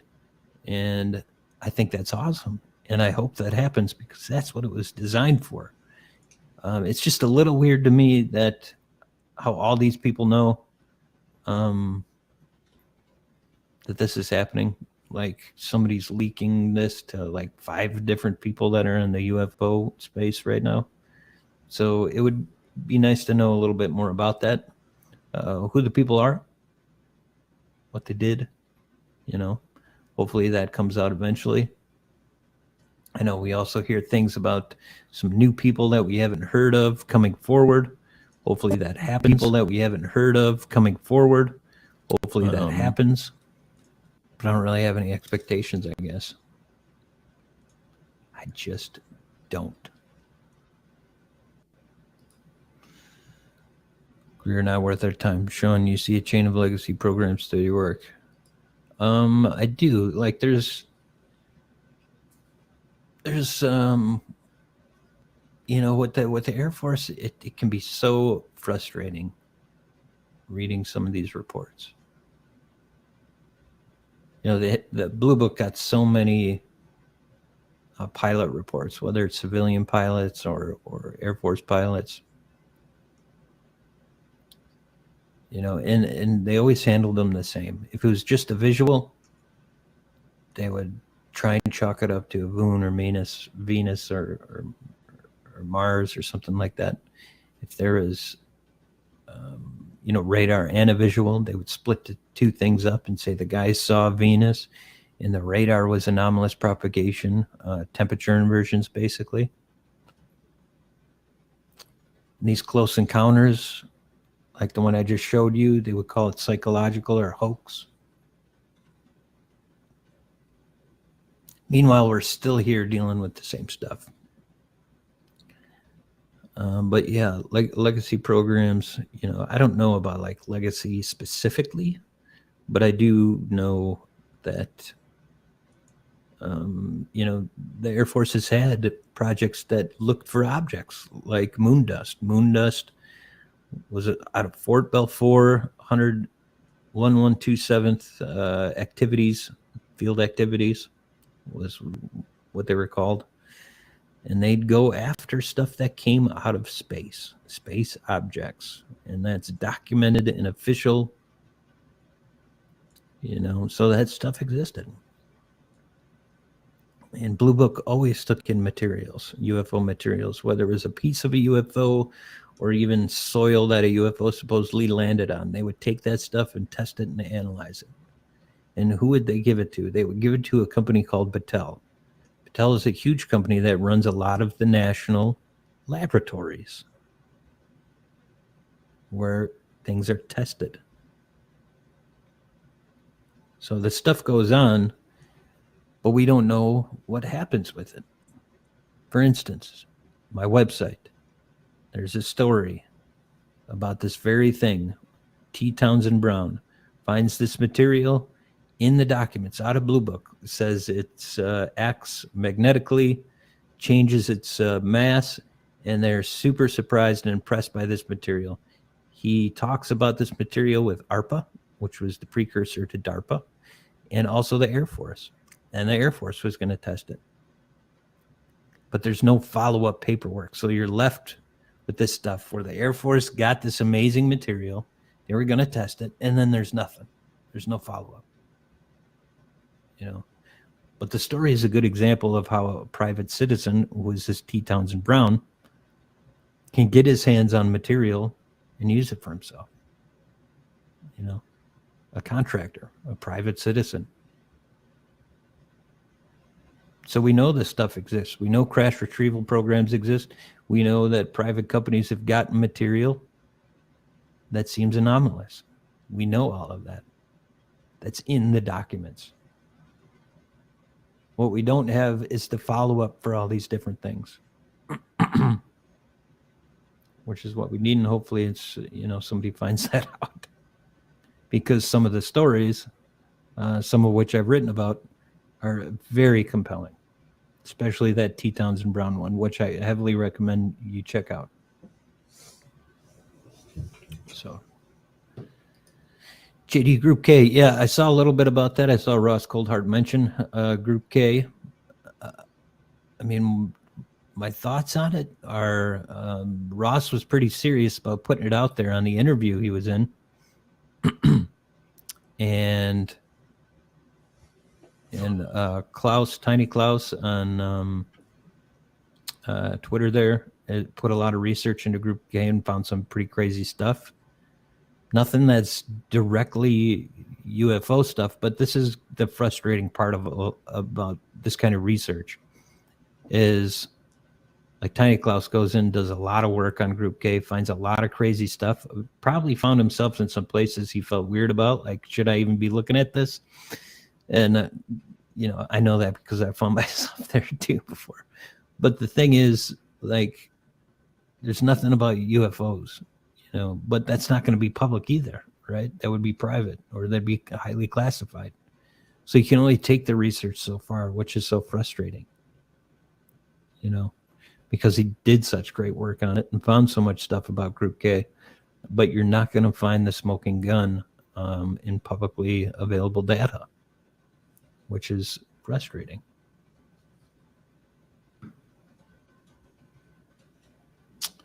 So is what it is. Blue Fly, Project Moondust, yep. 4602, yep. 4602 worked with the CIA's OSI P&E division. That's interesting. The CIA's OSI P&E division definitely has some documents in their FOIA reading room where they were looking at more technical aspects of UFOs, although it didn't say that I've seen anything of them working directly with the Air Force or Moondust, so to speak. But that would make sense because Moondust would get objects around the country, and that's what the CIA looks at, or I mean around the world, not the country.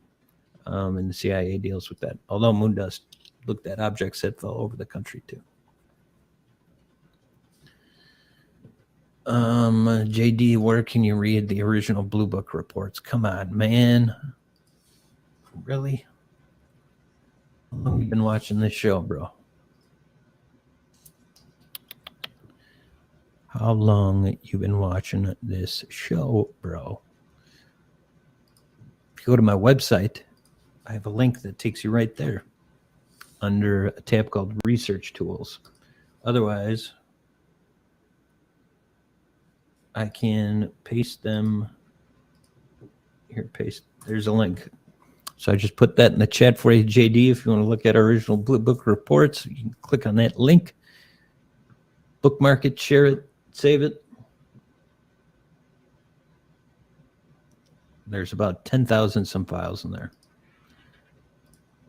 But you should also know that when you go to my website and a story that I've written, you can click on the picture that's posted in the story, and it takes you straight to the Blue Book file. So,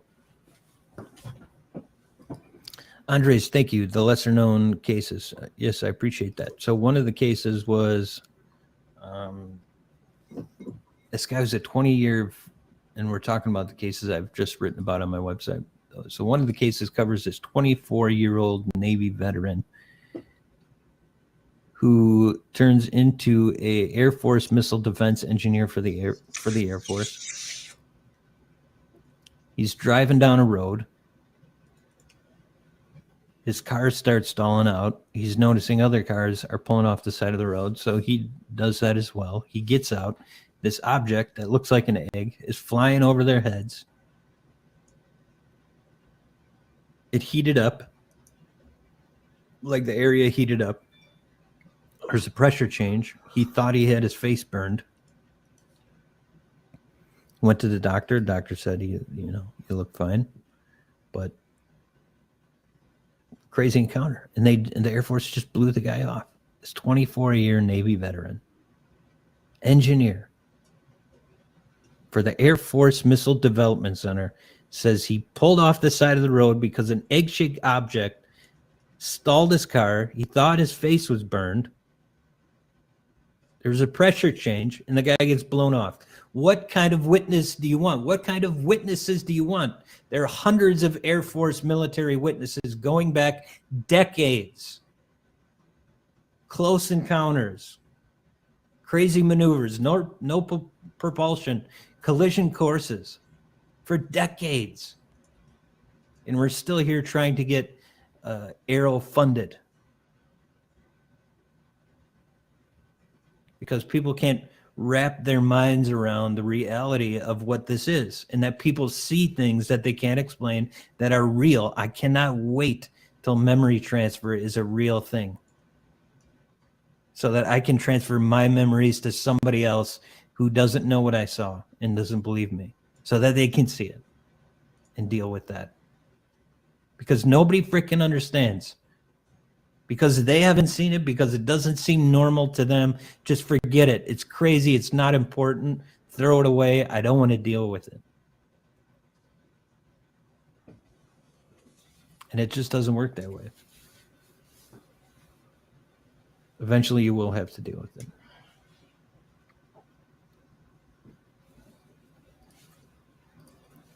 And it's just frustrating.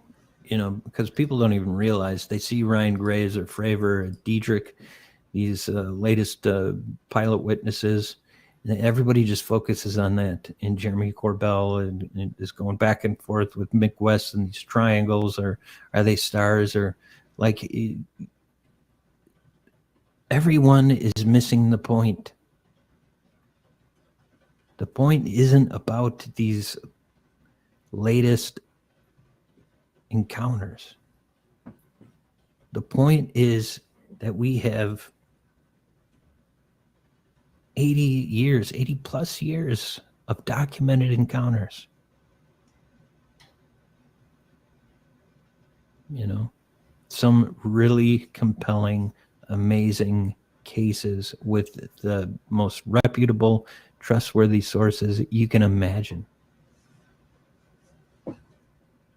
And as a whole, society still kind of denies the existence of it. And nobody pays attention to the plethora of amazing cases that exist in the military's own words, their own reports. Them Air Force investigators saying things like, I have no explanation for this. These are real physical objects. They're around sensitive sites. All this stuff has been said for decades.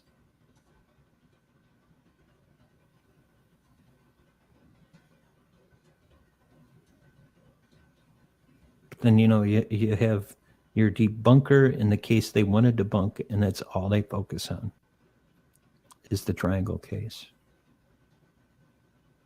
Because they think they might be able to win that little argument about that one account, about that one thing. When you bring up the plethora of cases, the whole kit and caboodle,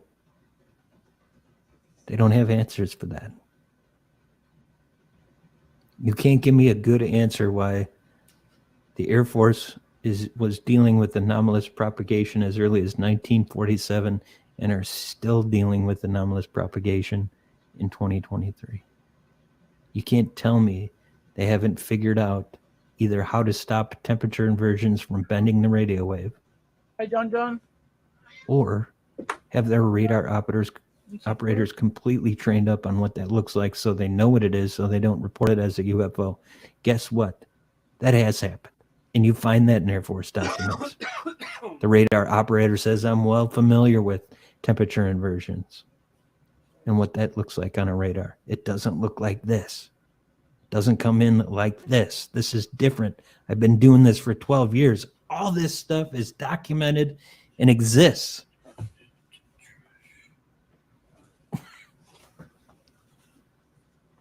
By the government, by the military.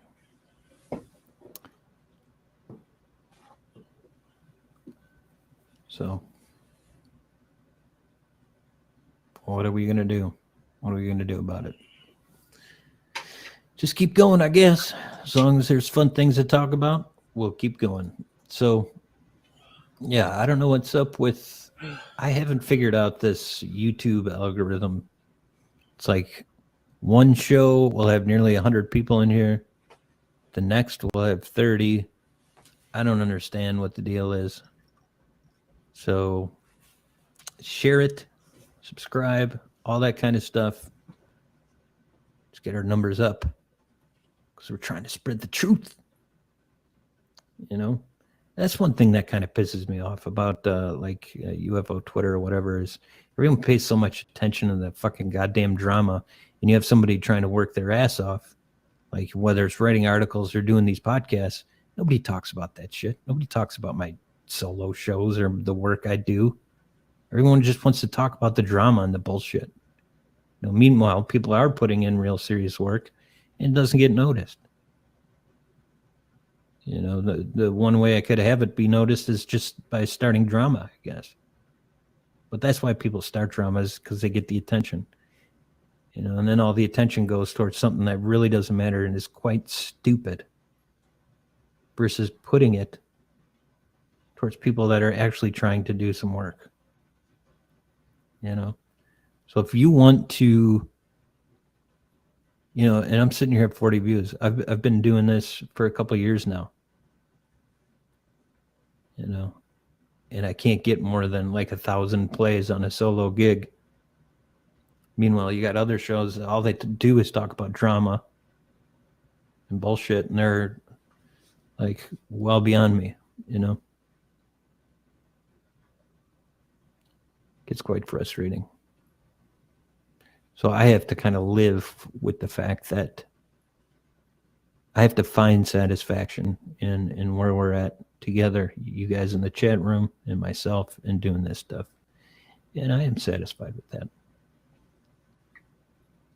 But it's just frustrating knowing that I could completely lie to you and say that I have a source, an inside source in a position to know, that has told me that people have testified about crash retrieval projects. I can't tell you who it is. Hopefully they'll come forward soon. All I have to do is lie. I'm not saying other people that are saying that are lying, but if I wanted more attention, all I would have to do is say that. But, you know, but I'll never do that. But, you know, that's just the way the world works, unfortunately. So, who knows? One day maybe that really will happen, then I'll be in a little conundrum. Oh, God, what do I do? So, yeah. All right. So, that being said, went over some neat things. Hope you like the different cases. Check out the website, witnesscitizen.com. Also have t-shirts. Go in the description. Get a t-shirt. Made a couple of different designs. They're pretty cool. At the very least, like the video. All that kind of stuff. And just for the hell of it, I'm going to pick an older video for the outro.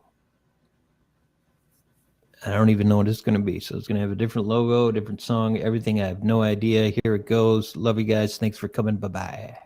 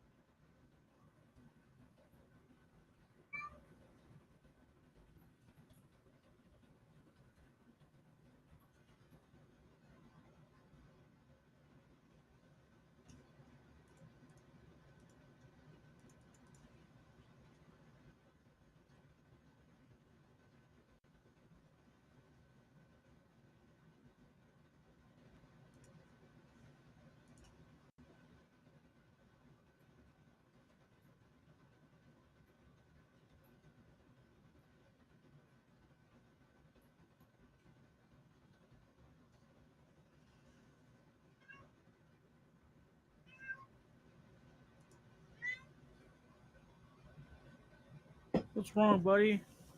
Oh, God, no.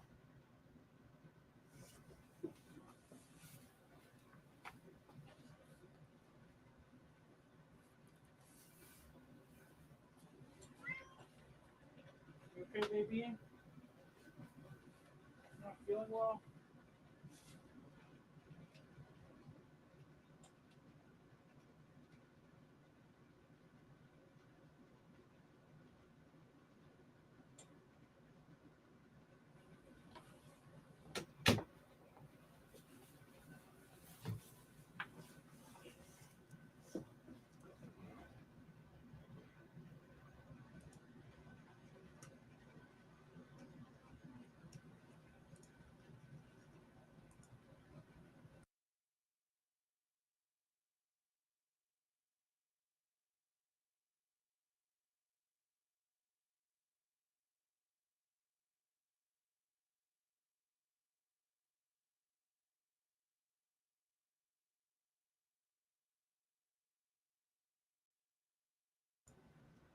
Hey, sub, that's what's up.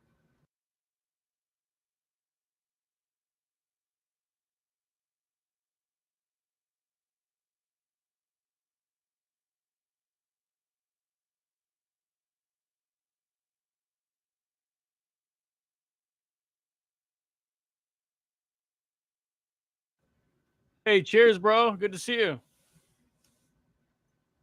Cheers. Having a drink, having some rum.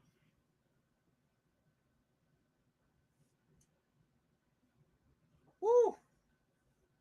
Strong. Oh, it's Happy Easter. When is Easter? It's like tomorrow or something, or it's on Sunday? Next Sunday? Woo!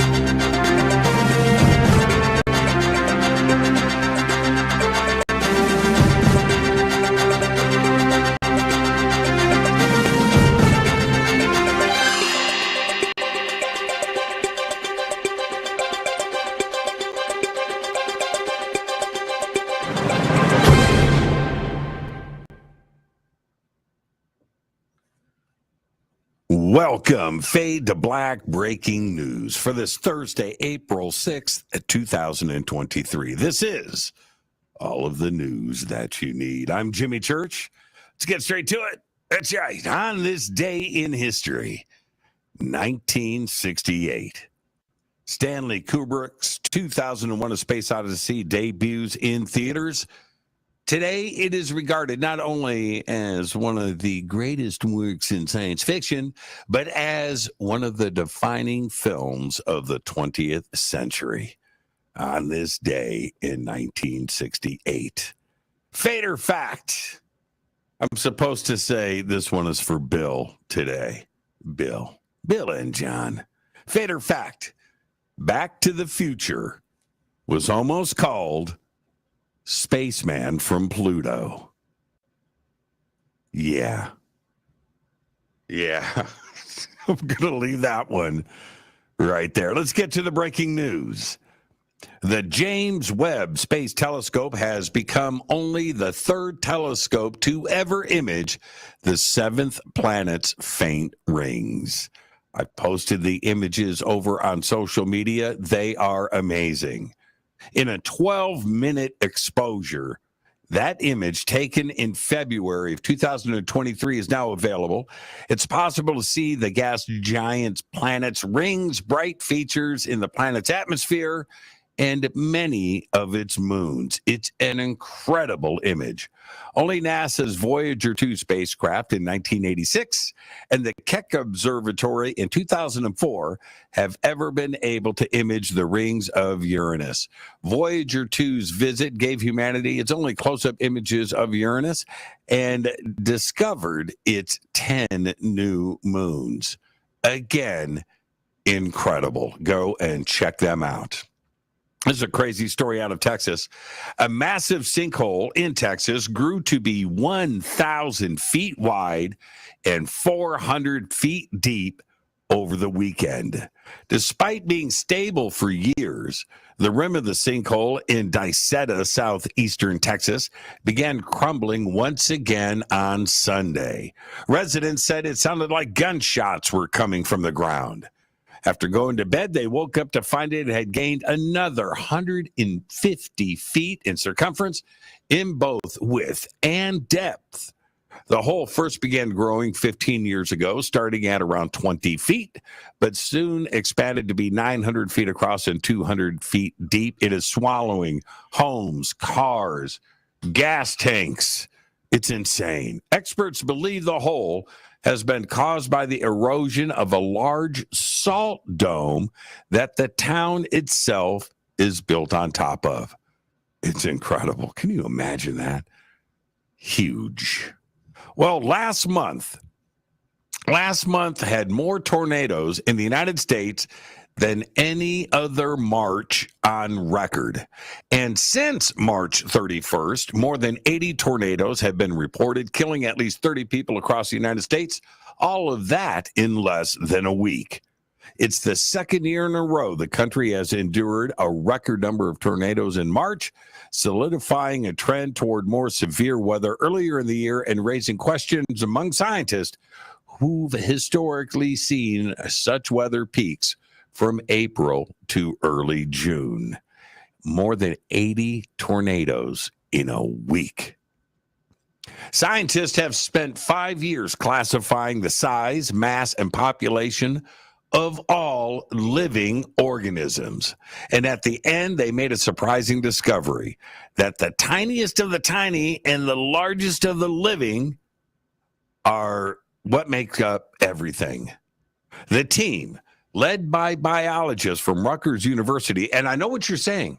You're asking yourself right now, well, what about us humans? We just didn't factor in. Think about this. So we have biologists from Rutgers and the University of British Columbia. They divided life into 36 categories. Within each group, they identified the biggest, the smallest, and most common body size. Now, here's your answers. Forest plants had the highest biomass, and amphibians had the lowest, according to their findings, which were published on March 29th in the journal PLOS One. Among the 36 categories, which included life forms such as reptiles and mollusks, the most massive populations belong to plants and bacteria. Of these, the smallest were microscopic bacteria, while the largest included vast underground networks of fungi and tree roots. Humans? Nah, not even close. When it comes to nature, we're just not a factor. That's right. A Virginia man who was so fed up with a pothole. Now, this is the point of the show, the point of the news where I go, I'm going to leave you with this. And this is a good one. A Virginia man who was so fed up with a pothole, and this pothole was never fixed over a year, that he decided to take matters into his own hands. His name? Josh Anderson. And Josh said the pothole was about a foot deep, big enough to plant a tree in it. I'm quoting here. So that's exactly what he did. Josh planted a tree, and he had been complaining about it for over a year. He didn't know what to do, right? So then he takes a few pictures. He posted them online. He posted them on a community Facebook page where it started to get shared, and the likes started piling up. However, the tree didn't last long before the city workers removed it. They see the post online, got sent out, uprooted the tree, pulled it out, and didn't fill the pothole. No, they did not. So what did Josh do next? He made a TikTok video. And that TikTok video really started to get attention. And then, as soon as he made the TikTok video, he decided to put it on the city's webpage. That's right. And within 24 hours, they had a crew out filling that pothole. TikTok does have some public benefit. That's right. But I wonder now if China has Josh's personal info, because he's an activist. He's a protester. And I love it. I'm just saying. There you go. There's your Fade to Black breaking news. It's all of the news that you need for this Thursday, April 6, 2023. Fade to Black breaking news is produced by Renee Newman. I'm Jimmy Church. Go back, Lee Tappy.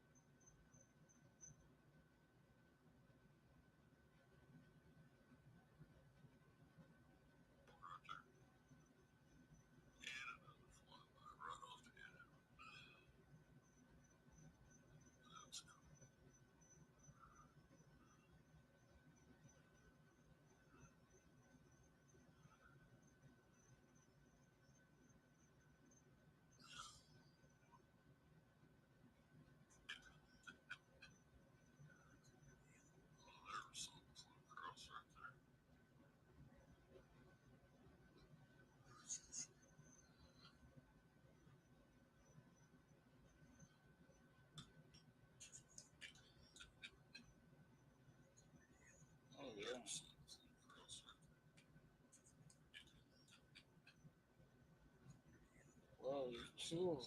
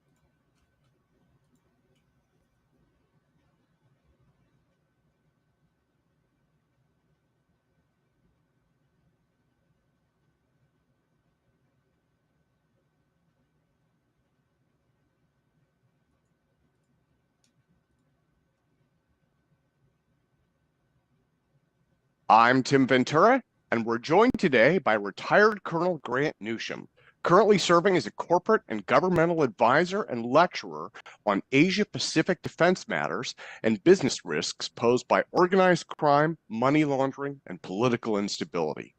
Grant currently serves as a senior research fellow at the Japan Forum for Strategic Studies and has prior experience in risk management for Morgan Stanley Japan, security management at Motorola Japan, and U.S. Foreign Service work in Washington, D.C. and Tokyo. Grant retired at the rank of colonel in 2014, following a remarkable 30-year career in the United States Marine Corps Reserve, and holds a Juris Doctor from UCLA. So Grant, welcome, sir. Thank you so much for joining me today. No, glad to be here. Thanks very much. Well, I also always thank veterans for their career of service. So let me thank you for that as well. And I want to get right into your new book, When China Attacks, A Warning to America. So the title is self-explanatory, but I want to play things safe by asking you to describe the key premise of the book and really what inspired you to write this. Sure. Well, the title has two possible meanings. One is a future tense. It's when China attacks in the future, or it could be something that is already happening or happened. And that's the basis of the book. It's the latter interpretation, is that China has already been attacking us. We don't recognize it as warfare, but they've been attacking us on a number of fronts for 30 plus years now. And as I said, we don't recognize it that way, the Chinese do. And it's all intended to weaken us, set us up for a so-called eventual kinetic attack. And that's just the word they use these days for actually shooting people. Why I actually wrote the book, well, one, I was asked to write it, was one thing. But two, I've been looking at this topic, the Asia-Pacific and China, for about 40 plus years now. So you get a few ideas, and I've seen it from different perspectives: the military, the diplomatic work, investment banking, and the high-tech industry.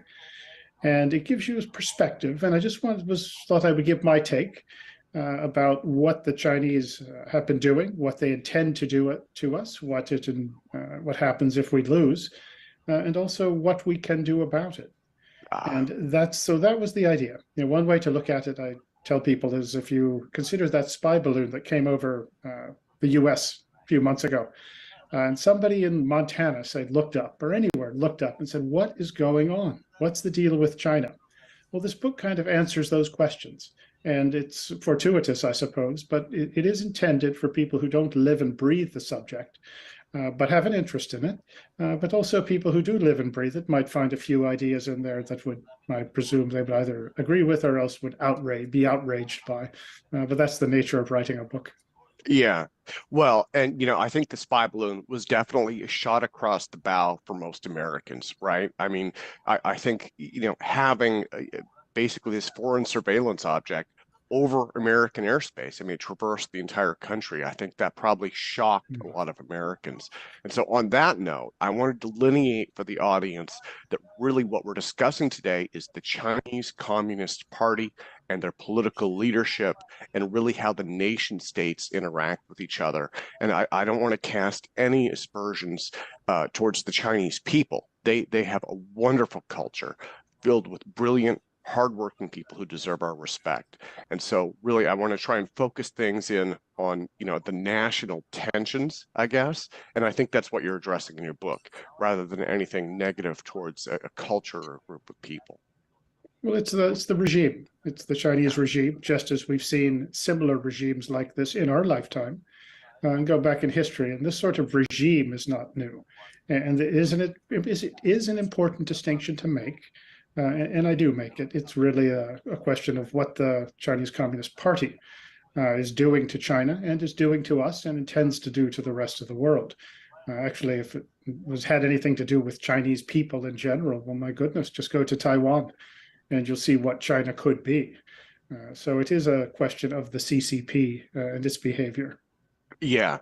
Well, so let's get into gray zone warfare. I've spoken in the past with several defense analysts who contend, as you do, that China is already at war with the West. But again, instead of using bullets, they're relying on economic and political strategies to win without an open conflict. Is that kind of the approach that you're taking in this book, I guess? Well, that's not far off. As I said, the Chinese have been conducting warfare as they see it, but not as we see it. What does that look like? Well, economic warfare. If you can get your main enemy, and that is what the Chinese Communist parties have described us as, they always have, and they still do.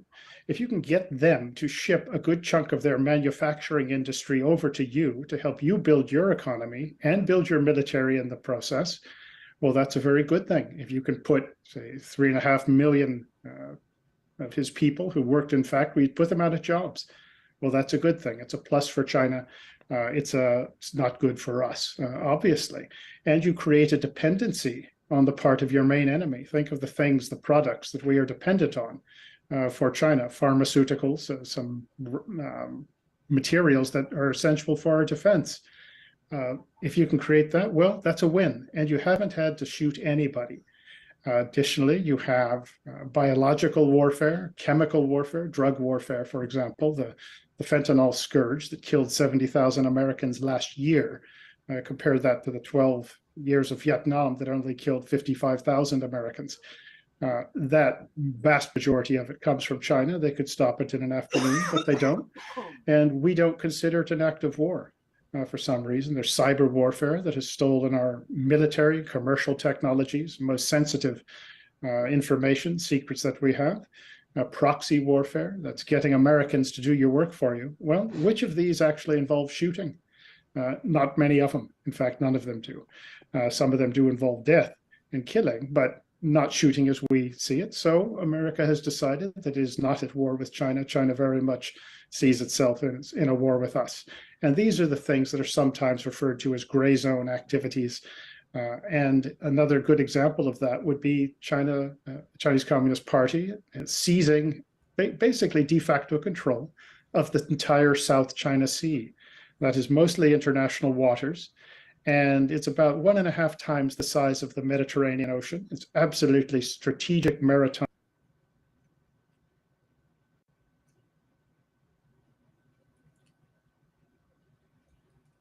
I don't give a fuck. I think China's cool. I mean, as long as they're not doing biological warfare. I mean, I know they're doing that shit. Fuck the biological warfare, but other than that, I think China's cool, but I don't really care, dude. I don't care, man. I hear about this shit. About some real shit, dude. Let's hear about some fucking advanced propulsion physics. Let's hear about some advanced propulsion physics, baby. Where's advanced propulsion physics?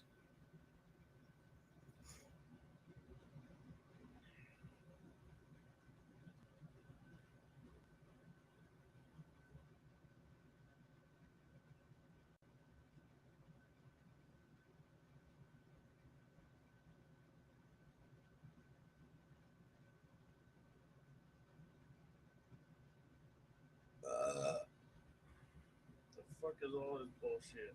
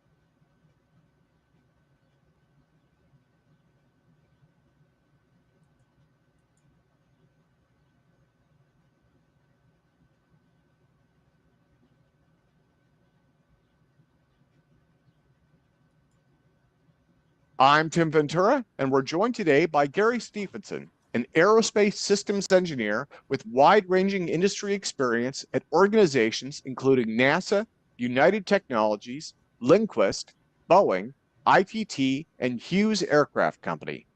Gary has had a deep interest in gravity modification and advanced propulsion for decades and has published numerous scientific articles on various topics related to the detection and generation of high-frequency gravitational waves.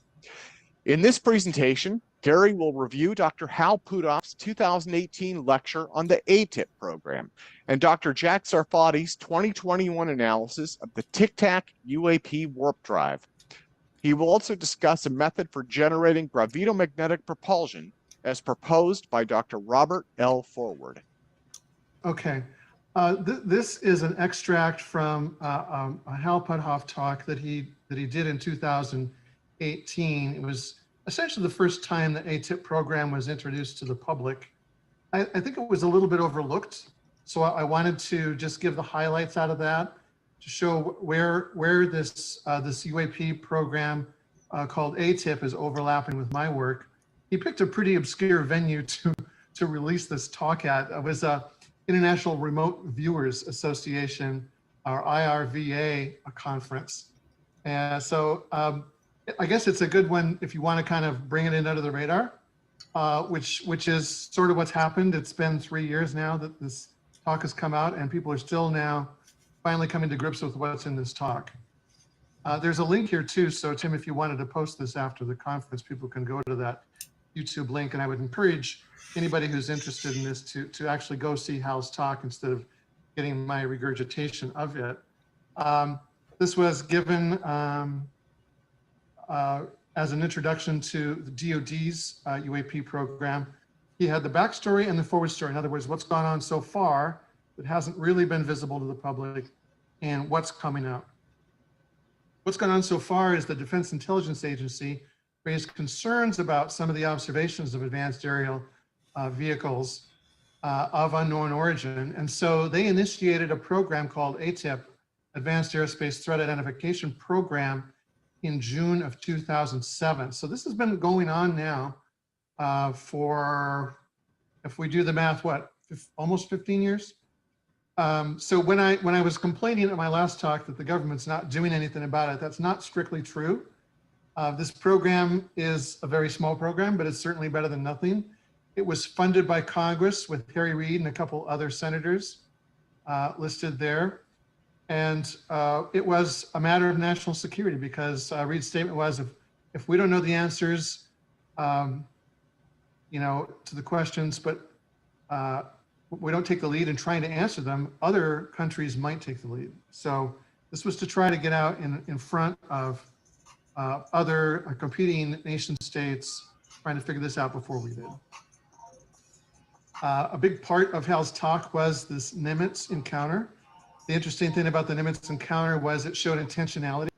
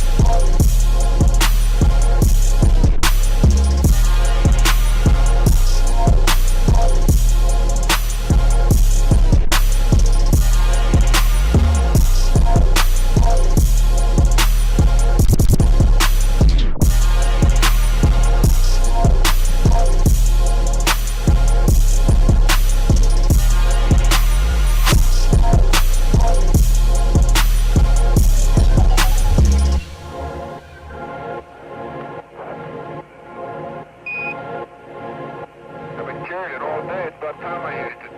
Okay. Bob, you're going to want to core at this site? Roger. We'd like to get number one priority. We'll use a black sample.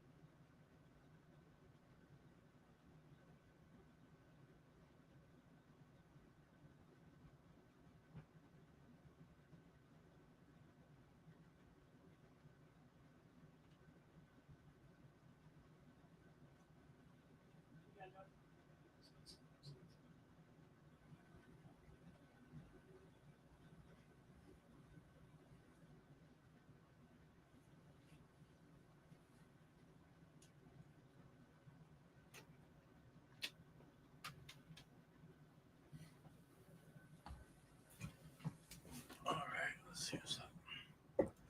See what's up this, baby. What's up, guys? How's it going?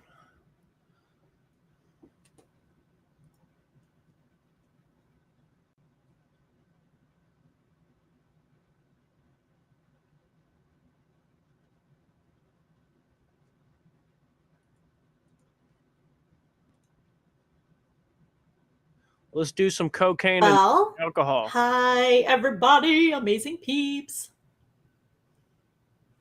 Oh, wow, Adrian, I didn't know that. I'm disabled now. I don't do selling anymore. So are you not allowed to? You can't. I know you're not allowed to make over a certain amount of money. Get that hair. Where did that come from? I think I need to I need to trim it maybe.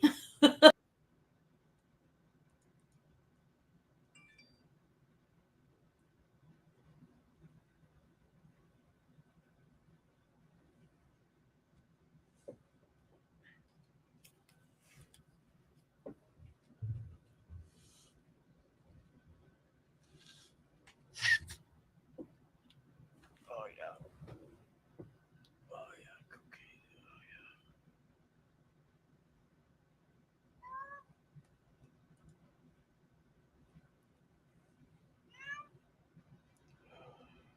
Hey, Dada, what you up, buddy? You want some water? Here.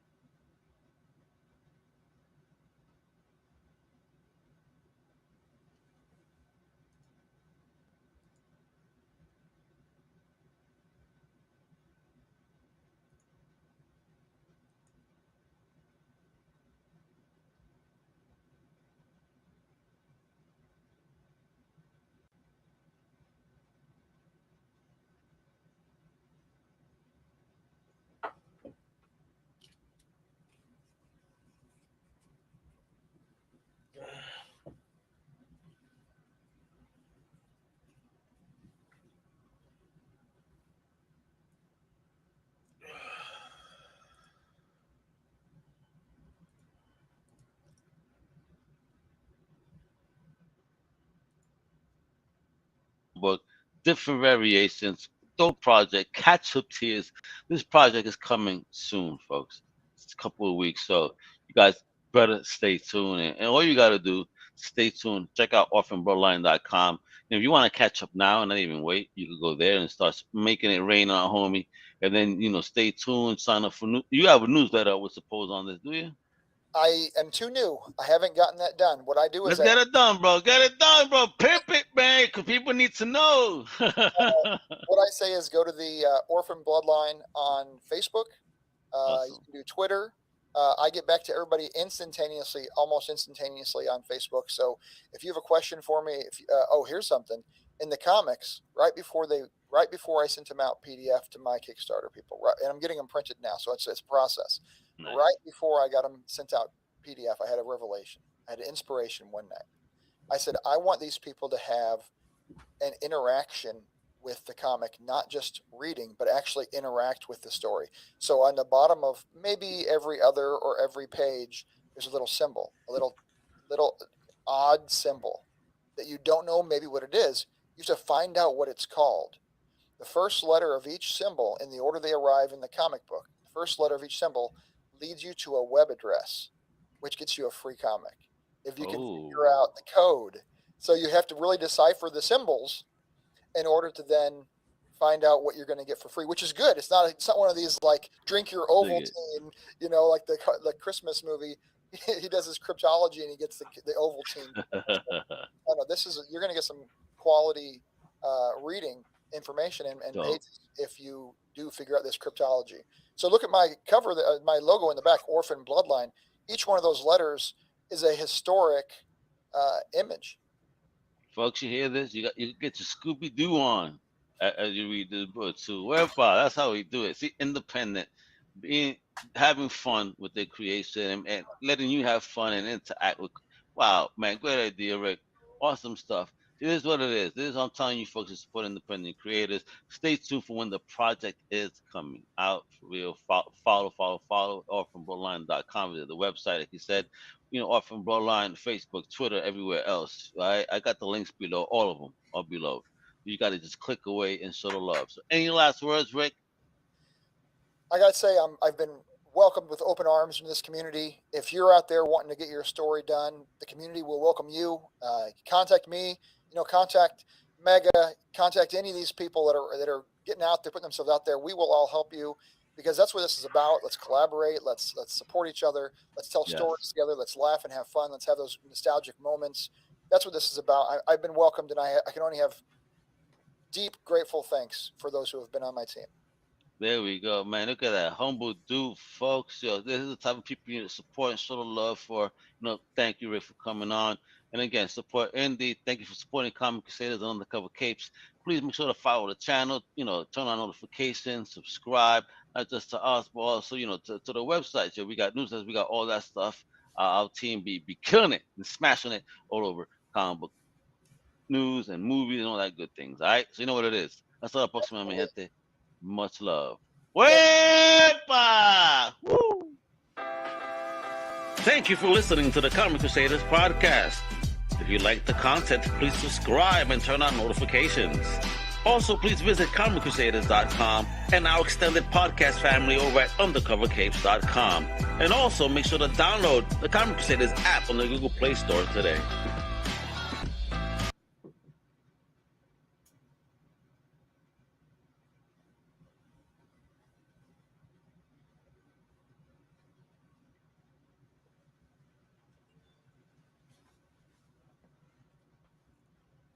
Oh my God! Why is there so many things to do in life? Jesus.